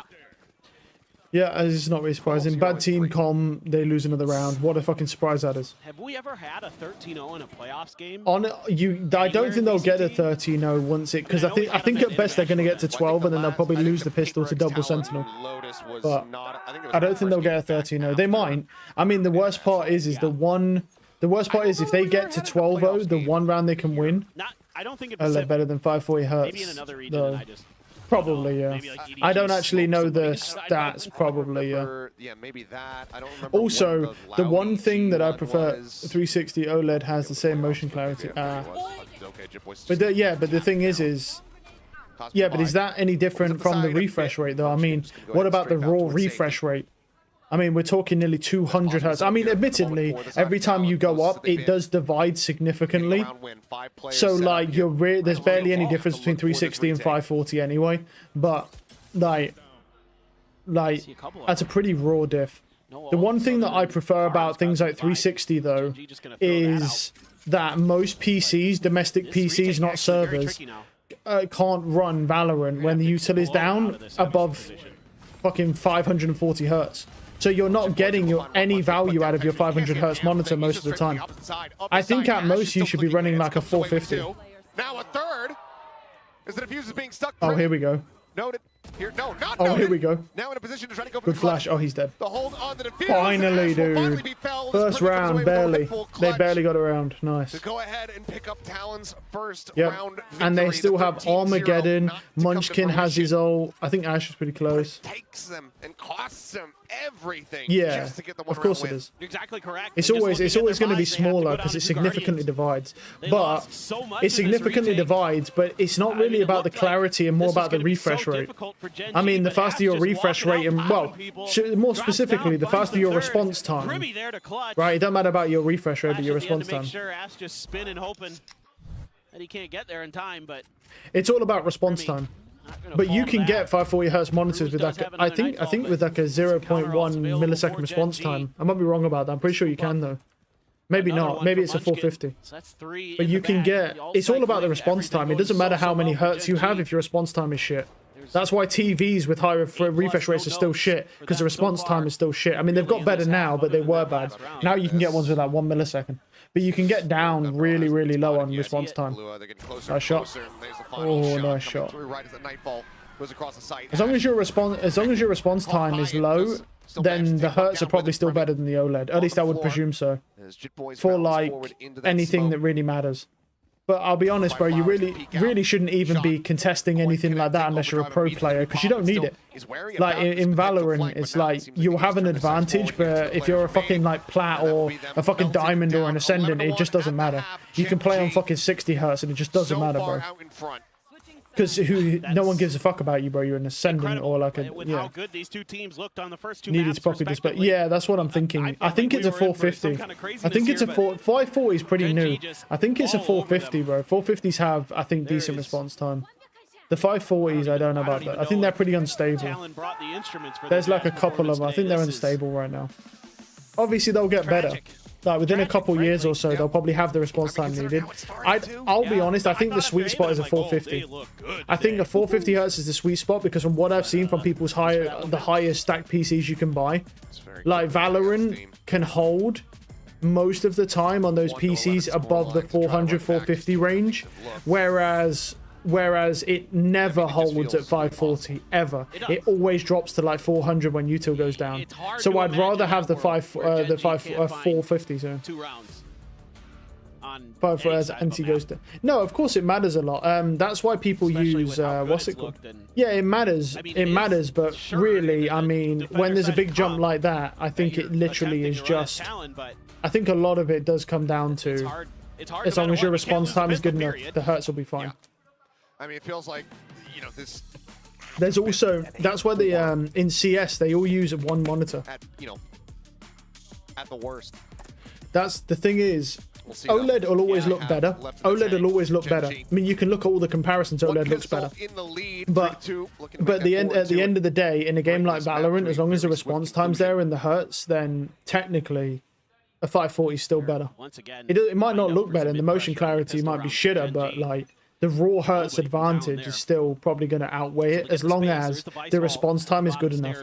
I would say you might want to wait a couple years and then get a 540 because I don't think the tech's good enough yet to use. In my opinion, I think a 450 is much better. I think that's a really good median point if you have a really high NPC for Valorant specifically. It's the same with CS. They use they only use BenQ monitors because BenQ monitors have that weird like that anti like blacklight bullshit. They have like that blacklight bullshit or whatever it is on it, and that helps CS players a lot. Like if you look at all the pros, they'll say they won't play without like BenQ monitors because of that like feature that's on them that helps them with motion clarity significantly. They will not play without it. Like all of them just use BenQ monitors. Try to be the difference makers here. It seems no shots. Unlikeliest shots on the ghosts. Damn crisp, flawless pistol. Yeah. You don't need it as a regular player, bro. But if you're gonna have one that balances with the FPS in Valorant, a 450 is basically the way to go. 540s are useless. They're useless because no one has the power to actually hold the FPS, bro. Like the only time that the FPS holds is in the range. That's it. They don't hold in games. So a 450 is pretty much closer to the reality. Gets himself up to positive in the KD. No, you don't need that, bro. 14 and 11. When you don't go pro, it's better to go for the OLED progression instead of the hertz progression. Yeah, you want it to look better. But then again, then again, you could also make the argument that what's the point of it really looking... I mean, because OLED part looks better anyway. It's going to be... And having the clarity is nice, but then, like, you have all that clarity just to run on fucking low settings anyway. Just around the corner here. It will still help regardless. It still looks nice. Continuing to scale forward. There's the swoop out. He's going to be on the hunt, looking for a little bit But more. yeah, no, you definitely shouldn't give a fuck about your hurts at all. Like, you shouldn't care about your hurts at all. Like, if you're not like a super high ranked player, like, you need to be a minimum of a Radiant really to be like, oh, I'm gonna get a 450. You gotta be like a Radiant, bro. Will help with movement reading. Yeah, I mean, you don't need that though, because because when you're using your own movement, you get plenty of time to be able to react to their movement. Like, it's not an issue. It just looks nicer. It just simply looks nicer, and it's just got better clarity. That's what an OLED is. But you don't need it. And if you want to go for something that just has raw better specs, yeah, you go for hertz. But you know, you sacrifice one thing for another. I mean, like, if you're a regular player and you want a higher hertz monitor, then yeah, you should go for an OLED, definitely. If you want like maximum performance though, I'd probably say a 450 is the best. This almost feels like a must-win bonus for Talon. Laptop with a Razer Central and laptop keyboard. If you only pay what you need. Well, you need 144. You won't be able to do anything. I mean, you can get to Immortal. I've seen a couple of people get to Immortal with 60 hertz. You can do it. You're just going to get diffed a lot. And I mean, add that on top of the thing for me is that, like, I won't worry about the hertz because the ping diff is still going to be there. You can have a 540 hertz monitor, a PC that runs at 10,000 FPS, but if fucking if dude in fucking Saudi Arabia has fucking 80 ping and you have 40 and he swings you, you're still fucking going to die 100% of the time. So, like, don't worry about it. Still cool, though. Trying to see if they could cut it off the wall, but it's a cool thing to have, but like, it's useless. For Talon. You want to aim for what feels nice to. Trying to identify the open I mean, not when you get a raw advantage from the hertz. I mean, like when you have like just the raw performance. Like, what feels nice is not really relevant in Valorant most of the time. I mean, most people will always go for hertz progression because you do get a raw advantage as long as you have the response time. Usually for your own company. Yeah, absolutely. But like, if people who play Valorant a lot, they're pretty much just Valorant. They're always going to go for hertz, and high response time, because that's the best outcome. It doesn't look the best, but it is the best outcome for actual like gameplay and winning and having that edge in hardware. Yeah, you need higher hertz and a faster response time. All right, 12-3. I think there's going to be a comeback. I'm surely there's going to be a comeback now at 12-3, now that they've got the double Senti finally coming into play after being useless on the attack side. Part of the story. There we go. You know, with Talon dominating on Haven, GenG dominating. Yeah, I mean, if I had a stacked PC, personally, I'd be going for a 450. I'd go for a 450. If I was going for a stacked PC, that's a sweet spot where most of the time you're meeting the hertz refresh rate and they've got slightly better tech than the 540s. Duelist had made contact. Texture already finishing the job. Well, this was a fun match. Talon got destroyed. I mean, it was nice to get to a third map, I guess, but it looks like Talon have no clue how to play Pearl, unfortunately. Did that see him, bro? I don't know if that saw him. Guess it's not worth the risk. But better is only viable when you want to go pro. Well, it's also for enjoyment as well. I mean, when you upgrade to make yourself better and you can win more of your gunfights because you have a hardware advantage against people with the same ping, that makes you feel better. And there is a genuine hardware advantage to having a better monitor than your opponent, as long as the ping's the same. So, like I say, like, yeah, I mean, the logic you use tracks, but like, in reality, no one would ever choose it. No one's going to choose a monitor that looks slightly better when everyone runs on fucking low settings anyway. Yeah, 2K OLED 240 Hz monitor for getting a 450. Yeah, I mean, and I think you should. I mean, and I think you should, except you won't run Valorant on 2K anyway, so that's not really worth it. But depends how much that costs as well. I don't know how much a 2K OLED actually is at 240. 240s are fairly cheap, so I don't know how much a 2K OLED is. If you play other stuff other than Valorant and you want it to look nice, sure. Yeah. But when Valorant's being run on low settings and everything looks like shit, bro, who cares about a monitor not giving you that proper clarity? Clarity is really just there to make it look nice. Currently, OLEDs cost a kidney then. Ah, okay. Understood. Oh, and there it is. Yeah. It'll end in the blink of an eye. This texture picks up a 3K. Oh, there it is. GenG Cost almost $1,000, really. Wait, so yeah, so for a 2K OLED, is my mouse gonna work? Probably not, I guess. There we go. So for a 2K OLED, it costs the set at 240 Hz. It costs the same as a 540 Hz monitor. Yeah, I mean, if you're spending $1,000 on a monitor, 100% of people will buy 540 Hz. So, if you're spending the same price, like, and you have like that PC, they'll always buy 540 Hz. I'm not really going to be worried about I'm not going to be worried about fucking clarity in a game that I run on all low settings. And even if I had the top end PC that you could possibly buy, which I don't, but if I did, I'd still be running Valorant on all low settings, because Valorant on high settings is annoying because everything's too distracting, because they've added graphics to everything because they're stupid. So, you know, you get the OLED, you'll be able to have the PC that is able to fully utilize your monitor. Yeah.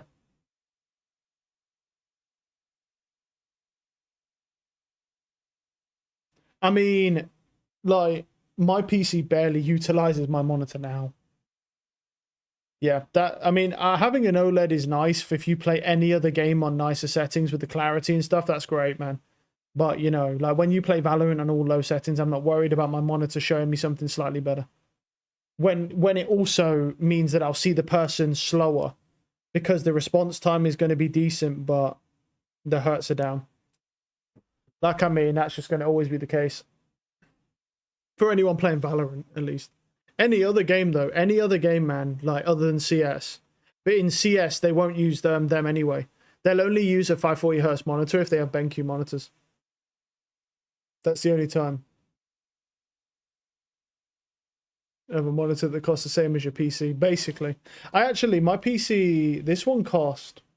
Well, when it was released, this PC I have now cost like $4,000. Because it was like top of the line. Cost like $4,000. It's old now though, so obviously it doesn't do well. But yeah, costs like $4. It costs like $4. Try, like to get that monitor at 1,000 wouldn't even be worth it. That's the issue. You'd have to get. Yeah, like I say, like the only. I mean, even at 240, it's kind of a push. I'd hate to think what a 360 OLED costs. Probably costs like $5,000. Fuck that. Not worth it at all. Unless you're playing like fucking the nicest resolution games ever, yeah, I get a little bit more clarity. What, bro? That's actually crazy. The Killjoy there looks better than the one in game, dude. Oh shit, son.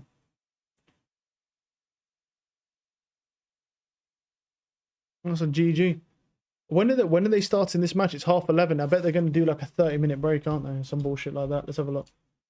Yep, 12, yeah. They moved it to 12 now. All right, then.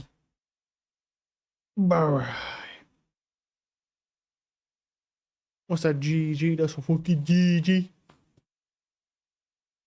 Here we go. The bet. Oh, well, this guy's saying what? T1 get 1, 2 DRX, 2-1 to DRX, I think that's supposed to say. No idea. Yeah, the next match is what we've been waiting for, man. T1 versus DRX is going to be crazy. And next is the undefeated This is what we want. Esports that you're going to be facing right tomorrow. And Coach Perry mentioned that you guys might have something that you might reveal in the playoffs. Do you have anything special prepped for Boom tomorrow? 이제 다음은 무패 붐황을 만나게 되거든요.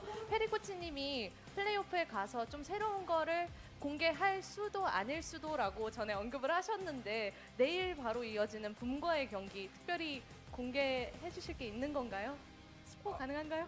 저는 젠지에서 가장 나이가 어린지라 뭐라 말을 못 하겠네요. 네. 하지만 이제 붐이 전승했던 것도 상대히 제가 없었기 때문이라서 내일 꼭 이기겠습니다. I'm the youngest, so I don't know if I can actually put out a little spoiler, but hey, Boom is only undefeated because I wasn't at the GenG's last game. All right, thank you, Foxy. We'll see you tomorrow, and I'll be back after match 2.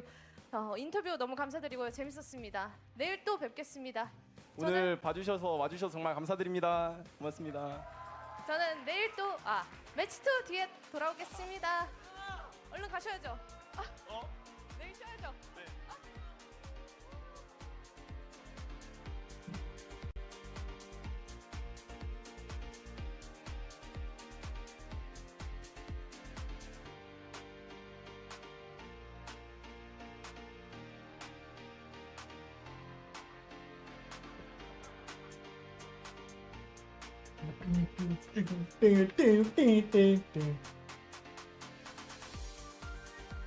Let's have a look. We really had to take some time to make sure Foxy9 got to greet Yeah. all of his What's it friends up for on me? that A 480 stage. 2K OLED costs exactly a grand. Foxy, can you That's come not over bad here? actually. That's actually not bad at all. I don't Ice think. cold in the interview. Who were only undefeated because I feel like that's really not that bad. He's got a point. That could be worse. Yeah. He's got a point. That's not wrong. I mean, after this performance throughout this I whole mean, at series, 2K as well, which is useless for Valorant, but like a 2K OLED at 480 hertz costs exactly a grand. That's not bad. That's not a good deal because it's still a grand, but that's decent. Like if you're buying a really high cost monitor, like, that's fucking decent.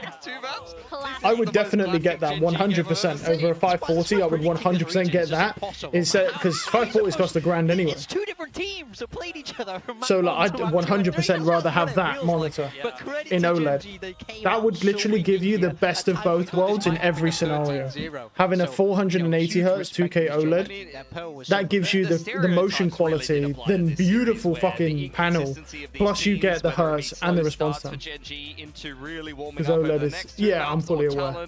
But I'm saying the 2K is not worth it for Valorant. Also, it's not really to do with the fact that it's like 1080. They just want to add OLED to everything higher because it's fucking expensive to make, and like you can't. If you add OLED to a 1080p monitor as well, it's like it's going to cost too much money.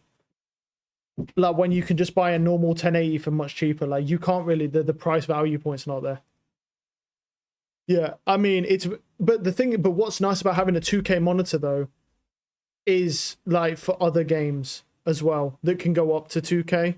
Right, I mean Valorant can as well, but what I'm saying, you run Valorant on all low settings, so it's fucking waste of time. But like other games, are when you play other stuff other than Valorant, that's when that'll kick in really nice. Like same with the OLED, the motion clarity and the OLED panel, fucking pointless for Valorant. But like when you play other stuff, that's when you'll see it. You'll be like, oh shit, this is crazy. That's where the benefit really comes in. Because normally people don't just play Valorant and only Valorant. Normally they play Valorant and they play other stuff that's not League of Legends, of course. You know, so in any time you play in any single player game, you play Avowed, you play Oblivion Remaster, it's up. Oh. No, I said peeps that want to go pro only play Valor. That's true. That's true. Well, it should be true at least. Although I feel like if Valorant was in a better state right now, more people would only play Valorant, but yeah. Oh, and I don't think I could survive if I only played Valorant, bro. Like, literally after this, I'm going to play the Oblivion Remaster. Like, I've been waiting to play that fucking thing, man. But I had to get these matches out of the way first. Like, Oblivion's going to be crazy. Like, I've seen people, it's all good recommendations. Everyone says it's great. Yeah, you don't even need, like, a good graphics card. But, yeah, you can just fucking destroy the graphics card. Yeah. Going from like a 2060 to like a 4090 or even a 5090, just go to a 4090 would give you like 10 FPS in Valorant extra. It would give you like 10 FPS, whereas having like the new Ryzen 7 9800X, and you want the X3D actually. The X3D is better. You want an X3D when it comes to Ryzen because they actually perform better overall, right? For some reason. But yeah. Yeah, like an X3D 2060, you'll be rocking fucking like 900 FPS. I don't know what you'd actually be rocking, but it'd be high. Oh, G2 most popular Valorant team in Q1. What are they?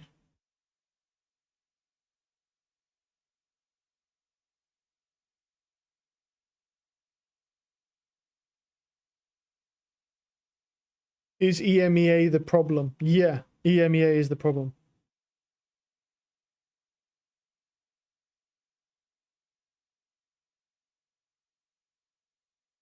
Almost double the non-3D though. Yeah, but it's also better. Yeah, but it's also better. And I mean, here's the thing, bro. If you're going to be spending, if you're saving a lot of money by not buying a good graphics card, you'll be fine.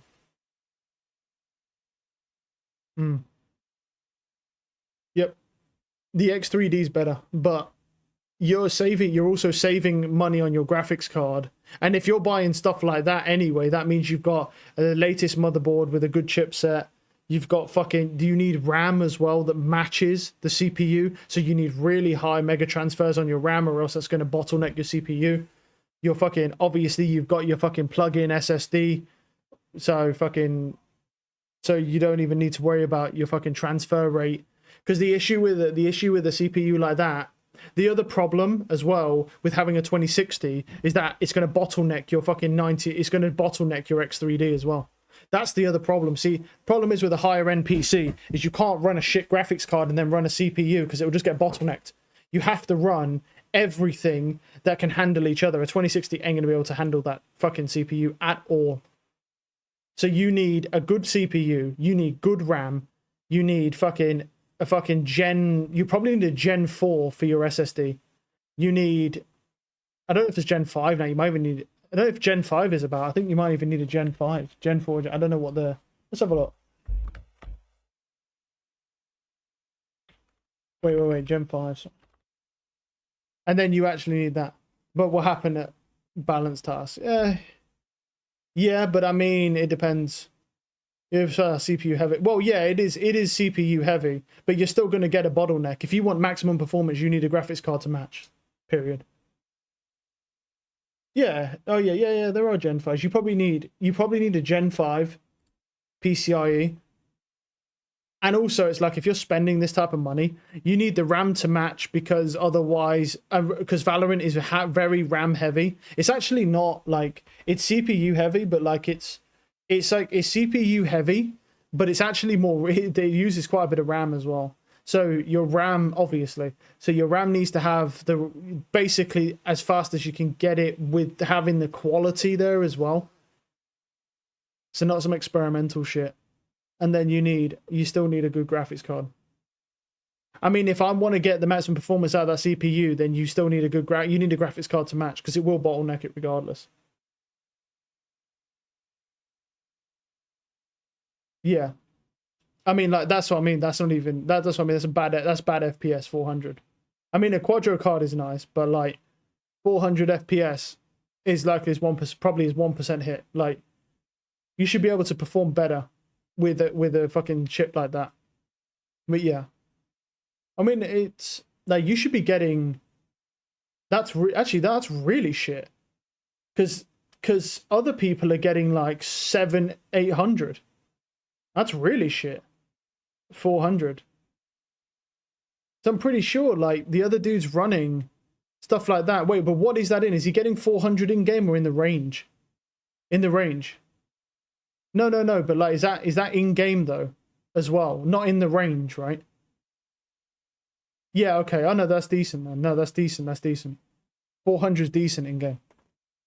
I mean, yeah, that is nice. But like I say, if he was running a fucking 4090 next to that FPS would be a decent amount higher. Don't know how much higher, but it'd still be higher nonetheless. And then you've also got the like 10 or 15 FPS that the GPU would add, which is not a lot, I know, but it's still 10 or 15 FPS. Why are they advertising 10 still on a fucking stream? Buddy retired a long time ago. What the hell is going on? Extra performance with a better GPU. Yeah, and then you've got to add the GPU's extra performance, which isn't a lot. It's not a lot at all. It's like a percent point. That's it. You probably get like 5 or 10%, but at the end of the day, I just want to point out, by the way, that 5 or 10% is adding up to like 20 or 40 frames. That's actually a lot of FPS. That's a lot of FPS that you're bottlenecking. And I also want to point out that if you're not only playing Valorant, no, you wouldn't need a 4090. I just say 4090 because it's basically the best graphics card right now, because a 5090 just melts everything, and also the performance is mediocre. Like a 4090 is like a decent thing where it's got a lower chance of melting. I've still seen 4090s melt. The biggest issue with the a 4090 or 5090 or 5080, whatever you go for, is that you're probably missing teraflops because they likely haven't even put the chips on the fucking board. So you have to take that risk that you actually get a graphics card that has the correct performance on it, which is an easy test.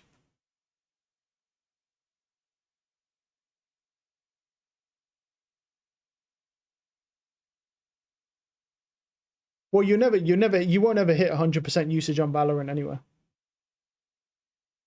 You could still cheap out on it. You could cheap out on it, like, but the thing is you won't want to go too low, like a Quadro.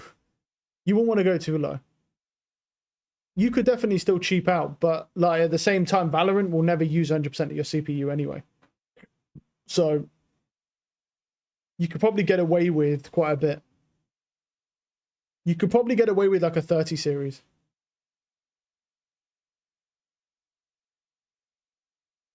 Yeah, you could probably get away with like a 30 series. Yeah, you ain't getting away with the 20 series, no way.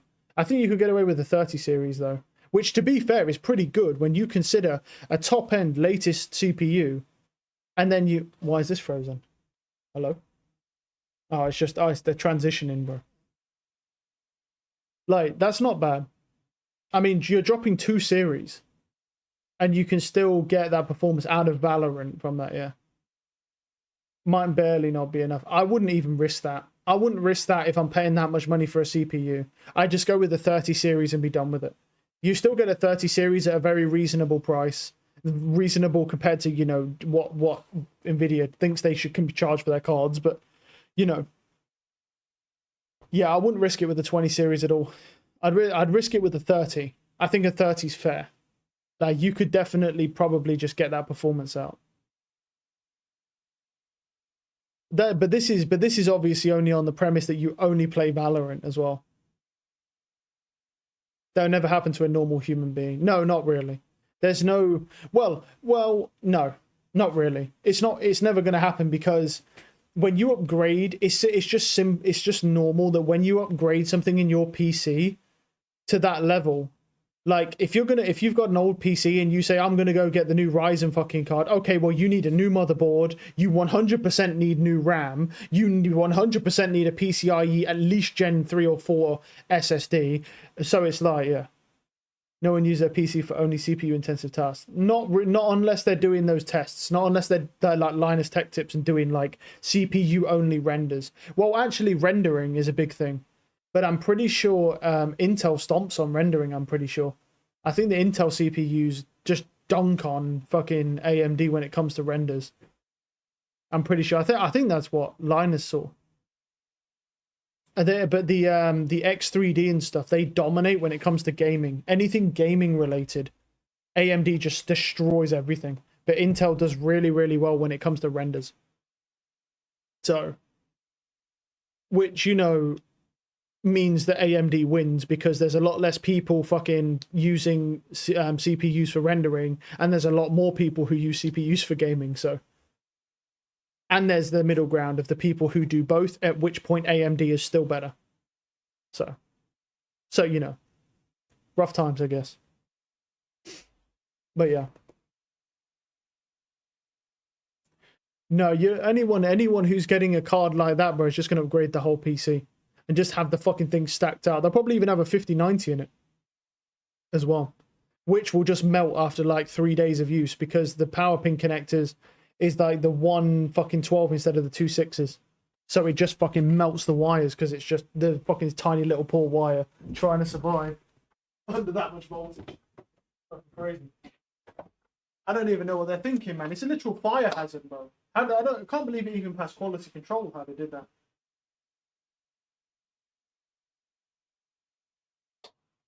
Strange.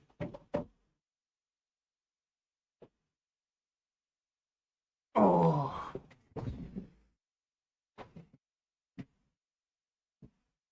Only swap their actual decent GPU with the Quadro to try and see how much performance they can squeeze out of the Quadro. Interesting. Yeah. And that also means that he has good RAM as well. Like if we take the RAM away, bro, that CPU will do literally nothing, bro. And then you take the PCIe like Gen 4 fucking SSDs got in there. That'll be even worse. Like, thing won't even boot anymore. I mean, it's funny, like, when me and Daz play games, bro, because he runs an old hard drive, he doesn't run an SSD. So, like, it takes him ages, bro, to boot into games where everything's actually load up. Fucking funny.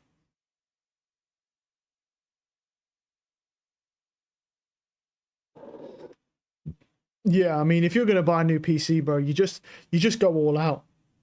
But you just need to make sure that if you have a 5090, you got to make sure it's the dual pin power connector, not a fucking 12 pin, so it doesn't melt your fucking wires, and that you've actually got the amount of teraflops you're supposed to fucking have, which you can test immediately. Doubles the time spent on loading screens. Yeah. Oh, trust me, he knows about that. He knows about not only loading screens, but also, well, with Dying Light 2 specifically, he's actually pretty good on loading screens. It was just loading the game up initially and getting into the world took him fucking ages because he's on a hard drive, right? So it takes ages for him. So for me, I'm on a I think this has a PCIe Gen 2 SSD. I think this is Gen 2. This one. I think. So best setup to upgrade to, if you don't want to get scammed, is actually to go AMD. Yeah, that's true. Yeah. Well, you don't have, yeah, like you just, yeah, that's what he's got. He has an AMD card. The reason I don't like AMD cards is because the drivers are shit on them. They're better than they used to be, but I don't like them because they are some sus drivers. As unreliable as possible. That's true. The only reason, genuinely, the only reason I don't tell people, hey, go and get an AMD card is because the drivers are so hit and miss with AMD. They could be really good or they could just be shit as fuck. Wait, Lotus. What we got? Lotus, Fracture. That's good. Oh shit, wait, this could be a good series here. Hold on. No Ascent, good. No Pearl is unlucky. Lotus, Fracture, Split is bad. And Haven. Ooh. The most recently, I think the Bangkok result was. Well, yeah, that's true. The tables did get turned. The tables got turned. Every time I upgrade this Nvidia graphics card, right, it nearly bricks my entire PC. I haven't even updated it, yeah. AMD got the reliable ones, yeah. They actually, I mean, to some degree, I'm still skeptical with AMD. They've still got a lot of sus shit going on, but they're definitely better than Nvidia is right now. I can't lie about that.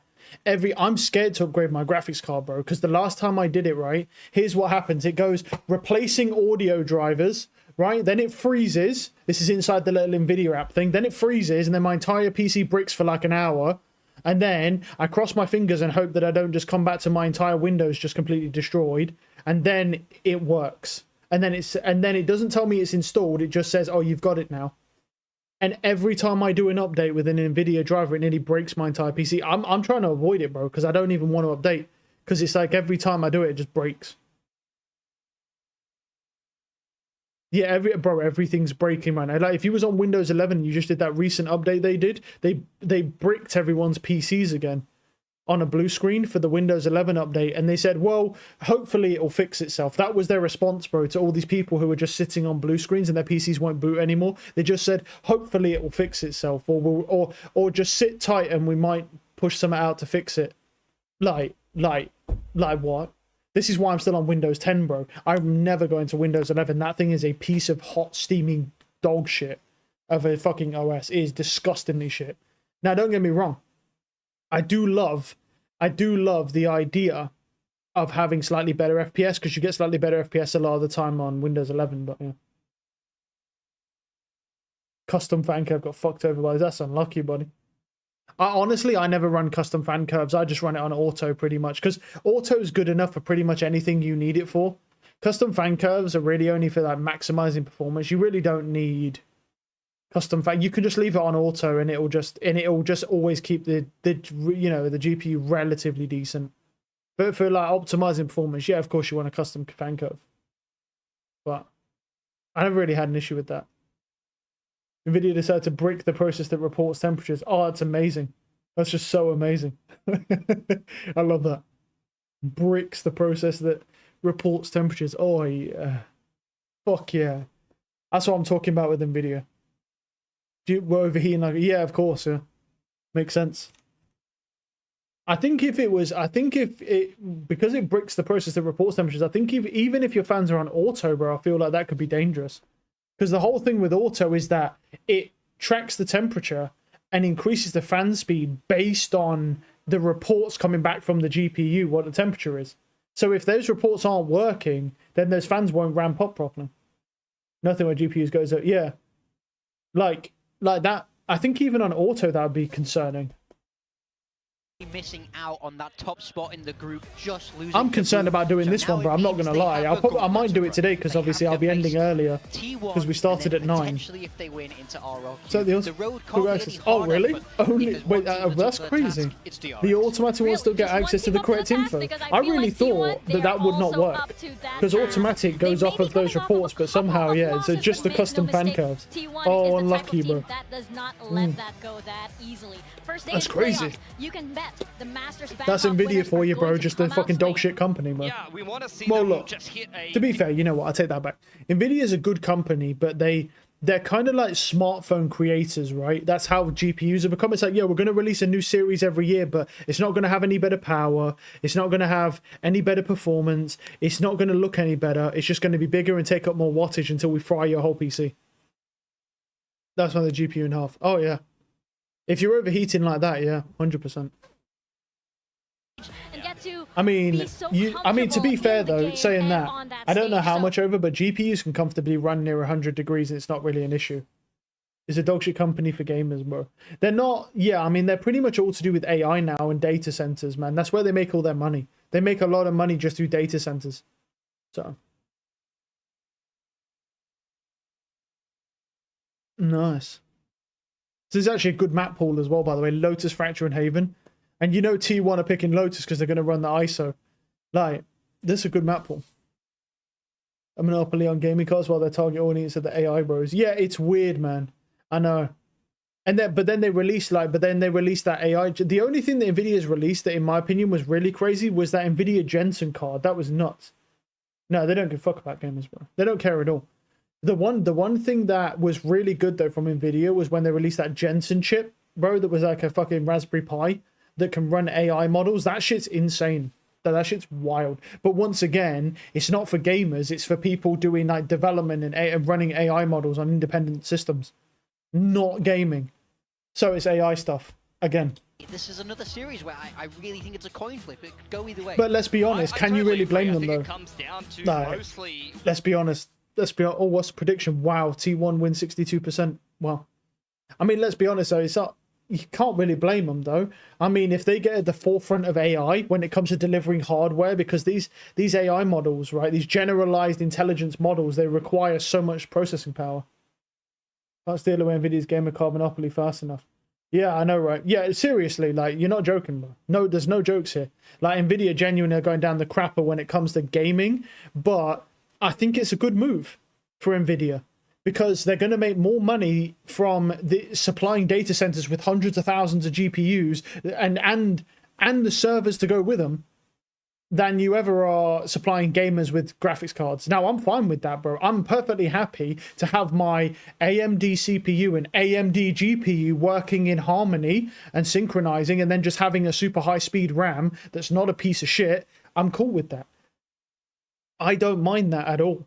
It's just, you know, like a little sad to see, but it was also sad when Intel got completely bombed out of the market, bro, and were forced to go into rendering 3D models, bro. Like just when Apple got bombed out of the iPhone, out of the phone making business, and they had to pivot over to doing it for photography and making really good cameras. Well, you know, from their phones because they couldn't keep up with Samsung anymore. You know, it's like same thing, a little bit sad, but at the same time, it's still a good pivot for the company overall because they make a lot of money. Well, for Apple, it wasn't a good pivot because they just sell less iPhones every single year now, and now they're just losing more and more money. But yeah, they make it back on their other stuff. But Nvidia, yeah, a little sad, but they're going to make more money in the long run getting ahead of this AI thing, man. Because the generalized intelligence models require a lot of processing power, and the only one that doesn't do that is that DeepSeek shit. But that DeepSeek shit, the reason why that's so good is because they just ripped off ChatGPT. They train their entire model off ChatGPT. They're literally the same fucking model, so... Like, that's why it didn't take much processing power, because they never had to fucking teach it anything, bro. Like they just copy and pasted from someone else's API. It's just like China, bro. They just ripped it off. Like that's what China does, bro. It takes an innovative experience, it takes something innovative and just rips it off, and you get it much cheaper. Trying to do hold on gaming card monopoly for this line. I agree. But this is the thing, bro. They're trying to monopolize. That's what organizations do. They monopolize. They try and hoard everything for themselves because they're greedy. Sucks, but it's what it is. Yeah, well, half-assed. Yeah, 100%. But this is a bit more what splitting hairs at that point. I agree. Sure. But listen, But there's a bit it is also true that more and more gamers are coming around to the AMD side of things, and AMD is significantly cheaper. Like the 5090 barely has more performance than an AMD chip, but it costs significantly less. Like an AMD chip is reasonable, whereas fucking or a GPU, whereas fucking Nvidia's is like $4,000. Essentially with the Viper, but it's just a matter about how well have they been able to get this fleshed out here in the last week for T1.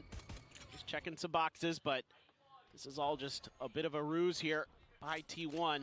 Map exploration, but with a rebel control for DRX, they can kind of just plant their feet and wait to see what happens. Still a paranoia and a paint shell over on this side of the map.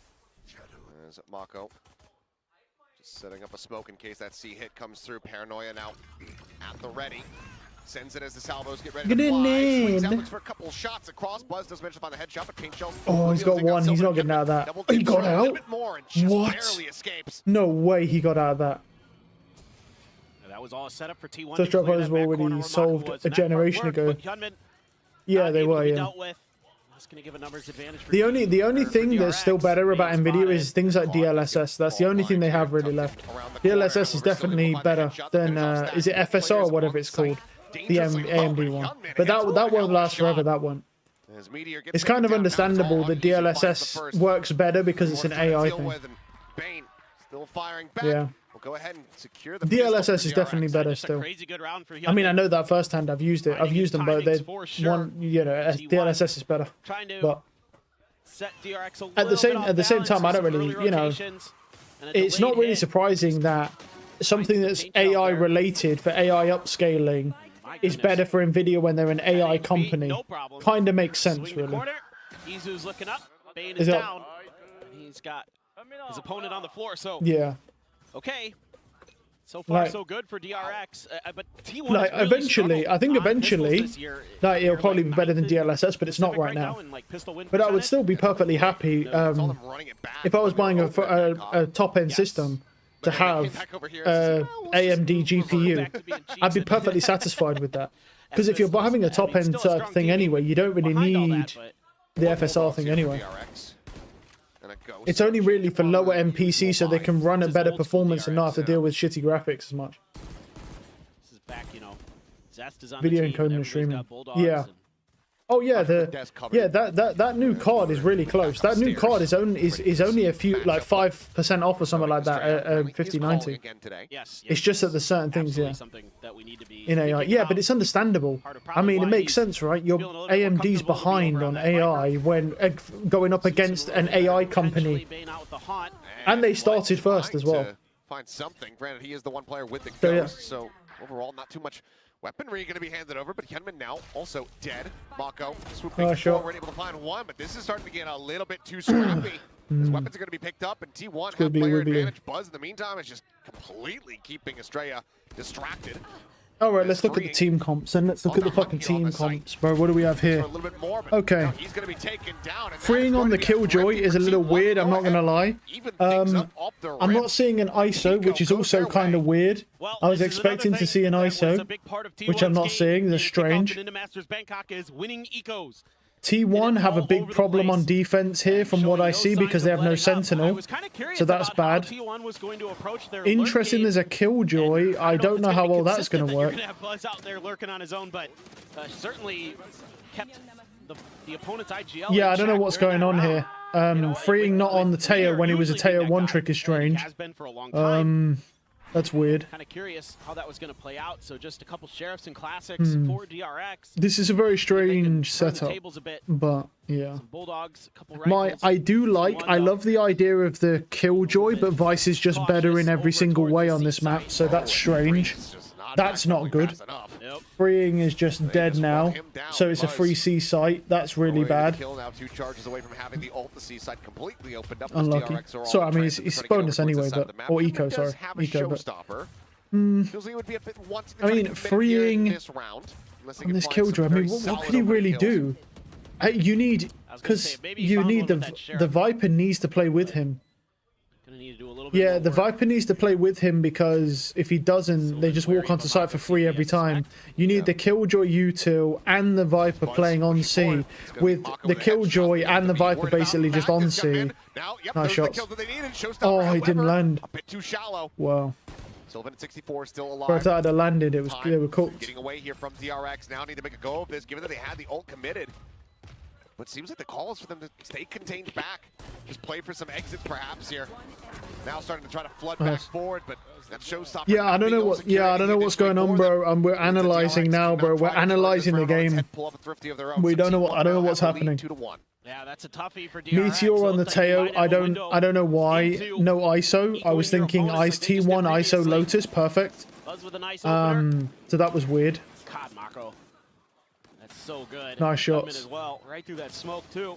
C makes A maybe 2 weeks. No. This is normal. It's completely normal for Viper to be on C. A Viper should always be on C. Every team runs Viper on C. You need the Viper on C because she functions like a sentinel, and C is such an easy take. C is the easiest site to take because when you're on defensive side, you can take rebel control and stall on A. You can't do that on. You can do it on C. You can take mound control, but then a lot of Yorus can counter that. So. There's the trap play. There's the execution. Buzz able to find why isn't Izzy on the Teo, Meteor on the Viper? Meteor probably can't play Viper. I don't know if he can play Viper. Maybe he can. I don't know. No, you need the Killjoy on C and you need the Viper on C, because if the Killjoy is alone, you can just run through the mollies for free, and that's not good, because that means you can't hold it because there's no Vice, right? No Vice, which is weird. And you need the Viper to be able to throw down a snake bite, because you need a snake bite and a molly to stop a push on C. Then you have to have a guy on B or have a turret on B, and then probably play either 0B or 1B, and then have 2C or have no 1B and play 3A and take rebel control. You did play Viper, remembering a G2 split, buddy. I watch a lot of matches, man. I normally don't keep track of what they individually play. My thing in my brain for Meteor is that he plays ISO, and that's the most value he's ever going to find. That's all I ever keep in my brain when it comes to Meteor, is he should be playing ISO, because he's one of the few people that has the aim to win most of the kill contracts. That's it. Ready for that last push. I don't, but yeah, no, you say it. He did, and that worked out. But he also did well on the. So far, so good. I mean, you're seeing some of the classic ideas. The problem is the Killjoy can't hold anything, which is strange. So what are they actually running then? So they're running 2 on B, 1 on C, 1 on A. So basically, they're just clueless. They have no idea what they're doing on defense. And now they're going to try and fight for Rebel, which is good and bad, but now B's weak. So we'll see that. Oh, okay, they've rotated over. That's good, because they were all baby door. They already can rotate over. It's because they're on bonus. Yeah, this is a really, really bad team comp from DRX here. But there's one saving grace, nice shots. One saving grace here for this team is that if we go to defensive side, I thought Meteor plays ISO or Phil's Killjoy, bro. Well, I thought I just see him on the ISO because that's where he finds the most value. So this is just unprecedented. I have no idea what's going on. One thing I will say, there's one really big problem that might come in the second half, okay? And that is T1 have no Sentinel. So if they do not go aggressive on the defensive side, then they could just lose this game outright once they switch halves. Now, T1 are a notoriously aggressive team on this map, so I can't see this being an issue, but a lot of teams make this mistake, and I call it out every single time. When there's no Sentinel on defense, you need to be pushing to fight the enemy, or else you just lose. You can't hide on site or play site angles and hide, because you will just lose automatically, because you can't hold any site.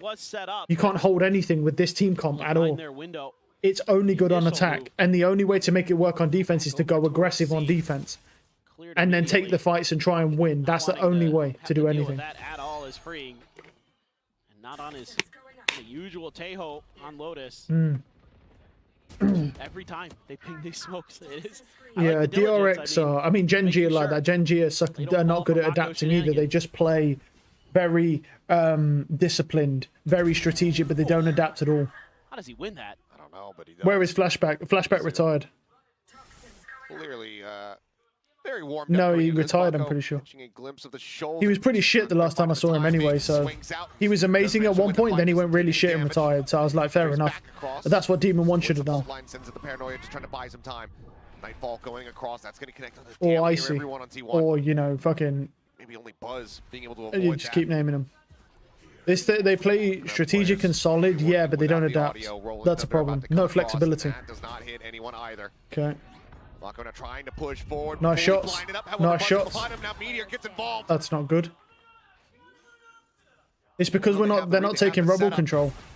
They've not got any rubble control. So with this strategy, right, with this strategy, the best way to play this, right? The best way to play this realistically is play a Killjoy and a Viper on C. We have no map now, cool. Killjoy, Viper C, turret on B as they have the turret on B, right? But put the turret deeper onto B so they have to commit deeper to kill the turret, right? And then run 3 on A. And then fight for rubble control with the 3 on A. Because otherwise, A is too weak because you don't take this rubble control early. B is going to be weak no matter what you do because you have a fucking Killjoy instead of a Vice. And C is horrendously weak if you don't have a Killjoy and a fucking Viper sitting on that side. Simple as that. So the best play really is that 2 on C, 0 on B, and then 3 on A fighting. And then what you do is you just flood B. When they take B, and they will take B, you just flood. Because B is easier to retake with a flood attempt with such a small site than it is to deal with A or C. That's like the best way they could play this with that team comp. That's what they should do. They won't do that, but that's what they should do.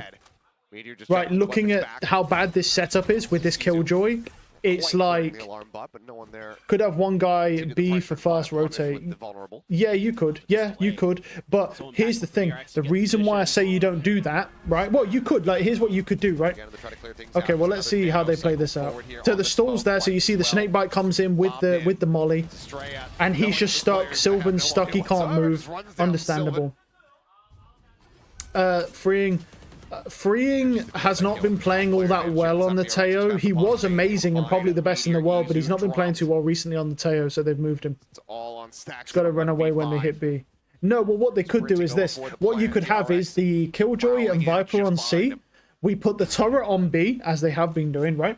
And then what we do is we have one guy B, but he breaks baby door, and then we have 2 guys fighting from main, and then this guy fighting from door. Then he can fast rotate B, maybe try and get one, maybe slow, and then just dip the fuck out, right? And then play 3 retake here, 2 retake here, and then just mix and match how you want it, right? Also, Estrella was really shit the last time I saw him, so let's see how Estrella does, because he was not good the last time I saw him. He was horrible. He was horrendously bad. Like, so it was laughable. Pretty devastating there as he's trying to TP out. So that's what we want to see. Or Estrella, or however you say Estrella. He's shit either way.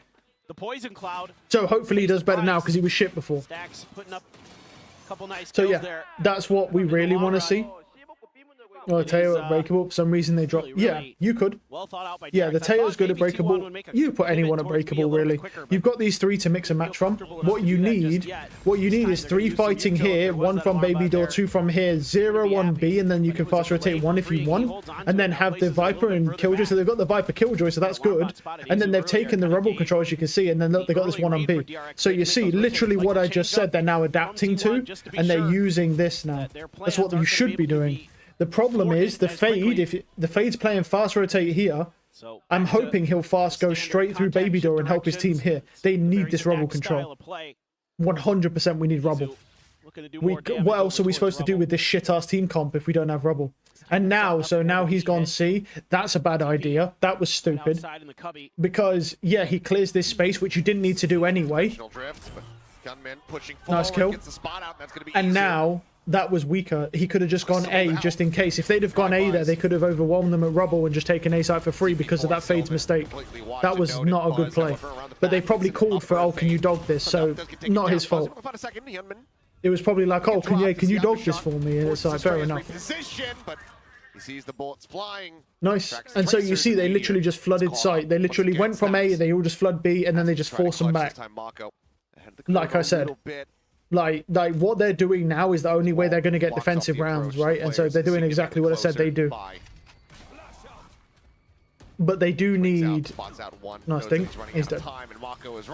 But I still think that they need 3 fighting rubble, because if there's 5 people here and we see that there's a we look at the defense here, that's a painful one. We have a raise, which is great.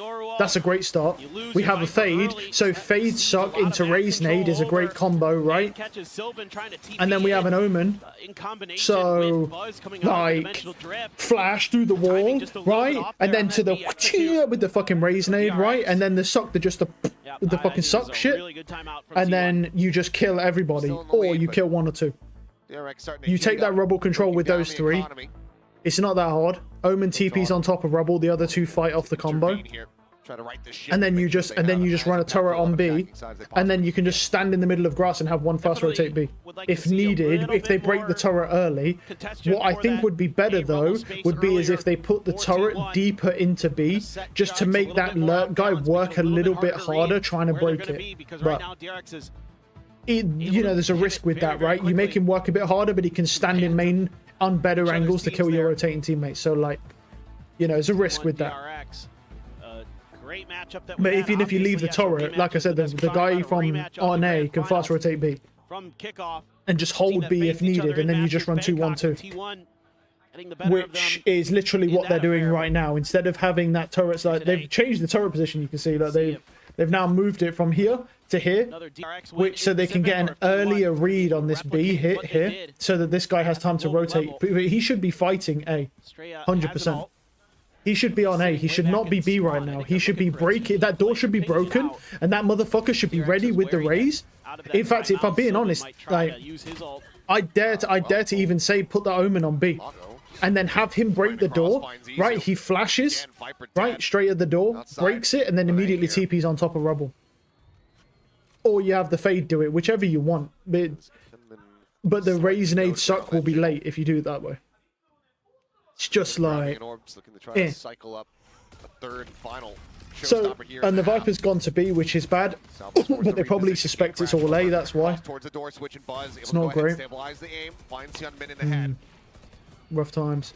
Down, but still more work to be done to try to open up the side. Bane flanking in from the side here.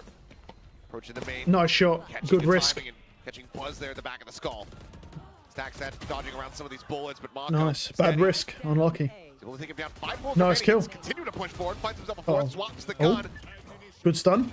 Oh, he can't find it though. Nice. It's going to be freeing from the top rope. Info turret, you probably want 3A. Yeah, but you start at B. You have to have 1 starting B. Because he needs to break baby door.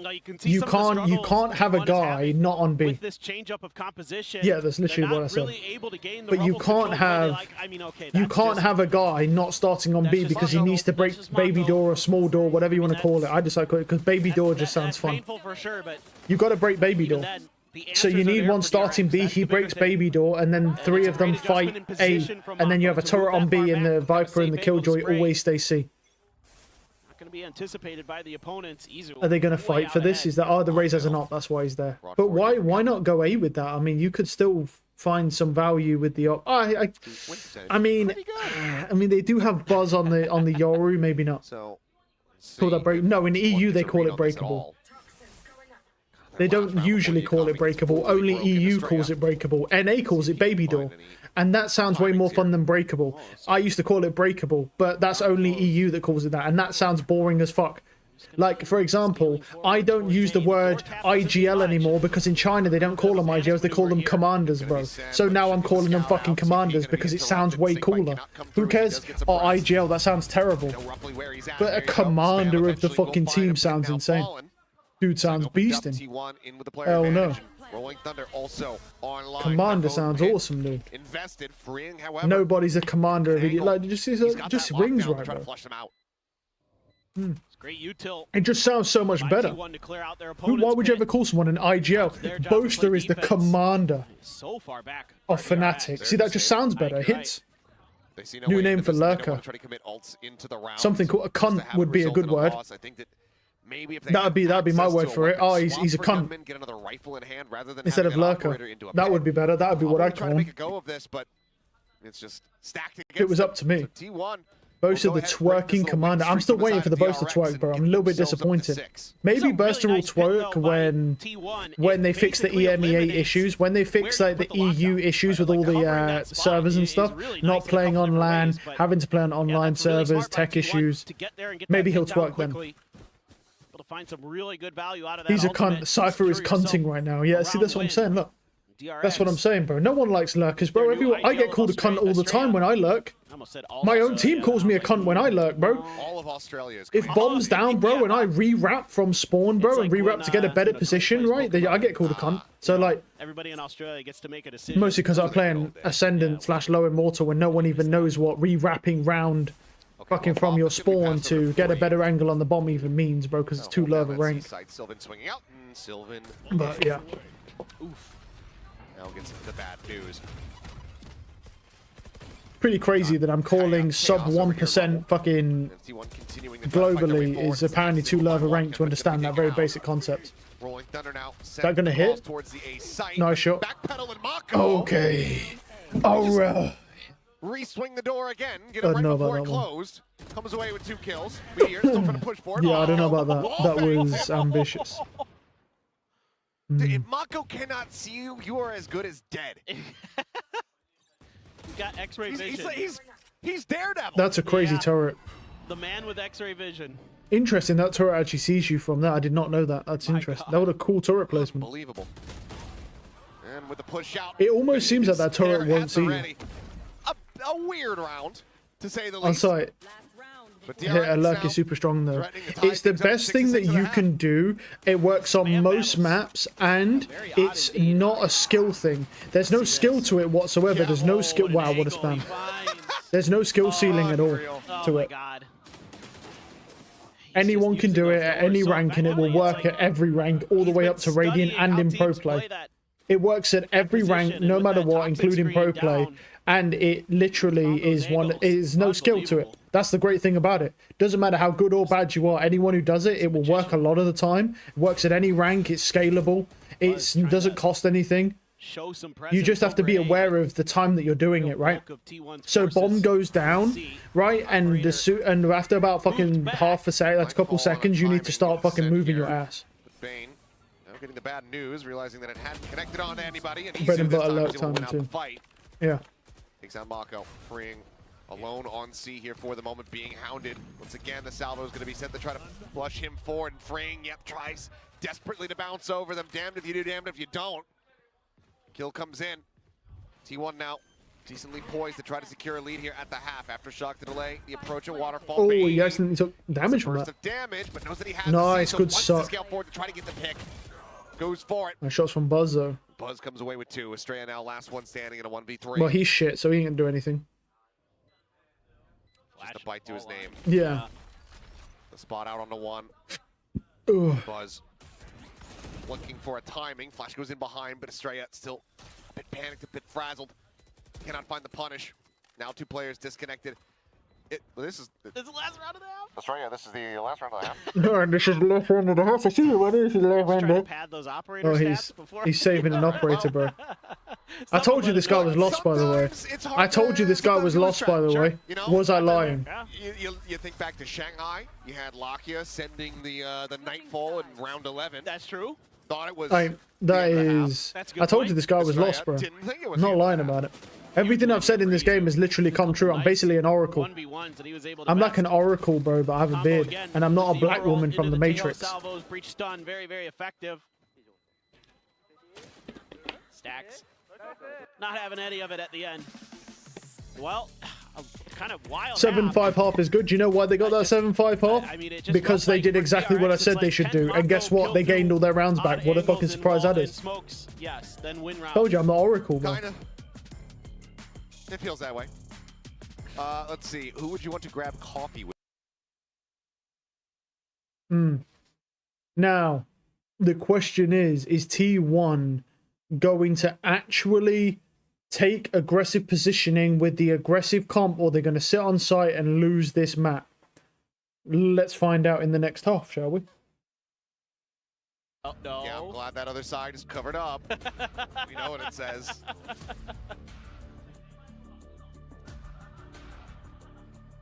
Yeah. It said something about a tech pause. Yeah, let's just not let that be. Let's not will that into existence, please. Oh, okay. It's because of the red, bro, right? Like they thought tech pause me. Like in the T1 jerseys. I get PTSD. Today, Make a Wish. Yeah. Foundation. They should do work so well. You should become a coach, bro. I'd never do that, bro. Reminded me of. This is the thing, because I understand how the fucking game works, bro. Because Valorant's not that hard to understand, bro. When I'm telling you, I have cheats though, bro. Like I cheat, right? Because I've played MMOs 2/3 of my life, bro. I'm used to 40 things going on at the same time. So when there's like 5 things going on in Valorant, it's not hard for that processing for me to do that. I'm a trained, elite, tactical unit by myself for executing as a raid leader. Okay, there's no one who can understand such simplistic strategies more than me. I am a tactical raid leader, okay, at the elite standard in MMOs. This type of stuff and these strategies are not going to phase me at all. Right, there's like 5 things going on at the same time. Keep them from going this way, and it's just not, it's not going to do nothing, bro. That's what raid leader means, bro. I've got them skills. DRX. That's what that is. Feels like they can confuse T1 a little bit. It's a 2-2 split. I'm just gonna leave B. I'm the commander of the raids. It's actually gonna be over on A. Izu and Meteor need to hold the line.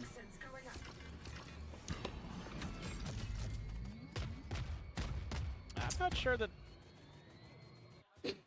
they're super concerned about this. Yeah, it looks like it is going to be B. Yeah, just a quick little pivot through the door. Yeah, just leaving Estrella back, lurking, swing from free Oh. and okay. I do have the rank to become coach though, because all the coaches that coach these teams are like diamonds and stuff, bro. They're like ascendants and diamonds, where all the coaches are. They're not radiants. Like, so I do have the rank for it. Has the kill on that swing, goes right back into the corner. Estrella, big lurk. Nice shot. Big kill. Does go down as Izu's able to Wow. What a bait. Meteor should have found that, bro. That's rough. Not fast enough. Now it's all on Izu. Ooh. Tiny bit of damage there onto Estrella, but so many angles to try to clear out. It seems like widely Izu may be content to just stay tucked here in this position, go down to the spike. That will be DRX. Picking up both pistols. Yeah. We'll see if any of them can escape as Izu is trying to find the punish and will I mean, yeah. down with him. An extra orb. Not Spike bad. will swallow Not bad. one bait. Gets Could the be worse. destruction there, and Mako will be the lone survivor. Mako's on the late lurk, bro. He just forgot the spike was down. Let's see this. Okay. That's a great fucking shot. Oh my god, bro. Literally just breed me right now. God damn, dude. What is that shot? Shit on my chest. Yeah. Great lurk from My Estrella. goodness. Keeps Buzz from being able That's to actually open up that fucking extra angle onto ridiculous. Shot was Mind you, nuts. It is 2-0 on pistols for DRX. They just happen to drop the...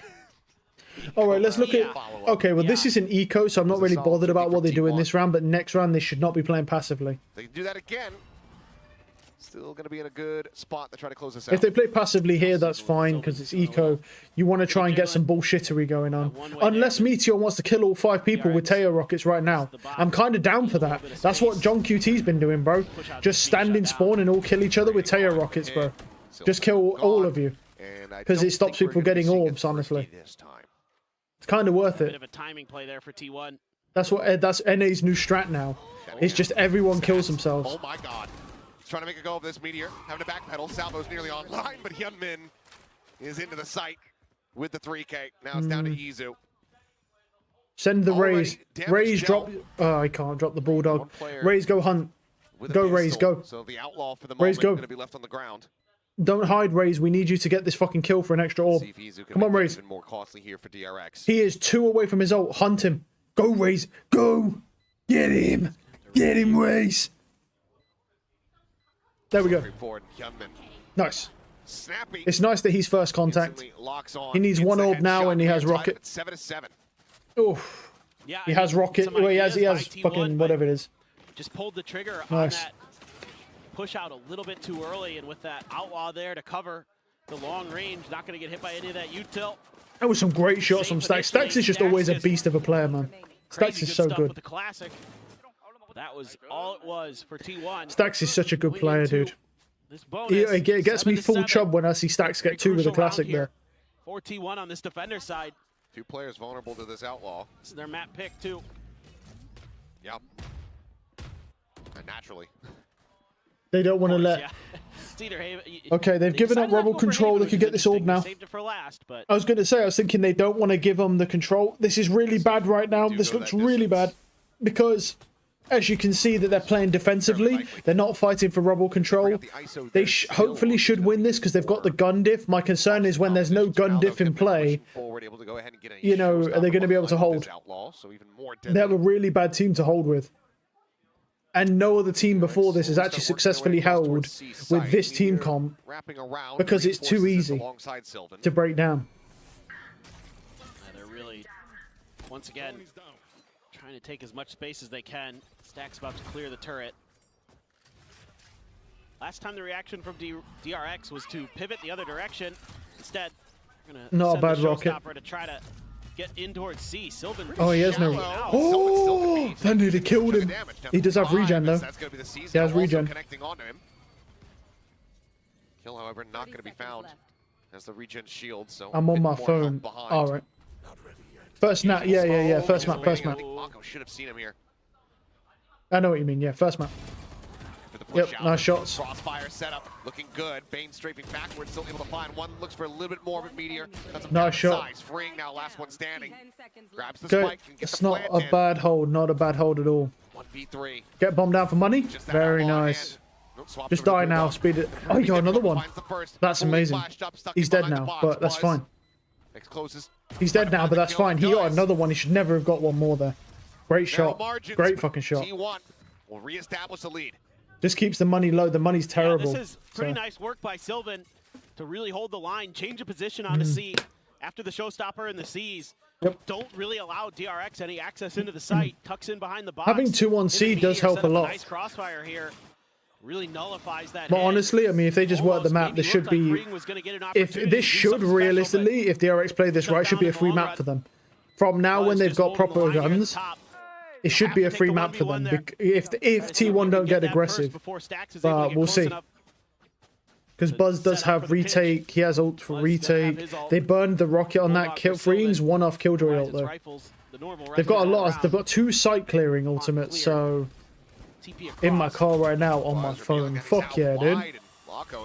That's what I'm talking about. Sylvan, however, looking for a punish and is able to pick one up. Mako. Driving dangerously is always the right way to go. A 1-for-1, but a Yoru that no longer has to concern DRX. Still, and you have the Viper smokes. Nice shot from Freeing, bro. Oh my god, fought on me, dude. God damn. So he's been so good in What a those. shot. Very crisp with it. Still playing at a deficit, but the He's kills getting he's gotten something. have been impressive. Ah, Yeah. that makes sense. He's been really on point in those 1v1s. Lockdown, bit of a Okay. fake here. As the cluster up, Izu. Izu's stuck in this ultimate though. They're just, yeah, he has to leave. No way they let him go. Oh my god, he's got one more. Oh, good hold, good hold. Honestly, it looks like DRX are a bit clueless on the attack side here. Left to try to clutch this out. This honestly could be a T1 map just because of how clueless DRX are. In a good position. Because T1 are playing very passively here, but somehow they're not finding any value at all. So this could just be DRX not knowing how to attack on this map. I never really considered that they wouldn't know how to attack. I was just considering T1 not knowing how to defend with that bad team comp. But I can tell you one thing, T1 are going to get fucking annihilated in internationals using that team comp. Because they won't fuck around in internationals. Like, you playing defensive like this, you're going to get dunked on every round. You're never going to do anything. Buy some time. Stacks and If it works here and it works in Pacific, it won't work internationally. Challenging All right, that angle where the timeout. spike went down, knowing that Sylvan is coming from B, he can just hold the line there. He doesn't need to go for something risky. And, you know, if they happen to go B, they're probably not going to be expecting Sylvan to be that close. If they go A, you can wait for Sylvan to come. They can team up, go for the 2v1. And DRX finally going to pull the trigger on a timeout for the first time here on Lotus. Curious to see what they want to do. I'm seeing some decent ideas, honestly, from DRX, but at times, the T1 players are just finding their moments, their timings to get the better of some players as they're trying to make their way, you know, in that last round in through the door. There was the mound kill towards Mako. So just some off-kilter timings potentially. Maybe Termi and company want to address. We'll see. First time out call here from DRX. It's been one apiece, despite how back and forth and close this map has been the whole way throughout. You got a lot of trust in these IGLs on both sides. Tons of experience between them. Mako just gonna push up right through the rock. Buzz misses the shot, freeing again here at B main. He's nasty. Yeah, instant hit, but can't get out. Does end up getting taken down by the aftershock, but that's still solid damage dealt here, considering that they're the ones playing on the Thrifty. Sylvan, send out the paranoia. Connects across some of the players entering here at the door. Be able to scale forward, however. As Hyunmin catching a glimpse. His players up at top rope. Just that stinger in hand. Spotting the head. Sending out that paint shell. Still Can't do it. has not been cleared. Nice try. Estrella was able to find Meteor. Suddenly this round starts looking a hell of a lot better for the They side got of DRX. stingers on site. It's a little dangerous. Mako out wide. Some random spray through the smoke. A boom bot to go ahead and ensure the drop is opened up. The spot out of the one. Hyunmin trying to pressure Sylvan out of Nice position. kill. Can't do so. Izu on the entry into the site. Through the wall as Finds well. Estrella, the bite here at the feet. The turn from behind. Mako unable to find the punish. Bane now dead, and Mako all alone. The Nice plan try. not for him. Stacks with 3. Nothing you could do Stop about that. Thrifty from coming through. Some decent, solid early kills, but T1 is a bit better on the trades. Now get up to double digits. Freeing just out here ego peeking and winning time after time. Oh my god. Damn, he's hitting some Just crack stepped shots far today. enough He's out. dead. But then What could he do about that? That if util you was do crazy. that, you might be paying a price because the breach Teho can trap you in pillars. Yeah, but he burned the rockets for that and the overcharge to get that kill. One of them don't recharge. Nice job by T1 there. It's Not a not lot bad. of util to work with in that post plant. Made it pretty scary. Stacks is playing well. Fault line had just come into cycle for Stacks as they were starting to finally break through. Other than that, they didn't really have much, so T1 going to be going on a fact-finding mission, then TPing to the other side of the map. Didn't see anything at Rubble, yeah. Izu at 42, so I think just a bit of pre-fire. Let's see main jiggle. How much you want to bet that was Mako? It's a pretty safe bet. Sylvan over at A. Oh, there's a high-low on C here. Mm. And he'll just go ahead, back away. Little jiggles. Yeah, it's able to break those lines of sight, gets himself out to safety here. Buzz at the same time. Oh, Buzz is trying to catch him. Look at him. Look at him. Look, he's chasing him. Great stun. Great stun. That guy was full running as well. Love that predictive stun. Get that player advantage Very here. nice. Setups have been great. Still have to try and work their way back into the sites. They don't have the dimensional drift to scout this. They have the player advantage. They have a rolling thunder, and now they Nice get shot. sent out. Mako back level, however. Able to find Buzz. Izu held at bay behind the wall here for the moment. Hyunmin able to find Stacks. Good trade from Stacks. Stacks has killed 2 people this game so far with overcharge. Claim Hyunmin, but DRX still in a good position. Now T1 Nice is shots. certainly wishing that they had that dimensional drift to try Oof. to rescout the site. Maybe we've got a DRX game on our hands here, boys. back into this. Still Maybe, down by maybe. 2. Mako just such a fierce opponent. Back to his normal job of just being a controlling player. And he is making life a nightmare on these lurks. Just shutting Buzz and Izu out. And that rolling thunder might not anticipate that Hyunmin had tucked in that close again after it. You know, the aftershock is there, and you would think he'd abandon that position to swing back out to the site to try to protect his life. Instead, he just holds the line. Catches T1 off guard. This game's good so far, yeah. Pretty good. To be fair, Last series was pretty decent until we got to the last map where they ran a really bad Pearl comp on Talon. So that was just a free win. This game is... These are two good teams though. DRX and T1 are good teams. Classic. So, like either team could win this series. That's what I like. It's not a. This isn't a likely one-sided endeavor. Now bear in mind, T1 picked Lotus first. T1 won the coin toss, so they should win this. Not this round specifically, but they should win the map. Does he risk it? Good stun. Did he see him? Oh, unlucky. I love that stun from Meteor though. Keeps himself alive for the moment. It's just angle after angle. There's layers upon layers. DRX did not give up anything for free. Izu now, last one standing to try to see if he can make a little bit more impact, a little bit more damage here. No. Went for the timing shot of the Jiggle Peak, but just cannot connect with the head. Oh, this is tough, to say the least. Can you find any more damage? But trying to wait it out. Nice try. Yunman, good for the final one. Very crisp. DRX now. 2 rounds back to back. They also have Viper Pit. We've got Rockets online. He's doing such a good job here. Rough times. Breaking angles to set up his teammates. He's jumping in, Bane's covering. He's jumping down, Estrella's covering. He's throwing paint shells, Estrella's covering. Have you guys sensed the pattern yet? Yeah, just great. But that's great teamwork. Timeout. And that's what you want from your duelist. Selfless play to set up for the guys behind you. And that's going to be T1 taking their final timeout. As certainly on their map pick. T1's victory. They're cheering for the victory. Yep. Yeah. Oh, from Hong Hong Kong. Hong Kong. Oh, nice. And they came to Korea. Welcome. Big Meteor fan. Very, very good. We are too, even though his Tejo's a little, he hasn't looked as comfortable, I'll say that. I mean, you know, first time. For sure. First time bringing it out. It's going to be a little off, perhaps. No doubt about it. We'll see how it develops and whether or not he's going to be playing that as we go deeper into this series.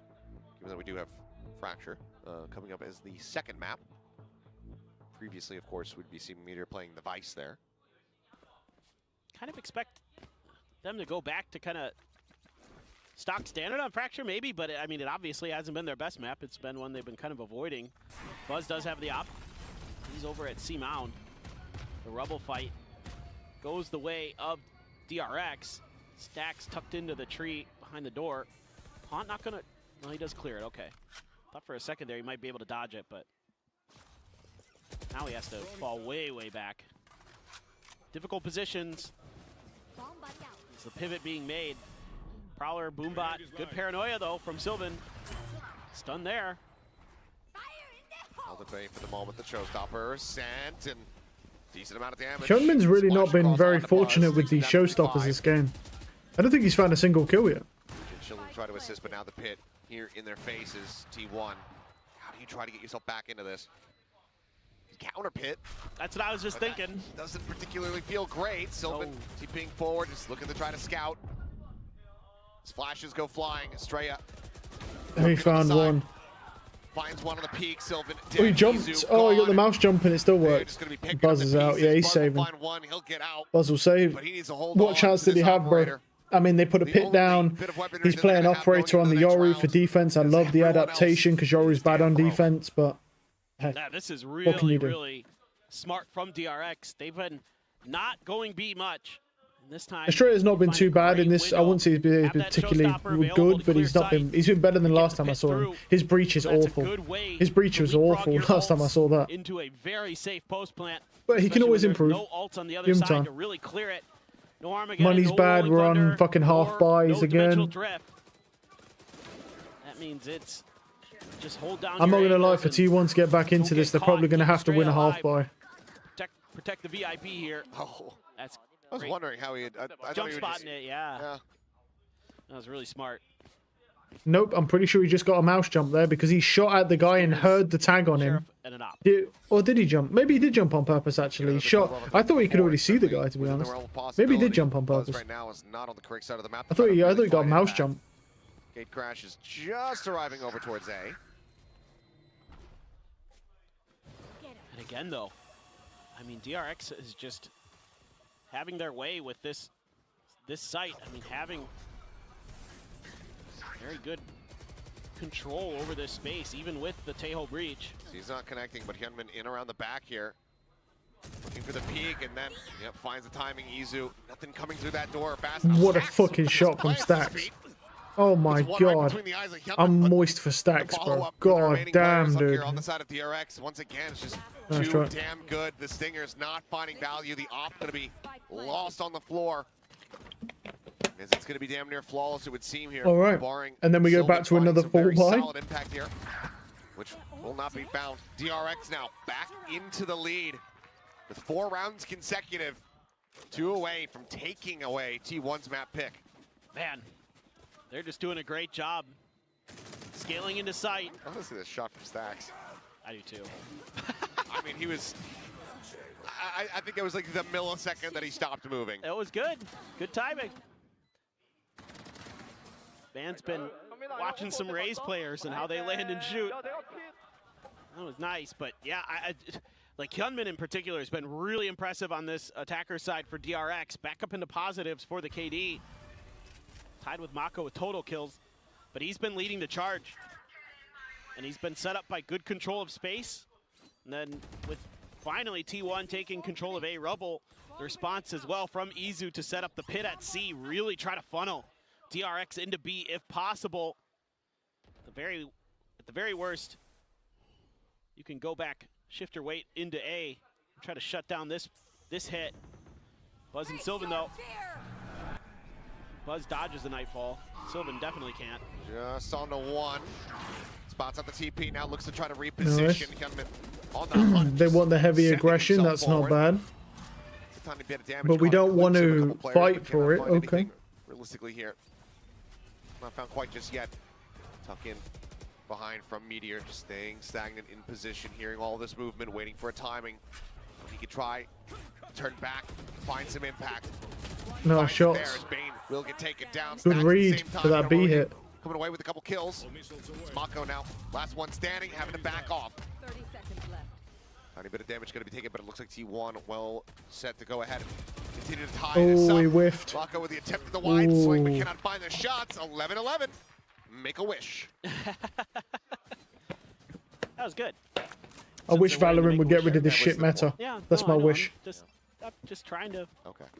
I'm complimenting you. Just take the compliment. Okay, but it sounded like you were being condescending. Oh, no. Not in this case, sorry. Okay. Normally, you're right. I misread. Yeah.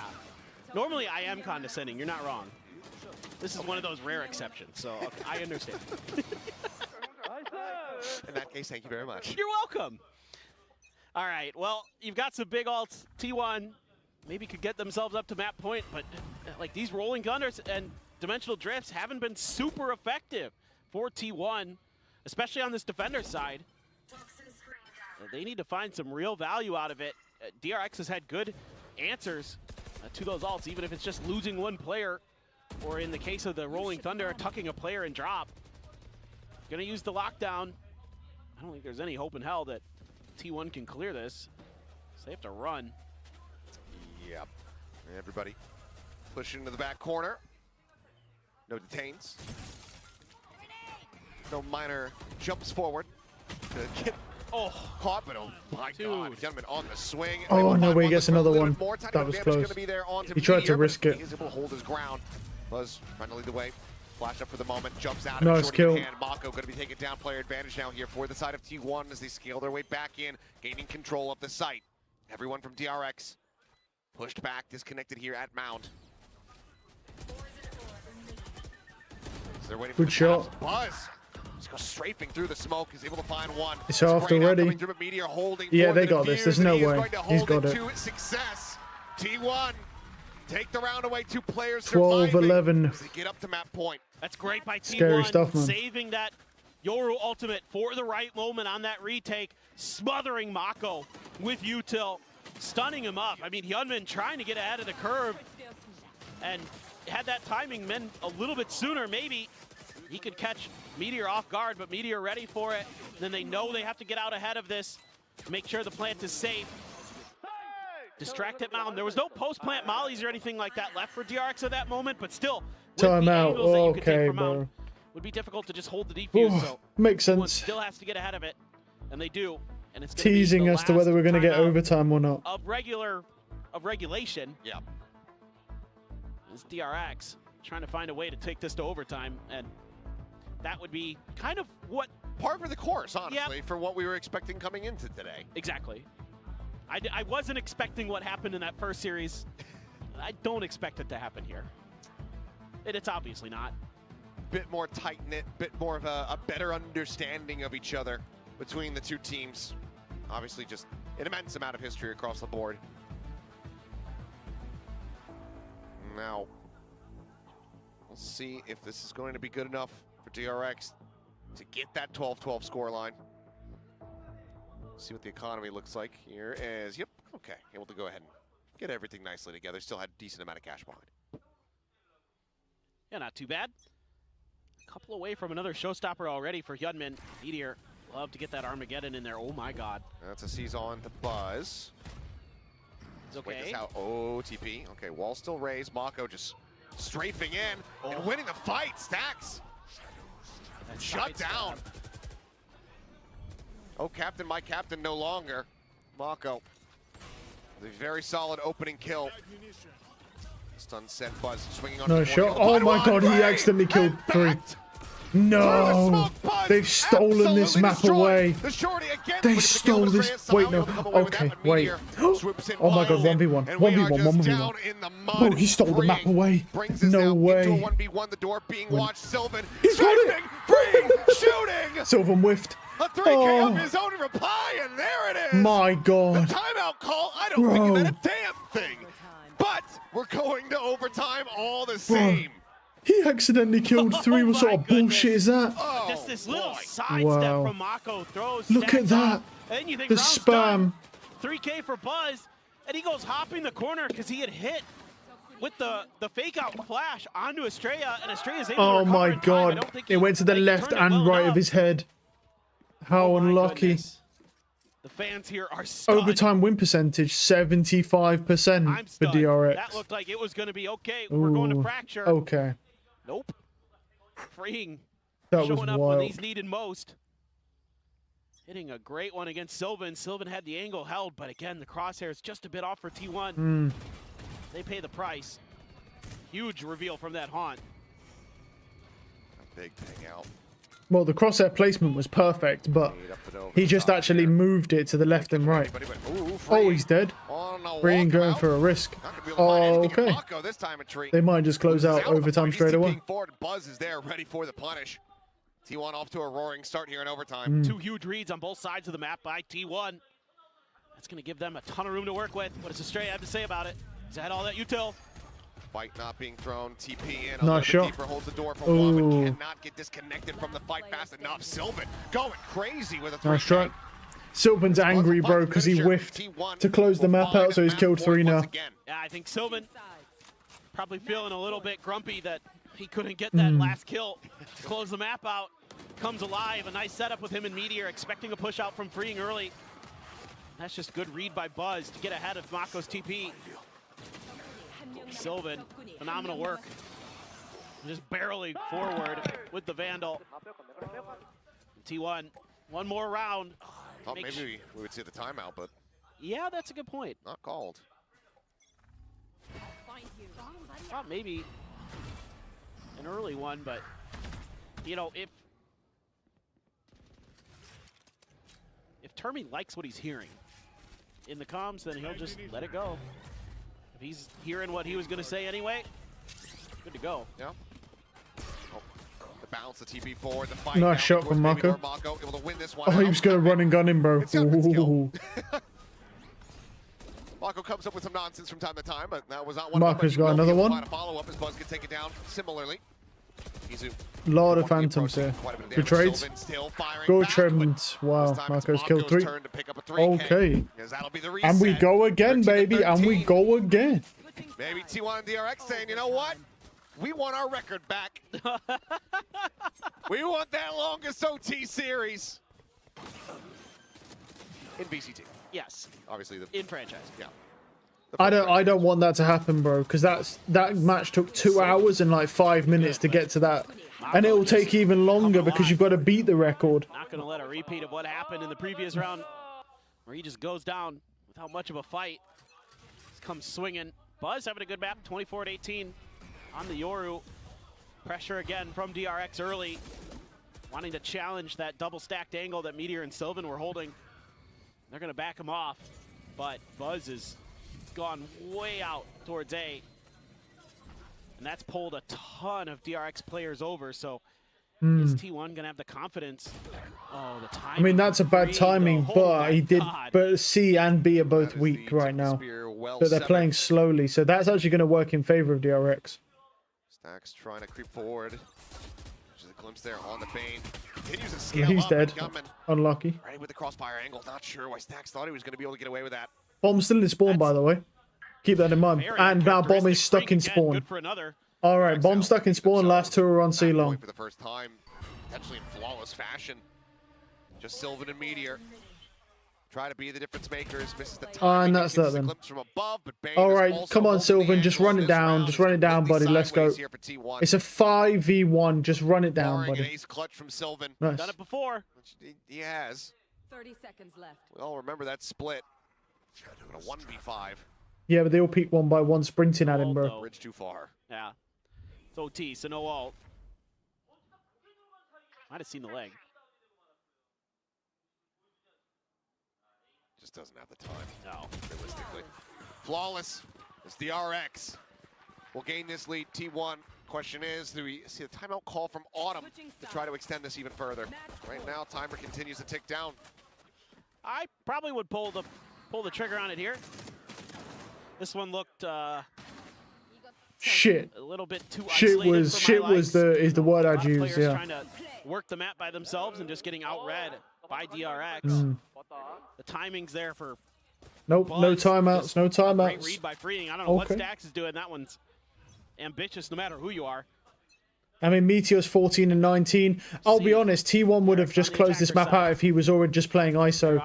Playing the Teo here is a big blunder anyway from T1, in my opinion. Even if they win this in overtime, it's a blunder because they'd never go. It wouldn't go to overtime if he was just playing ISO. We'll just go their separate ways. Bad call. Bad call. DRX aggressively scaling forward over towards C. Smoke out or picked up here by Hyunmin. 2 away from having a showstopper. Could be one of those rounds where you play for 2 orbs. Pretty aggressive positioning by Meteor. Not much he can do. Has to just back off. Stun and salvos at the ready.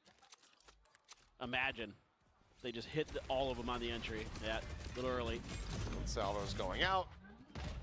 Full line from Stax not really connecting. Has this decent follow-up though. Seed Dane's looking for any kind of damage that they can get, but all of it for now avoided. 36 seconds remaining here. DRX, the clock starting to Nice shot. Finding an entry, swoops Good in, trades. finds Izu, and Sylvan's only going to be good for one before getting taken down. Meteor will go ahead, notes the flank, deals with Mako, brings us now into a 3v3. Spike planted. Spike planted gets handed to Bane. So Hyunmin still not yet having the showstopper online, but it's the one charge away.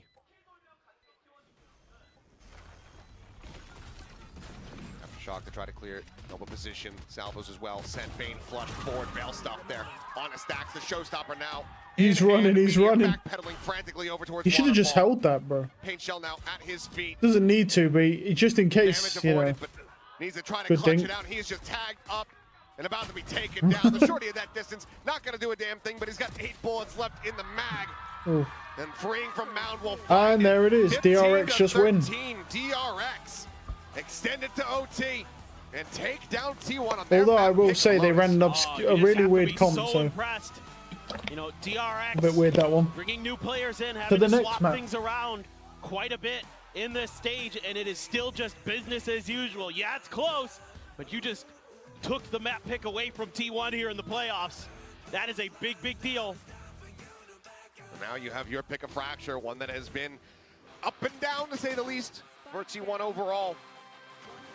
A very solid start here for the side of DRX. They look to reestablish themselves as the best team in Korea. it's been a challenge for them this stage. You know, you see this a lot, where teams win an international event and then they come back and it just doesn't seem like they've got that same magic. They've got that same kind of confidence and preparation, and all of those things seem to be starting to kind of bite T1 in the butt. And this is, again, such an important match. You win here, then you only need one more to get to Toronto. If you don't, then you got to win 3 in a row. All the way down to that lower bracket. Things are not going to get much easier down there. So DRX off to a good start, but we said the same thing in our opening series of the day. That ended up going the distance, that ended up going to 3. Could very well still be the case between these squads. For now, though, before we get into Fracture, we'll send it back over to the analyst desk. Absolutely right. We could be on another roller coaster similar to the one that we had earlier today between T1 and DRX, though I feel this is a lot more closely tied together as we saw in those last few rounds and even up into overtime. Yeah, you never know what's going to happen in this crazy, crazy region. I feel like anything can happen, but DRX do manage to steal T1's map pick away in overtime. I think this game was about as close as you could get, real back and forth. Yeah, DRX, I mean, they change up their comp here. They are a team that does like to just change things up by a couple of agents. They're very confident and comfortable just changing up their approach map to map to map. You've seen it. If you go back through their agent comps on plenty of different maps, and even the next one coming up of Fracture, you'll see them continue to tweak things. And once again, they looked quite comfortable moving into this comp. It was phenomenal to see Marco back on the Omen, finding all of these little timings and things like that. I kind of pointed out, we've seen in the past when they run the Viper on this map, Flashback not looking very comfortable, but it's something that Australia has played plenty of coming on from RRQ. So I think this is a comfortable looking adjustment to their comp. Freeing really started to get it together a lot more. He had a bad start to this Lotus game, but he started to put things together as we headed deeper into it, and we know what we're going to get for Hyunmin. More so, I'm surprised at the change up for T1. Yeah. This is finally the first time we're seeing them kind of move into a different style and start to play double in it and play the meta in terms of Teo and Breach, and the Breach was quite good for stacks. What I'm more surprised about is that you saw Meteor on the Teo instead of Izu, because I would have expected them to play Meteor on something like a Viper where he can just play a little bit more lurky. And you can see this is his first time playing Teo this whole year, or playing Teo at all, but also it's the first time not playing ISO this year. It's the first time they haven't run that double duelist comp with the ISOs, and look, he looked a little bit uncomfortable on the agent. I can see maybe why they might have thrown it in, because you saw it from Freeing actually when he used to spam the Teo before. It is this agent that you just throw out your missiles or you throw out your Teo drone, and then you're put into a lot of aim duel situations where you're actually able to kind of play out the mid round with your gun out. And maybe that's something that could have fitted Meteor, but it didn't really look like it translated into what they wanted to execute in this game. Yeah, I feel like stylistically there's a bit of a clash there, right? So he's either going in first and he's sort of leading that pack as the duelist role, but you get a lot of setup when you do that. Or you're on a Sentinel where you're allowed to take your own aim fights, take your own space. That's true, actually, yeah. This Teo is somewhere in between the two, which I don't think was natural. But if we have to talk about someone who did look natural on this map, it's got to be Bakao. He's back! He's back, baby! The GOAT of controller! So good. Mako was just owning this entire map. He was just in his element every single time. Just look at these rounds. And I mean, I think this is a nice change, especially when we consider now Estrella has taken over the IGL.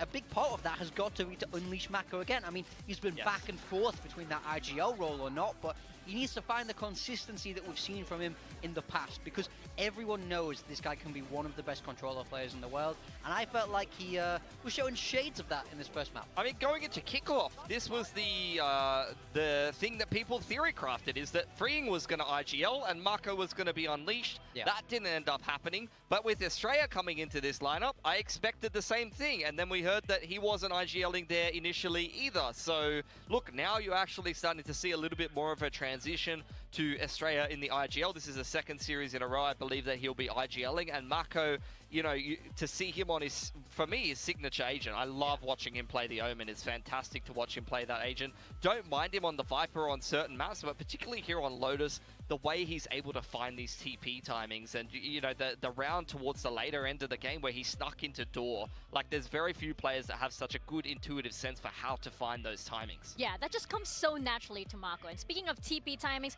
we did have some interesting ones on the side of T1 as well. I mean, there was one very memorable one with Buzz, I believe. This round, I mean, this is what a it's bit of like a hunt. to play against Yoru, Teo, Breach. It's like you're the site anchor is freeing, you're trying to run away, you're getting paranoid, you're getting a util thrown at you from the other side of the map. What choose your path here? Do you know run that into... meme? You know the meme? Just hold the site, bro. Or are you going to run into a Yoru coming out of ult with a shorty in his hand or 2 missiles? It's like, pick your poison. You're screwed either way, I mean, man. this is why Freeing had such a slow start. I felt like he was getting bullied by this T1 composition. It is so hard to hold the site as that Killjoy there. So props to T1 for making it hard, but also props to Freeing because he got himself back in that game and managed to look a lot more solid, especially when we get to that overtime. Yeah. Are you making any regrets right now? Any second thoughts? No, I think everything's going okay right now. Like, I think most of us have got Meteor. Yeah.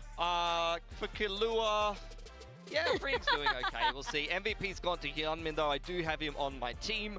But you could have definitely given it to a lot of different players. Shout out, I think Stax had a pretty damn good game on the Breach. Been a while since he's been thrown back on the Breach, on this map in particular. So that's good. I love seeing Stax on the Flash init. Like he's decent on the info init. That's fine for me. But I love seeing him on Flash init. Yeah, I think Stax on the Breach is his home. To be honest, I think that Breach is and where KO for me. I love seeing Stax playing those, or even Sky. But yeah. Why would you play that agent right now? What? Like Australian agent? Hey, I do miss seeing a lot of Sky plays lately. But, you know, maybe she'll have her time once again. Blinded. Did I pass? Out. Did you do the voice acting? Wow. Yeah, they just pitched it up a lot. Yeah. They probably tweaked it a little bit, and then, you know, we have Sky right here in front of us. Anyway, going back into this, you know, you mentioned, right, T1 kind of shifting a little bit here and there, but it's not looking quite as comfortable, right? And of course, it's on Meteor, and we know that he can frag, we know that he can be this player, but it's just that this is something that is new, and obviously there's an adjustment period. I mean, I get that they want to make changes, right? I don't think double duelist is sustainable forever. No, definitely so not. I'm okay with them making changes, but I'm not sure that was the change I would have necessarily gone for. I mean, I'm not in the team. I have to trust that Autumn knows more than we do, and there's a reason he's down there on that stage. But it's definitely strange when you look at the way you have to play Teo compared to the way you have to play those kind of Sentinels that he's so good on. It is a very different. It's a very different vibe. So I don't really want to see him on an Initiator heading into map 2. Yeah, especially when Izu has shown already that he can play a perfectly serviceable Teo. So, look, I don't think it's going to happen on Fracture. I think that was something they cooked specifically for Lotus. I don't expect those to be the roles going forward. Yeah, it's going to be very interesting going into Fracture because, as we know, once upon a time, DRX on Fracture, they were owning this, especially with Taeho on the freeing, as you would say, right? Taeho on the freeing. Taeho on the freeing. Taeho on the freeing. Yes, that is what we're saying now. I mean, that agent, that's freeing right there and there. Yeah, I mean, Taeho is free. Look, honestly, for this map in particular, the map stats say, look, not a lot going on, but what you're seeing at the moment is 2-1 overall in this matchup, and none of what those do you are mean? Where am I, bro? I'm right here. I made These lunch. two I'm teams here. have played Fracture against each other 3 times. Chill, man. The 2 times I'll be the here kickoff when the went game the way starts. of Don't DRX, worry.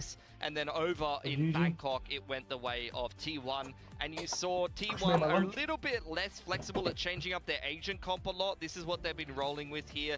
The last time you saw something drastically different from T1, I think, was at the start of kickoff when they were playing Izu on the Raze and they were playing Raze Neon. And that was specifically, I feel like, a little bit of a read into what they wanted to do against the Breach Teo meta at that time in particular. Over on the side of DRX, though, I mean, if you go back through all of their Fracture games, they keep changing things up. They'll constantly swap out what duelist they're playing, what sentinel they're playing. So I feel like they're quite flexible in terms of what agent comp they're actually bringing into this map. I don't know if that's based on opponent or not. It's been asked to them in interviews. I think Freeing's been asked this question in an interview. It's like, why do you guys keep adjusting things over time? And he's just said it's just what we think is best at the time, which is interesting because they change a lot.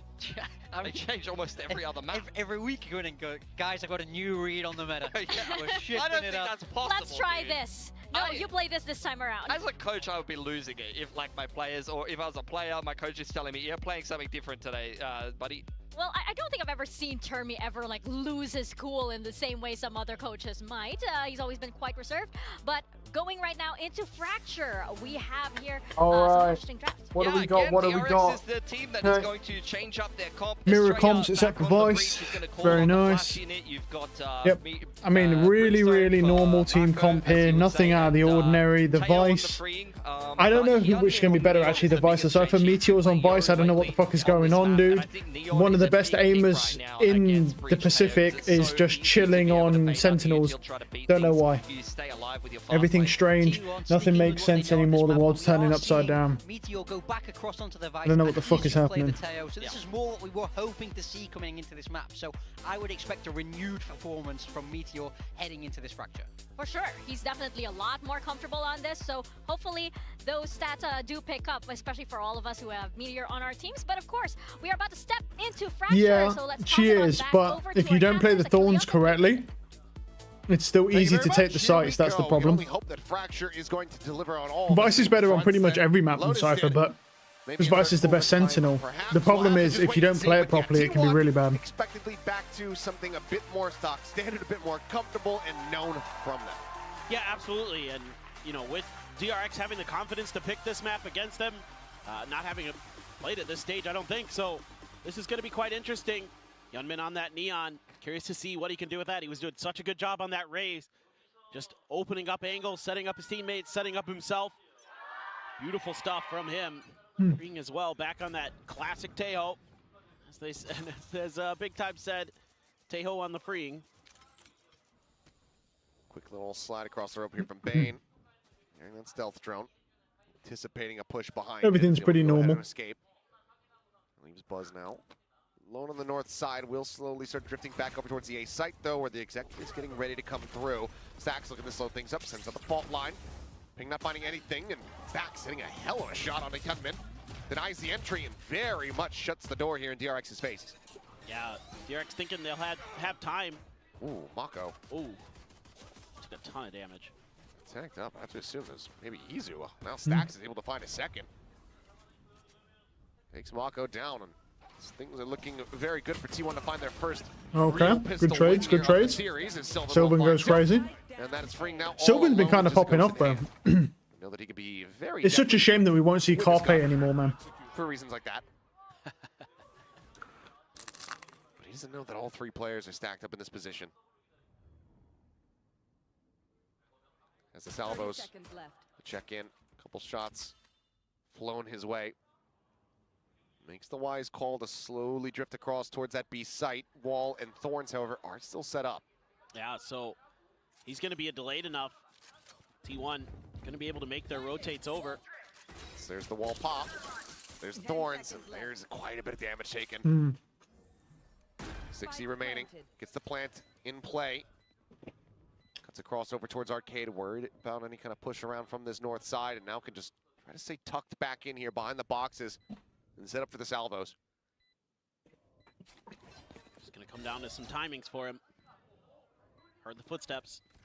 Here crossing, gets the final he shot got there, one. tries to Not straight bad. back over towards the Stewart, cannot make it out to safety. T1 will go ahead and get the defuse and get their first pistol.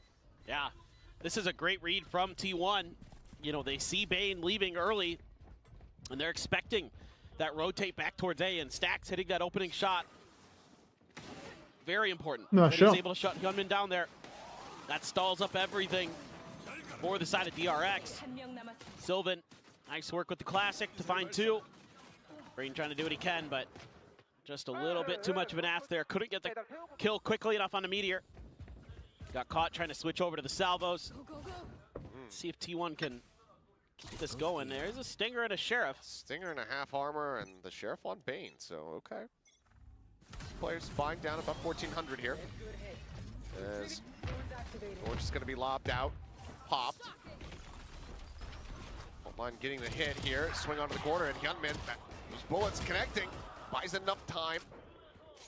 Bane to push forward, they lose Mako in transit, but still are able to find the trade up. So now player advantage in their hands. Buzz pushing. Ooh, that was a nice shot, wow. Gets the transition across all Wow, that shot to Yunmin was crazy. Just like that, T1 are back in the driver's seat. Guardian recovered, however, from Bane. Still an opportunity to do some damage. But he himself tagged up to 35 in the first couple shots. Not quite connecting. Ooh, that's unlucky. Needing a little bit more there. Noting the player out from tower. Both player positions. Nice try. Down. Bane taken down, freeing now. He dinked him, but he did dink him. Looked like he was going to be able to find. It's so strange because Freeing's aim is so fucking good, right? That he might have the best aim in Pacific, but then when he got to international, bro, his aim went to shit. It's like, it's almost like somehow he cheats in Pacific, but then he's just shit.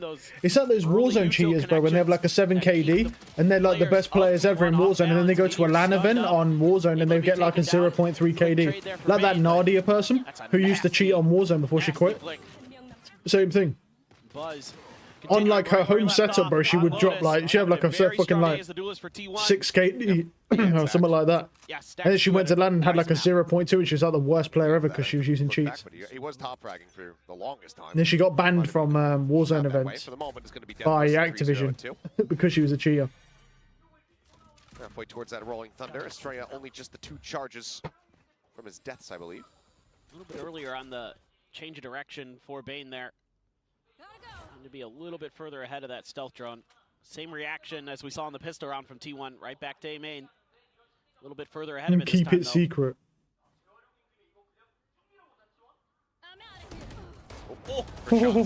Flying through and freeing. Like I say, bro, dude's beasting, bro.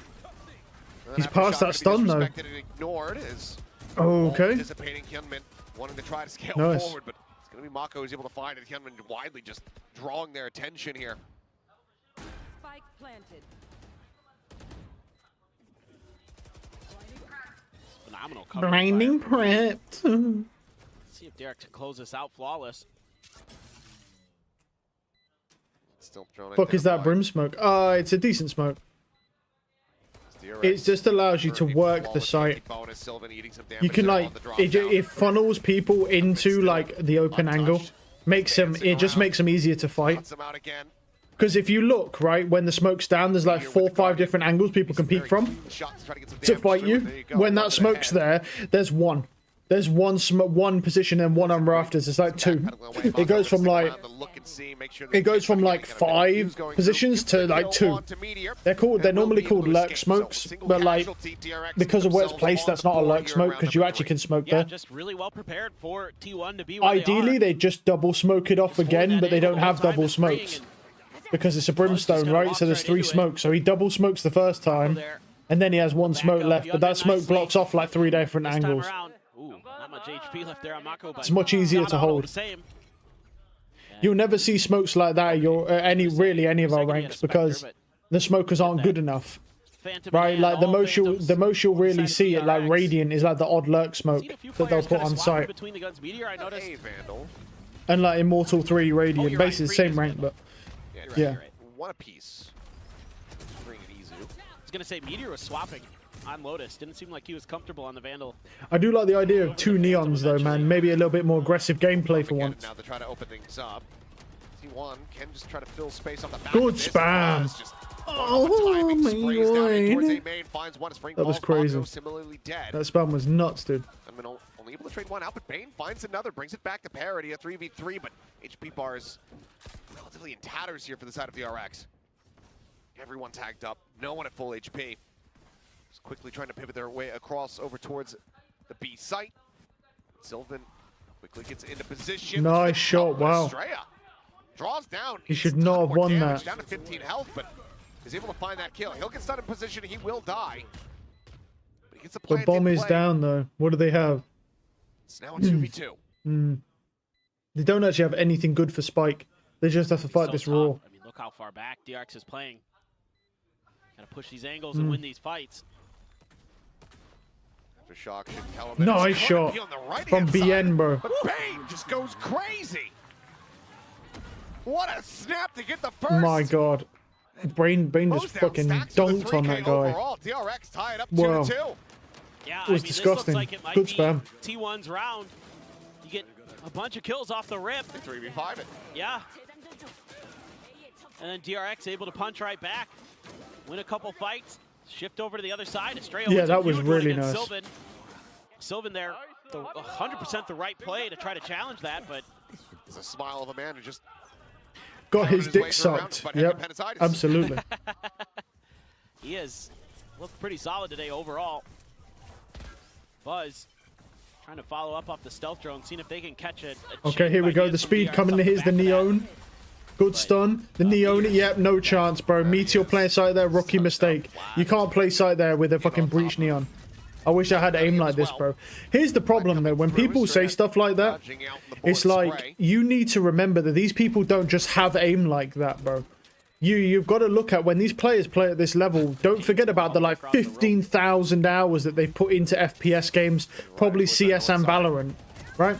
Like, most of the fucking players have like 10, 12,000 on CS before they move to Valorant, and they've probably got another 6,000+ on Valorant alone.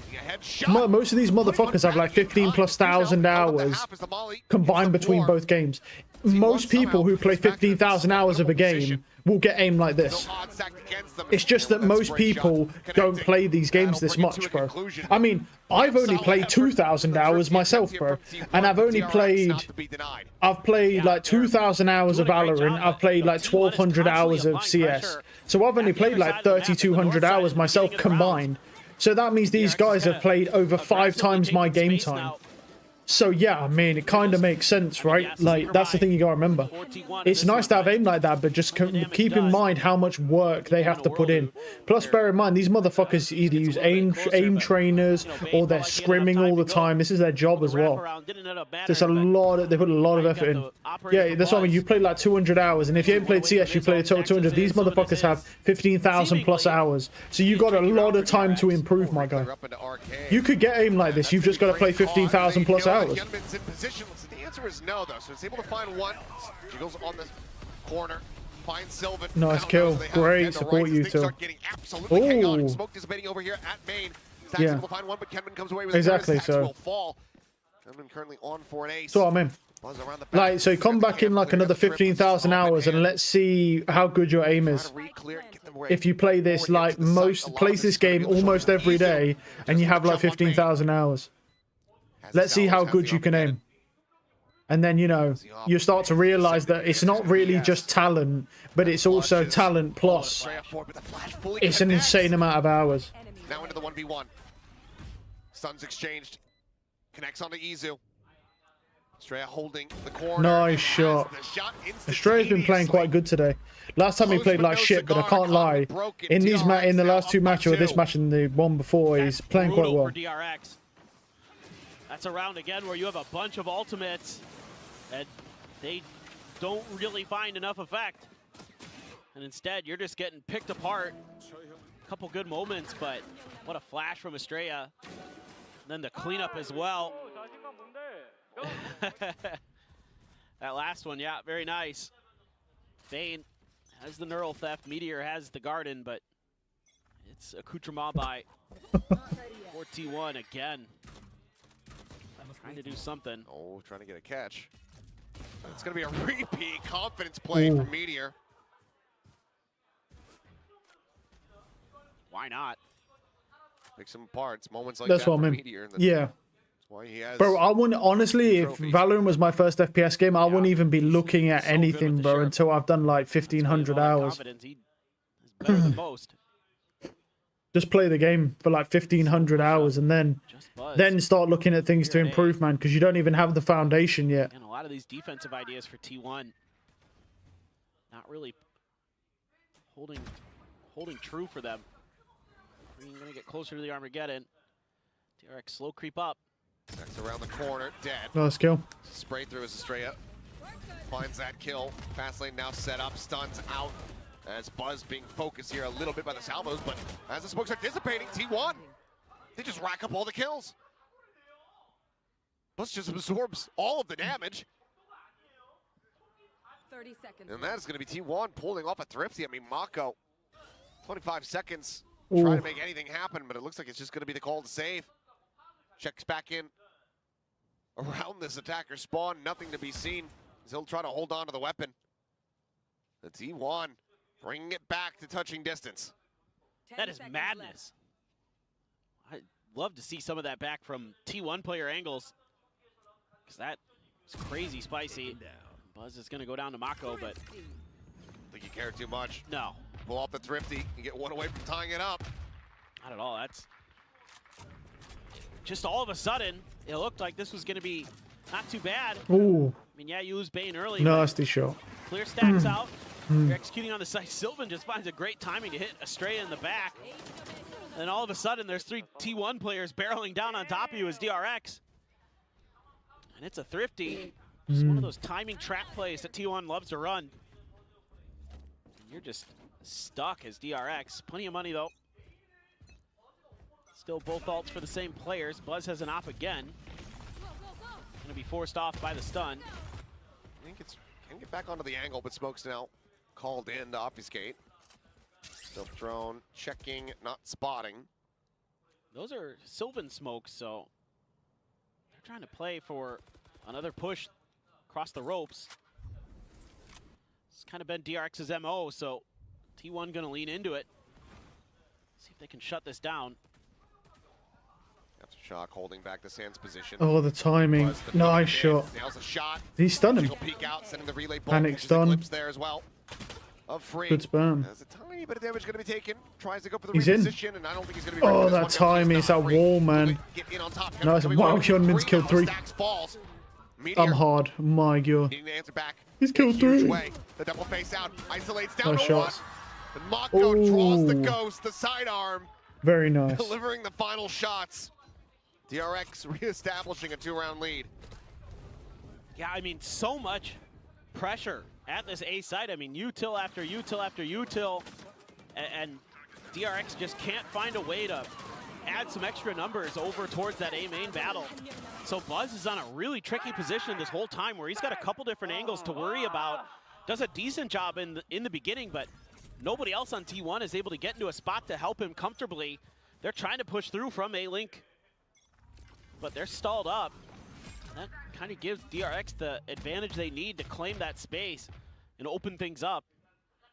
T1 fought tooth and nail, but back to the ecos. I mean, granted, they've been having some success with them today. Seen a couple big eco wins for T1. It's not a position you want to be in on a consistent basis. Now freeing as an Armageddon to boot. They're going to go all the way through sewers. They haven't done this yet, so trying to catch T1 a bit off guard. Bit of a change up, but that peek from the north side about to come through. Izu steadily making his way closer across, and that jiggle peek tells all. Spots out multiple players. Meteor now reinforcing this spot as well. Flash not Nice shot. Oh, he can't eat that. Nice try. Neon is such a menace, man, with that stun. Caught off guard. Buzz arriving frantically, just dashing Nice around try. with just a classic in hand. Ends up falling, but this is DRX gaining control of the site. Sax will take the rope towards that north side. Where a weapon Just looking can for be exits, recoverable. really. Freeing. Might just look to try to protect them here. That was scrappy. Everybody just running around like crazy people with the neons. See what these Everyone's last just two players hiding in can the do. corner Little scared util because of freeze Neon, grab the basically. Phantom. Stun connecting. Question is it going to be cosmetic? The answer is no, it is not. Or rather, yes, it absolutely is. Sorry, I mixed it up. Because my brain's about as scrambled as both of those players. This Freeing comes away with 2 headshots. I can't believe it. Neither can I. Just looking forward to esports Doug Malding. I mean, it's just madness. Izu plays this really nice in the beginning of the round. Ew, freeing. Even he can't Yeah, play. he's just killing people when he's stunned, bro. The stun's cosmetic stuns. I did it. Time out. Yeah, Yeah. you can't believe it. I couldn't believe it. I couldn't remember the saying. Timeout will, at long last, be called, it feels like. I mean, 6-3 for a while. It's so back and forth, but I hadn't seen any intervention. T1 will finally pump the brakes. I mean, some of these rounds have been so close one way or the other. I mean, great reads on both sides. Sometimes it's just coming down to who can have that bigger impact in the heat of the moment. Some good pressure applied on the north side of the map by T1 has consistently given them some ability to react pretty well to DRX, but DRX is just fighting back. Got some great ideas and great teamwork today. a big Meteor fan. Wanting an ace clutch there from the Teo. Yep. I mean, that's something Freeing has done. Yeah. That is not an unreasonable ask. Well, kind of is, but we've seen it, so therefore I'm okay with it. It's within the realm of possibility. As Thorn's looking to just lock down this position here for now. Stun on the corner, obviously not going to connect. The drone will look to try to force him back. Slide in. What a nice kill. Really up the pace there. Oh, he's gone for two, bro. He's dead, but he's a fucking dude. From the Armageddon. Sax over able to find Estrella. Does make sure that they I actually wonder if he'd have ran straight forwards, right, instead of running like sideways. I wonder if he'd have actually survived that.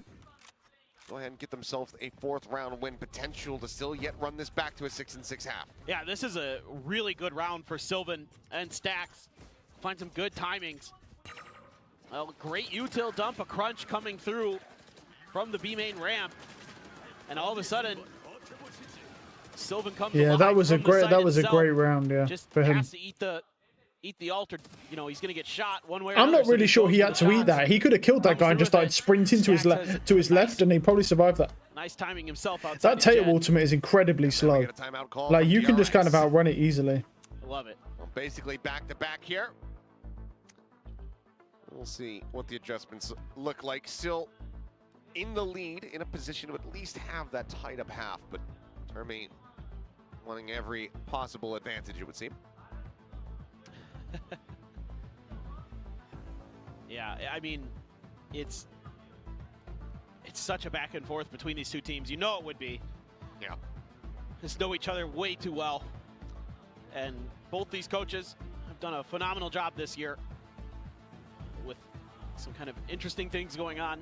At T1, you know, it looked like maybe they were going to be the weaker team, and then they came back, and Autumn got them through to a trophy, and then DRX has had some kind of player changes and things like that they've been able to. They've been going through the ringer lately. Yeah. I mean, and look at the Flashback now being moved down to the academy team. Right. This being the permanent core 5. Bane is playing with appendicitis. Yeah. Like, it's been blow after blow.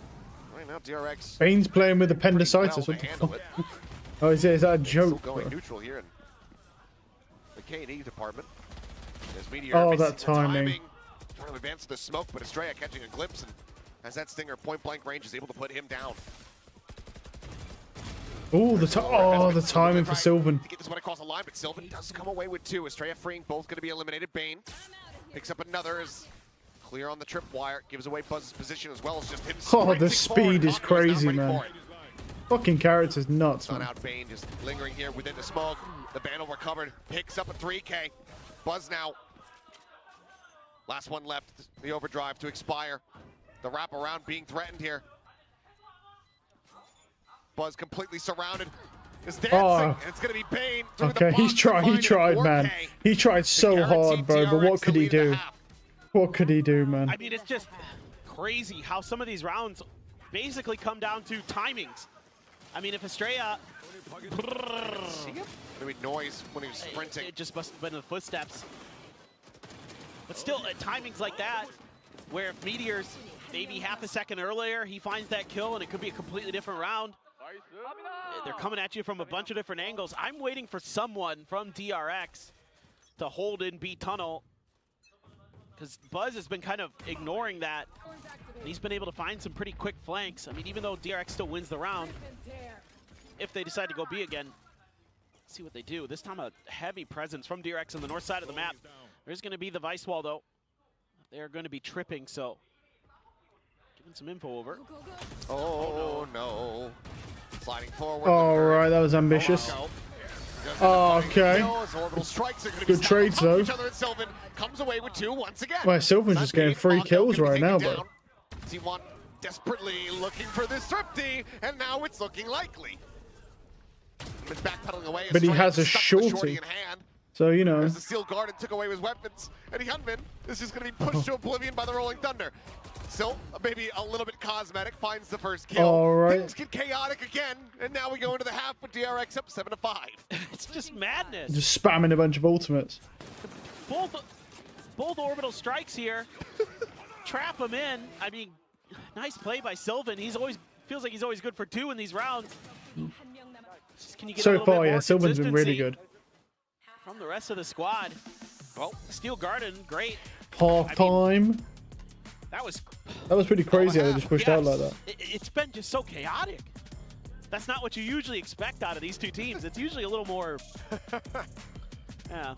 Oh, I think they very much know what's at stake in that desperation of sticking that upper side of the bracket, being one win away from Toronto.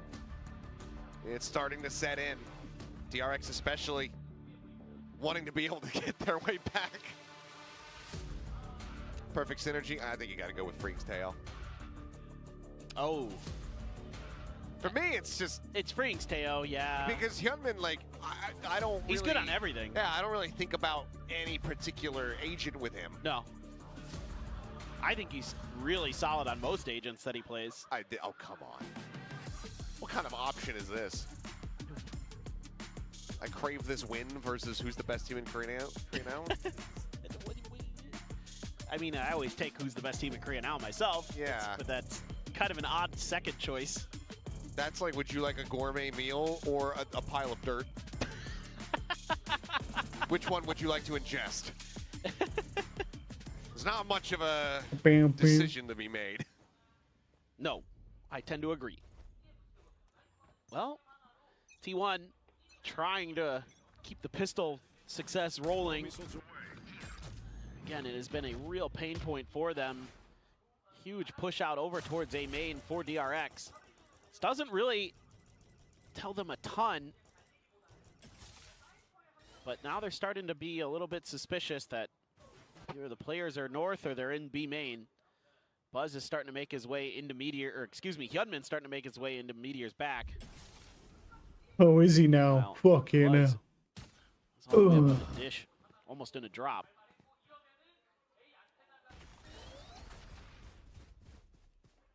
Meteor trying to stay tucked. Tagged up.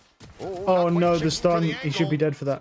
Oh, he stunned both of them. Stun here onto Estrella. My god, he stunned Estrella as well. In the chaos. No, not the team stun. A panic moment there. That cost DRX 2 players. Meteor just no fear. Continuing to storm into the back lines of DRX. They have no choice but try to go for the spike.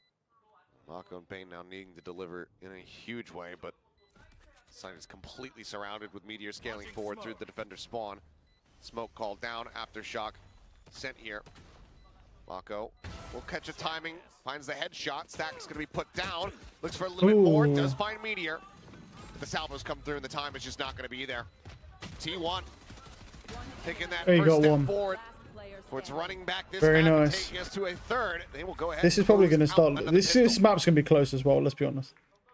This is just a little bit of an unfortunate timing for DRX. I mean, Meteor reads it nicely, anticipating that there might be pressure behind him, but this stun catches Estrella and Hyunmin as he's trying to jump around and dodge Meteor. Meteor is not going to make it easy for you. Mako trying to do what he can, but very nice for T1. Again, pistols desperately needed for them, and they get both here on Fracture. Mako with the 3 kills, though. Already halfway towards that orbital strike. Something to keep in mind for the future. As Bane, okay, situated in tower, just has a shorty here. Spot out the camera. That's pretty typical. Player's going to be up there on a Nico with a shorty. Meteor v Mako about to come through. Okay, never mind. Just a couple shots to the box and will opt to back away. Meanwhile, this dish side of A site completely opened up. If Green were to trip that wall, yeah, Meteor was right there. Meteor, once again, going on a bit of a walkabout as the plant comes through. Potential 1v1 versus Bane over on that side. Looks like Bane's still maybe a little bit wary of it. Silva taking a forward position, pushes up, does still get stunned. Good stun. One, but will die in response. As Estrella similarly going to be taken down. And it seems like from the rest of the round from here can play out pretty smoothly for T1. Certainly seems that way, especially Bane having that shorty. Trying to find the opportunity to use it. Just going to wait the timeout. Hope maybe a T1 player comes their direction. He might get Meteor here. Oh, never mind. Over the top, Meteor will go ahead and find one. Mako wanting to make this a little bit more costly. It gets an extra kill in, but 3 players surviving here from the side of Just T1. spamming the bomb. That will tie us up at 7-7. It is pretty crazy how back and forth this has been. I mean, it's pretty similar scenes to what we saw on Lotus. Both these teams just so good. A little bit of damage done, but Stack's just watching the long angle. Position revealed. Bane goes down. So far, Meteor being a real nuisance by himself over on the B main side. Is there going to be an answer for that from the side of DRX? I can see Hyunmin maybe lining up to get that cam a little bit deeper, checking to see if Meteor's over there, but this time on his own over at A main. Orb ult grabbed 4 stacks. And now they've got a rolling thunder.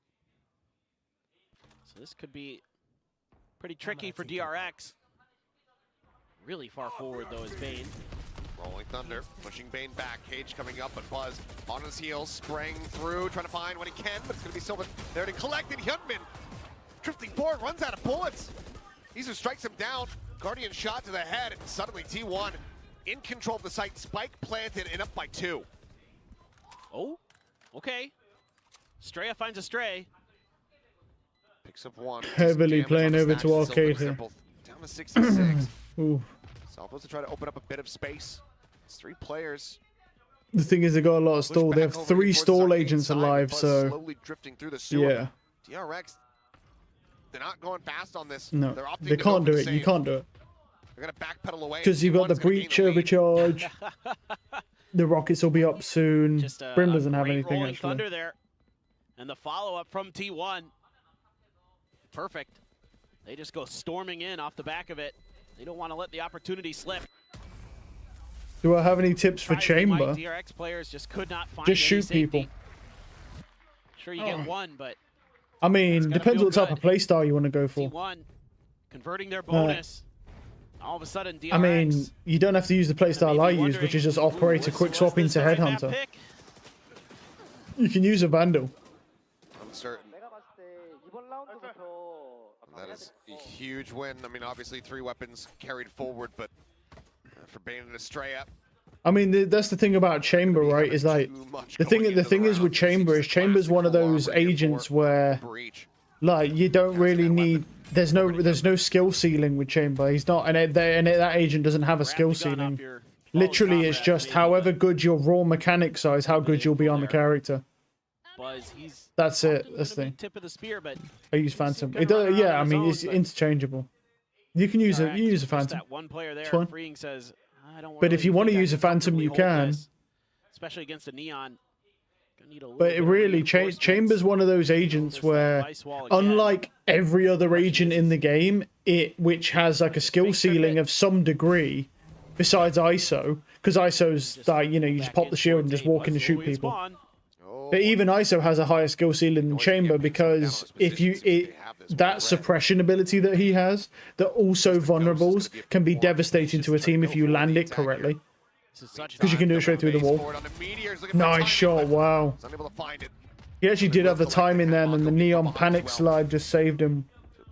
You know, that's the problem with Chambers. Like, there's not really any tips I can give you, man. Like, I mean, you just have to decide whether you want to use your trip for your team or trip for yourself. That's different.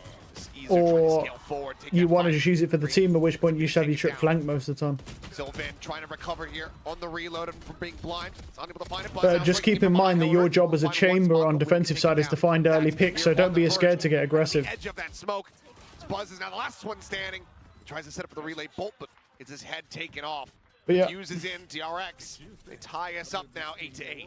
This is really nice recovery for DRX. But you should do well on Chamber. If you use an operator, whatever rank you are, you'll do well. Yeah. I mean, it's up to you. You don't have to use an operator headhunter. It's just a lot flashier. It's a lot flashier than Vandal or Phantom, but you don't have to use it. But if you're like gold or silver or plat, you'll do well with Chamber with an operator because no one really knows how to counter it there. They just sort of walk up. So if he can continue to be a nuisance. I mean, you know, You can just do that. To look for some of that Cypher util. You'll find a lot of value that way. The other one's still at the front of B there. Drone. Yep. So, shocker, the Vice Wall in the exact same place, but there's an Arc Rose. Yeah, I mean, to get better at chamber, you just have to have better aim. That is genuinely it. Like, the better your aim is, the better chamber you will be. That's all it comes down to. There's nothing else that it comes down to. Obviously, like, as a regular agent, oh, Silver's got 3. Oh, Silver's been playing so well this game. You know, like, obviously, it's Q rank now. I'm ready to lose duel it, son. This is the time. And it's going to have to be another save as T1 will once again gain the lead. Yeah. It's just so back and forth. I mean, you can use aim trainers and stuff if you want. If I've never gone down that route because I don't care enough, but like, you could try using aim labs and stuff like that. Because chamber is literally all aim. Literally, it's just all aim. So obviously, you can position yourself and have better game sense, which will get you more kills. But you can just take dry gunfights. So you could always try using an aim trainer to improve your aim. It won't improve your rank, but it will improve your aim over time. So there's that option as well. Oh, never mind. Caught Mako. It's the one gun save. That's painful. That it is. I mean, Mako. Hyunmin does have ult here though. Maybe enough to pass over something like a Guardian. So they could just equalize this right back. Round, but now it's not going to be able to do that. Sylvan lighting him up here. Huge 3K from him and a timeout call now. Final one from the DRX camp. I mean, this is a tough map to read right now. T1 is doing a great job of every round looks way different. They're making little micro adjustments with the lurks and with some of the players. Wait, what the hell is this? Top player at VCT EMEA, tech pause, 3 hours, rating 0. Just yeah, the new guy on fucking VCT EMEA just tech pause. Meanwhile, Stax is really putting on a pretty good show. I mean, granted, 3 the hours counterpunches have been playtime. good, but this attacker side definitely a little bit more tricky. Yeah, it's Fracture. You've got a lot of space to work with. A lot of it's just making sure that you're getting your players in the right places at the right time, trying to keep track of the movements of your opponents. But again, T1's not making it easy because sometimes they'll send. I love how he's got Carpe on there. Like Carpe even plays anymore. They just have him on the bench. They don't even play him anymore. Wait for some of that initiator util to be thrown at you to start thinking about making the reactions. And at a lot of rounds, it's been a little too late. This time, gonna use the salvos. Buzz looked like maybe he was gonna try to accelerate, but takes a pause, waiting to see if anybody's around the corner. Getting pushed forward by those salvos. Just making some noise, some distraction. Kind of the name of the game here. God damn, dude. Oh, man. Offering hovering the Armageddon there for a brief little moment, but given the economy, need to be absolutely certain. Not in this economy. Just going to be push up there in the main. Tripwire closed out. Estrella somewhat nearby to try to offer some support here to Bane, who's alone in tower for the moment, but he just has that stinger at range. You have to go huge. Now starting to be pressured out. It's back around, swings in. I mean, he got one. He's dead now, 100%, but at least he killed one. Closes in the distance. Fair enough. Estrella similarly dead. He's still hovering this ult. Mm. They're going to commit for this. Oh boy. The Armageddon getting sent in. It feels like this might just be a bridge too far. No one can get Yeah, I don't know about that. Unless Hyunmin can go crazy, but he only gets one. Yeah. Peeks and finds the enemy Neon. No shot. Blank Buzz. Yeah, I don't know about that. That was ambitious. What the hell was that? Now up to double digits. And it feels like DRX overcooking and overcommitting. Yeah, I completely agree with you. I don't mind, obviously, throwing the overdrive when you're on an eco, but the Armageddon to try to push players into it. Bane finds a nice little safety spot there to spray down the players coming up ramp, and then, but T1 is just coming at you from so many different angles, and they're toying with the timings. Like, Meteor's clearing the trip, and then they're looking to see what the reaction is going to be off DRX. They don't just clear the trip and go. Trying to figure out exactly what's going to happen, and Bane throws up a smoke. They start scaling in off the back of that. Going to use those salvos once again to bully this arcade angle, but Last round, it was kind of a slow push up. Now it's over towards Dish, where there is a tripwire waiting. So spreading the map a little bit, our DRX, to try to get a little bit more info, to try to get ahead of this game. The T1 has been played. Yeah, you can't get under that, I don't think, buddy. Go He all tried over the it, though. map and try to guess where we're going to come from. And Buzz is just going to wait it out. He hears it. They're going to wait for their down moment. The sewer. Yeah. Do they just try to fake this? They just send the Steel Garden, but... Like They're rushing back. They already know. Look at that. He's ran back immediately. Too slowly, apparently. Sylvan needing a tiny bit of damage. As Rolling Thunder going to be sent, looking to try to re-clear in towards Halls, but no one there to receive it as they try to go for the pinch. He got out just in time. Little strike. It didn't go down. Wow, they didn't get the bomb down. No way. That ball was fucking full, dude. No way. Now they've got a bomb. That is really bad. Trades him out. There's no chance. 4v2. Meteor's position noted. Literally unwinnable, bro. If they don't just give him the... Oh, here we go. What a fucking shot. But why is he giving him ones, dude? As his own Armageddon going to be called in. Mako. I mean, but why though? 5 HP. He lives on 5. Okay, bro. Wow. And gets DRX a round win. We are back. The hell is going on? Town. Things are getting weird again. Absolutely. And this time, T1, instead of planting right when they get to the site, they want to try to clear because they know that orbital strike is there. They don't find Mako. They don't find much in a main. So they come back, and Stax is still like, okay, I know Mako's around there somewhere, so I'm going to plant somewhere in kind of an unusual spot. It's not a default spot in the back corner, and Mako still reads it. They're never going to see that. I'm in the middle of I'm just out in the open. Yeah. Well, Youngman goes for the peak. Meteor taken down. It feels like the first time that we have a solid advantage for DRX at the start of the round in quite some time. T1 missing out on one of their potential ultimates that could have been brought forward here. Now, this opens up space for Freeing to quickly clear through spawn. Ooh. Swing out, Buzz. Finding the headshot. And the Neons have found a lot of value in this He's gonna game. take it down as fast lane gonna be sent. Hyunmin in danger. Oh, what a kill. It's gonna be Freeing actually out from tree. Huge. Yeah, I was like, he can kill him with that shorty that quick, bro. Mako just Wow, the doing his spam. normal stuff, fighting Sylvan inside of a smoke. Hyunmin will can take it down, but it's now all on Izu. Wow. Salvo's in a stun. All that he has to work with comes from the flash. Stun gonna be committed here. They clear up close. Uh-oh. Good luck, buddy. Nice try. Straight up. 10-10. Able to find it. Operator can be recovered. And DRX tying it up 10-10. And this is why it's so big that they find Meteor early and get that pick, because it opens up the space for Freeing to make that quick rotation through attacker side spawn to save Gunman's life, potentially save the round.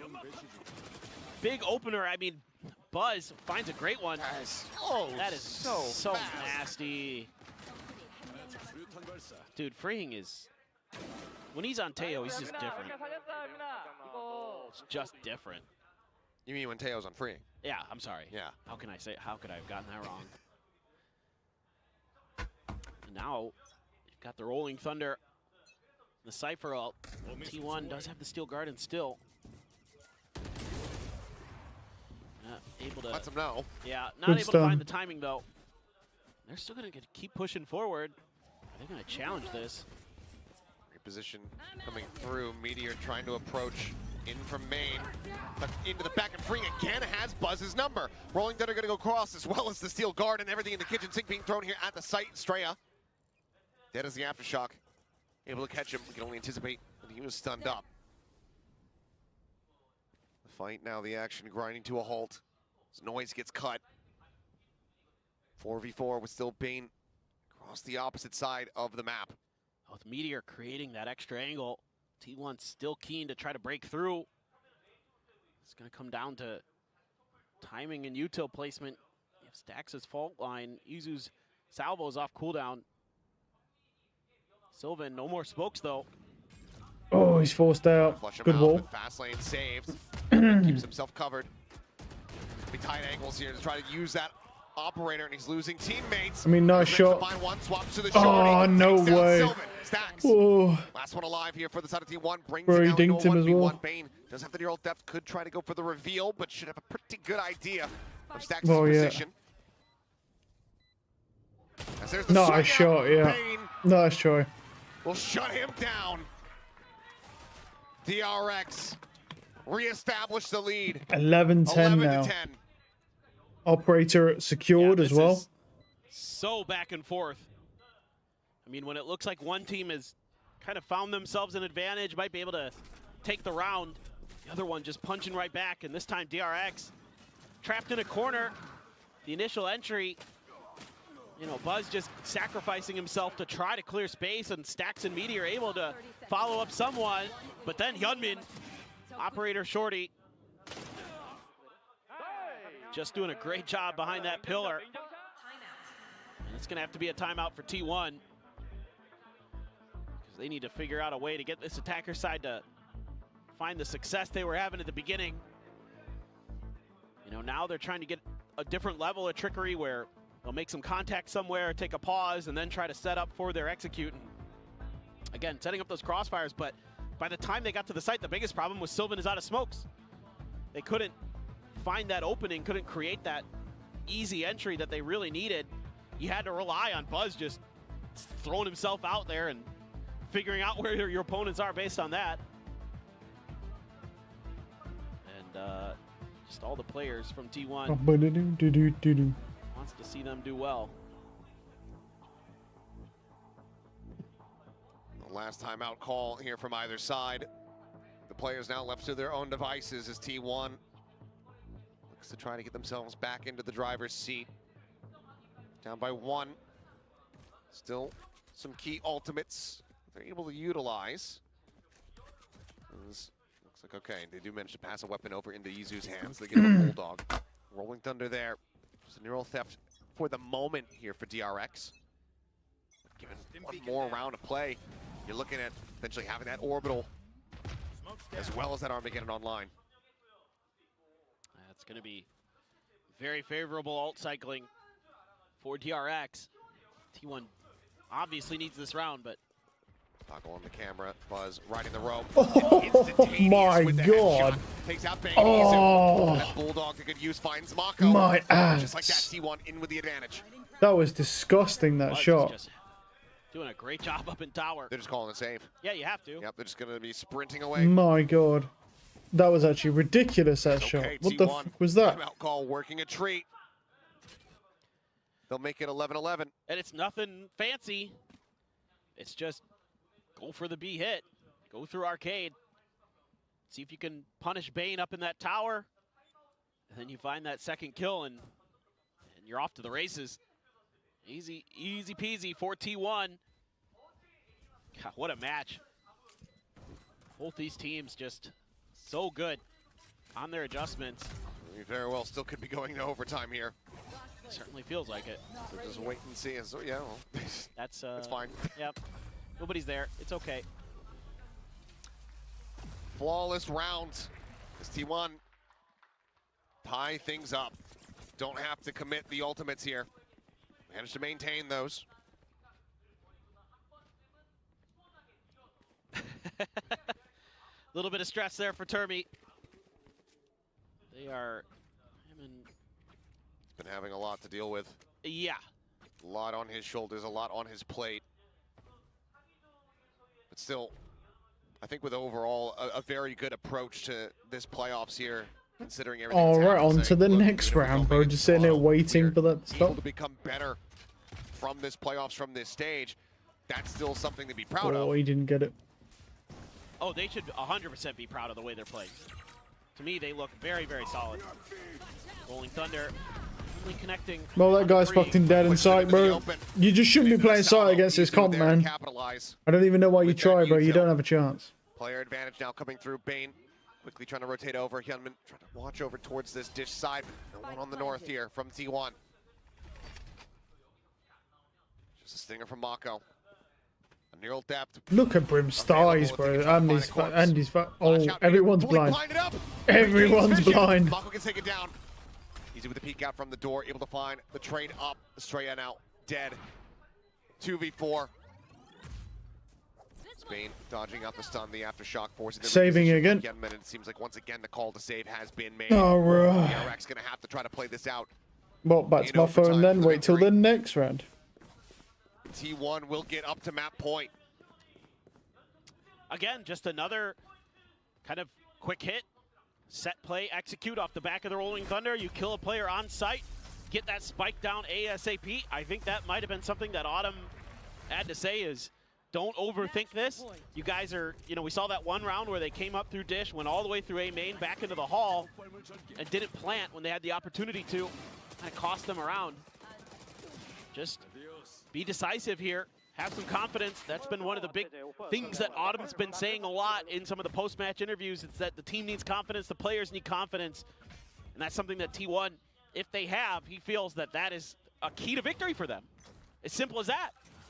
Well, it's certainly been warming up, but take a look. That Neural is still available. Mako now in Orbital Strike online. Nice shot, wow. Swings out, finds Buzz. First kill going the way of DRX as they look to take us into yet another overtime. No drone to check that way this time. Instead, they're going to use it to check Arcade. They're not going to see too much. And no one playing here within the site itself. It's just a reaction from DRX based on the conditioning from the last couple rounds where it had been quick hits from T1. And instead, T1 wisely changes directions. See if they can get this plant down cleanly. Trips cleared out. Smokes. Last round. He's dead, I think. Can he? Oh, he got out. To escape. Ooh. Down to 30 HP. It looked deeper. Plant interrupted here for the moment. Crossfire set up attempt here from the side of T1. Is now Armageddon sent to try to counteract the positions. Meteor, however, taken down as Hinman is able to find one. Oh, nice kills. Oh my god, we're going overtime again, aren't we? More freeing, finding Oh, we're Sylvan, definitely and here we going go overtime. again, ladies and gentlemen.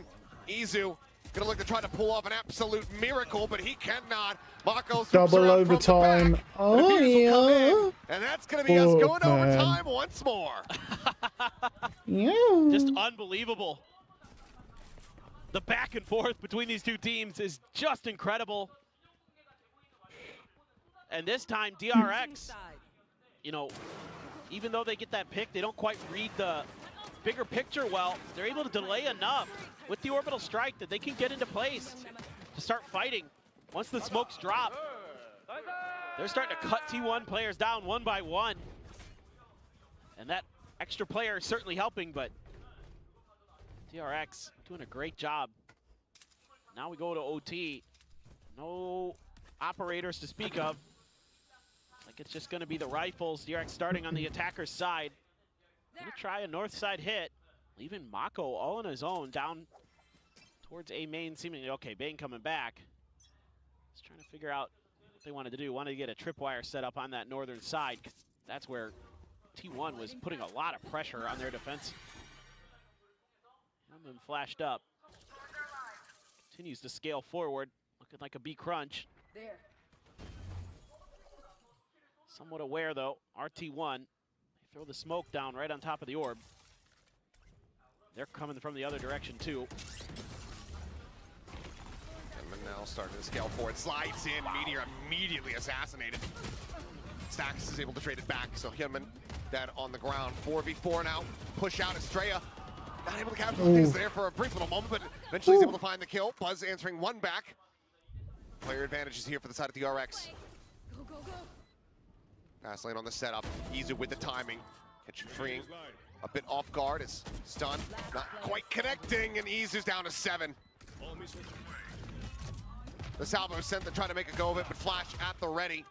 Both players disconnected back in. There's no way, surely, DRX steal this. In for them. Mako just looking for the slow creep up. There's the Yeah, stun. they Izu just says, know. I guess I just try to hold this one in completion. They just know, bro. There's no, DRX did not allow no for way it. they steal this away from them. Match point is theirs. Yeah, just a really nice play there.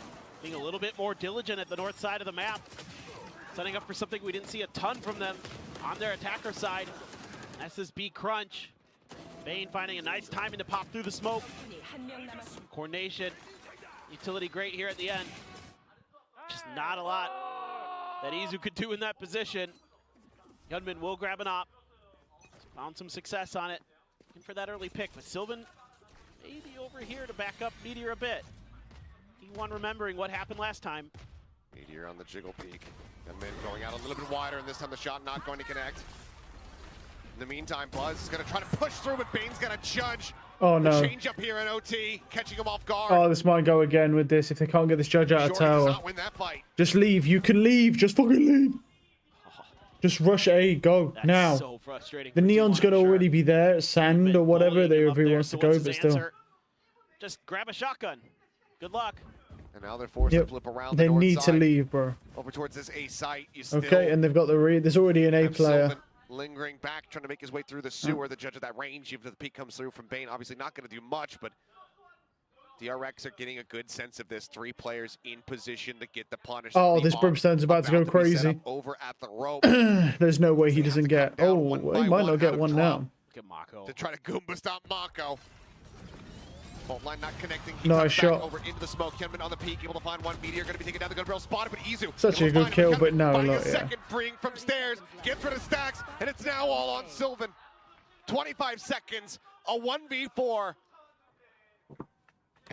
T1 have asked this man to clutch in the past, and he has delivered, but right now it seems like it is going to be a bridge too far. The time dwindling. DRX playing around with their numbers, with the clock. And Sylvan will only be good for one. Wow. 14-12. GG. DRX reestablish G fucking G, themselves as brother. the king of Korea. Just a great back and forth Wow. today. But DRX just a little bit more in the tank. T1. They stole it from, dude. That's fucking crazy.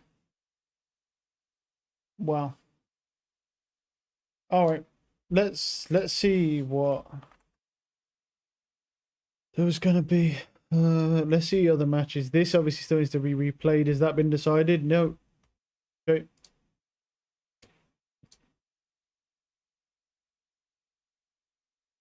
That's finished.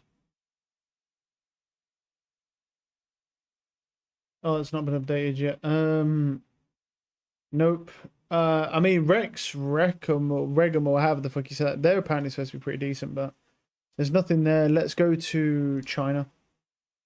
Let's see. I think it's just this one, May 2nd. Should be interesting. EDG versus Billy Billy. I'll probably watch this because it's at 12. And watch that. America's... Yeah. G2 versus Sentinels. That'll be really good. We might actually... Wait, what's it? Wait, when's that? It's 1 a.m. So it'd be Monday, right? Because it would be... Wait, no. No. Sunday. Ooh. Oh, no, because I'm playing Oblivion, aren't I? Or maybe not then. I'm playing Oblivion tomorrow. Well... Alright then. Right, anyway, I'm going to bounce. I was going to play some ranked, but we're at like 5 hours already, so we'll just do... We can always just go again for a proper session. Right, have a good one. Peace.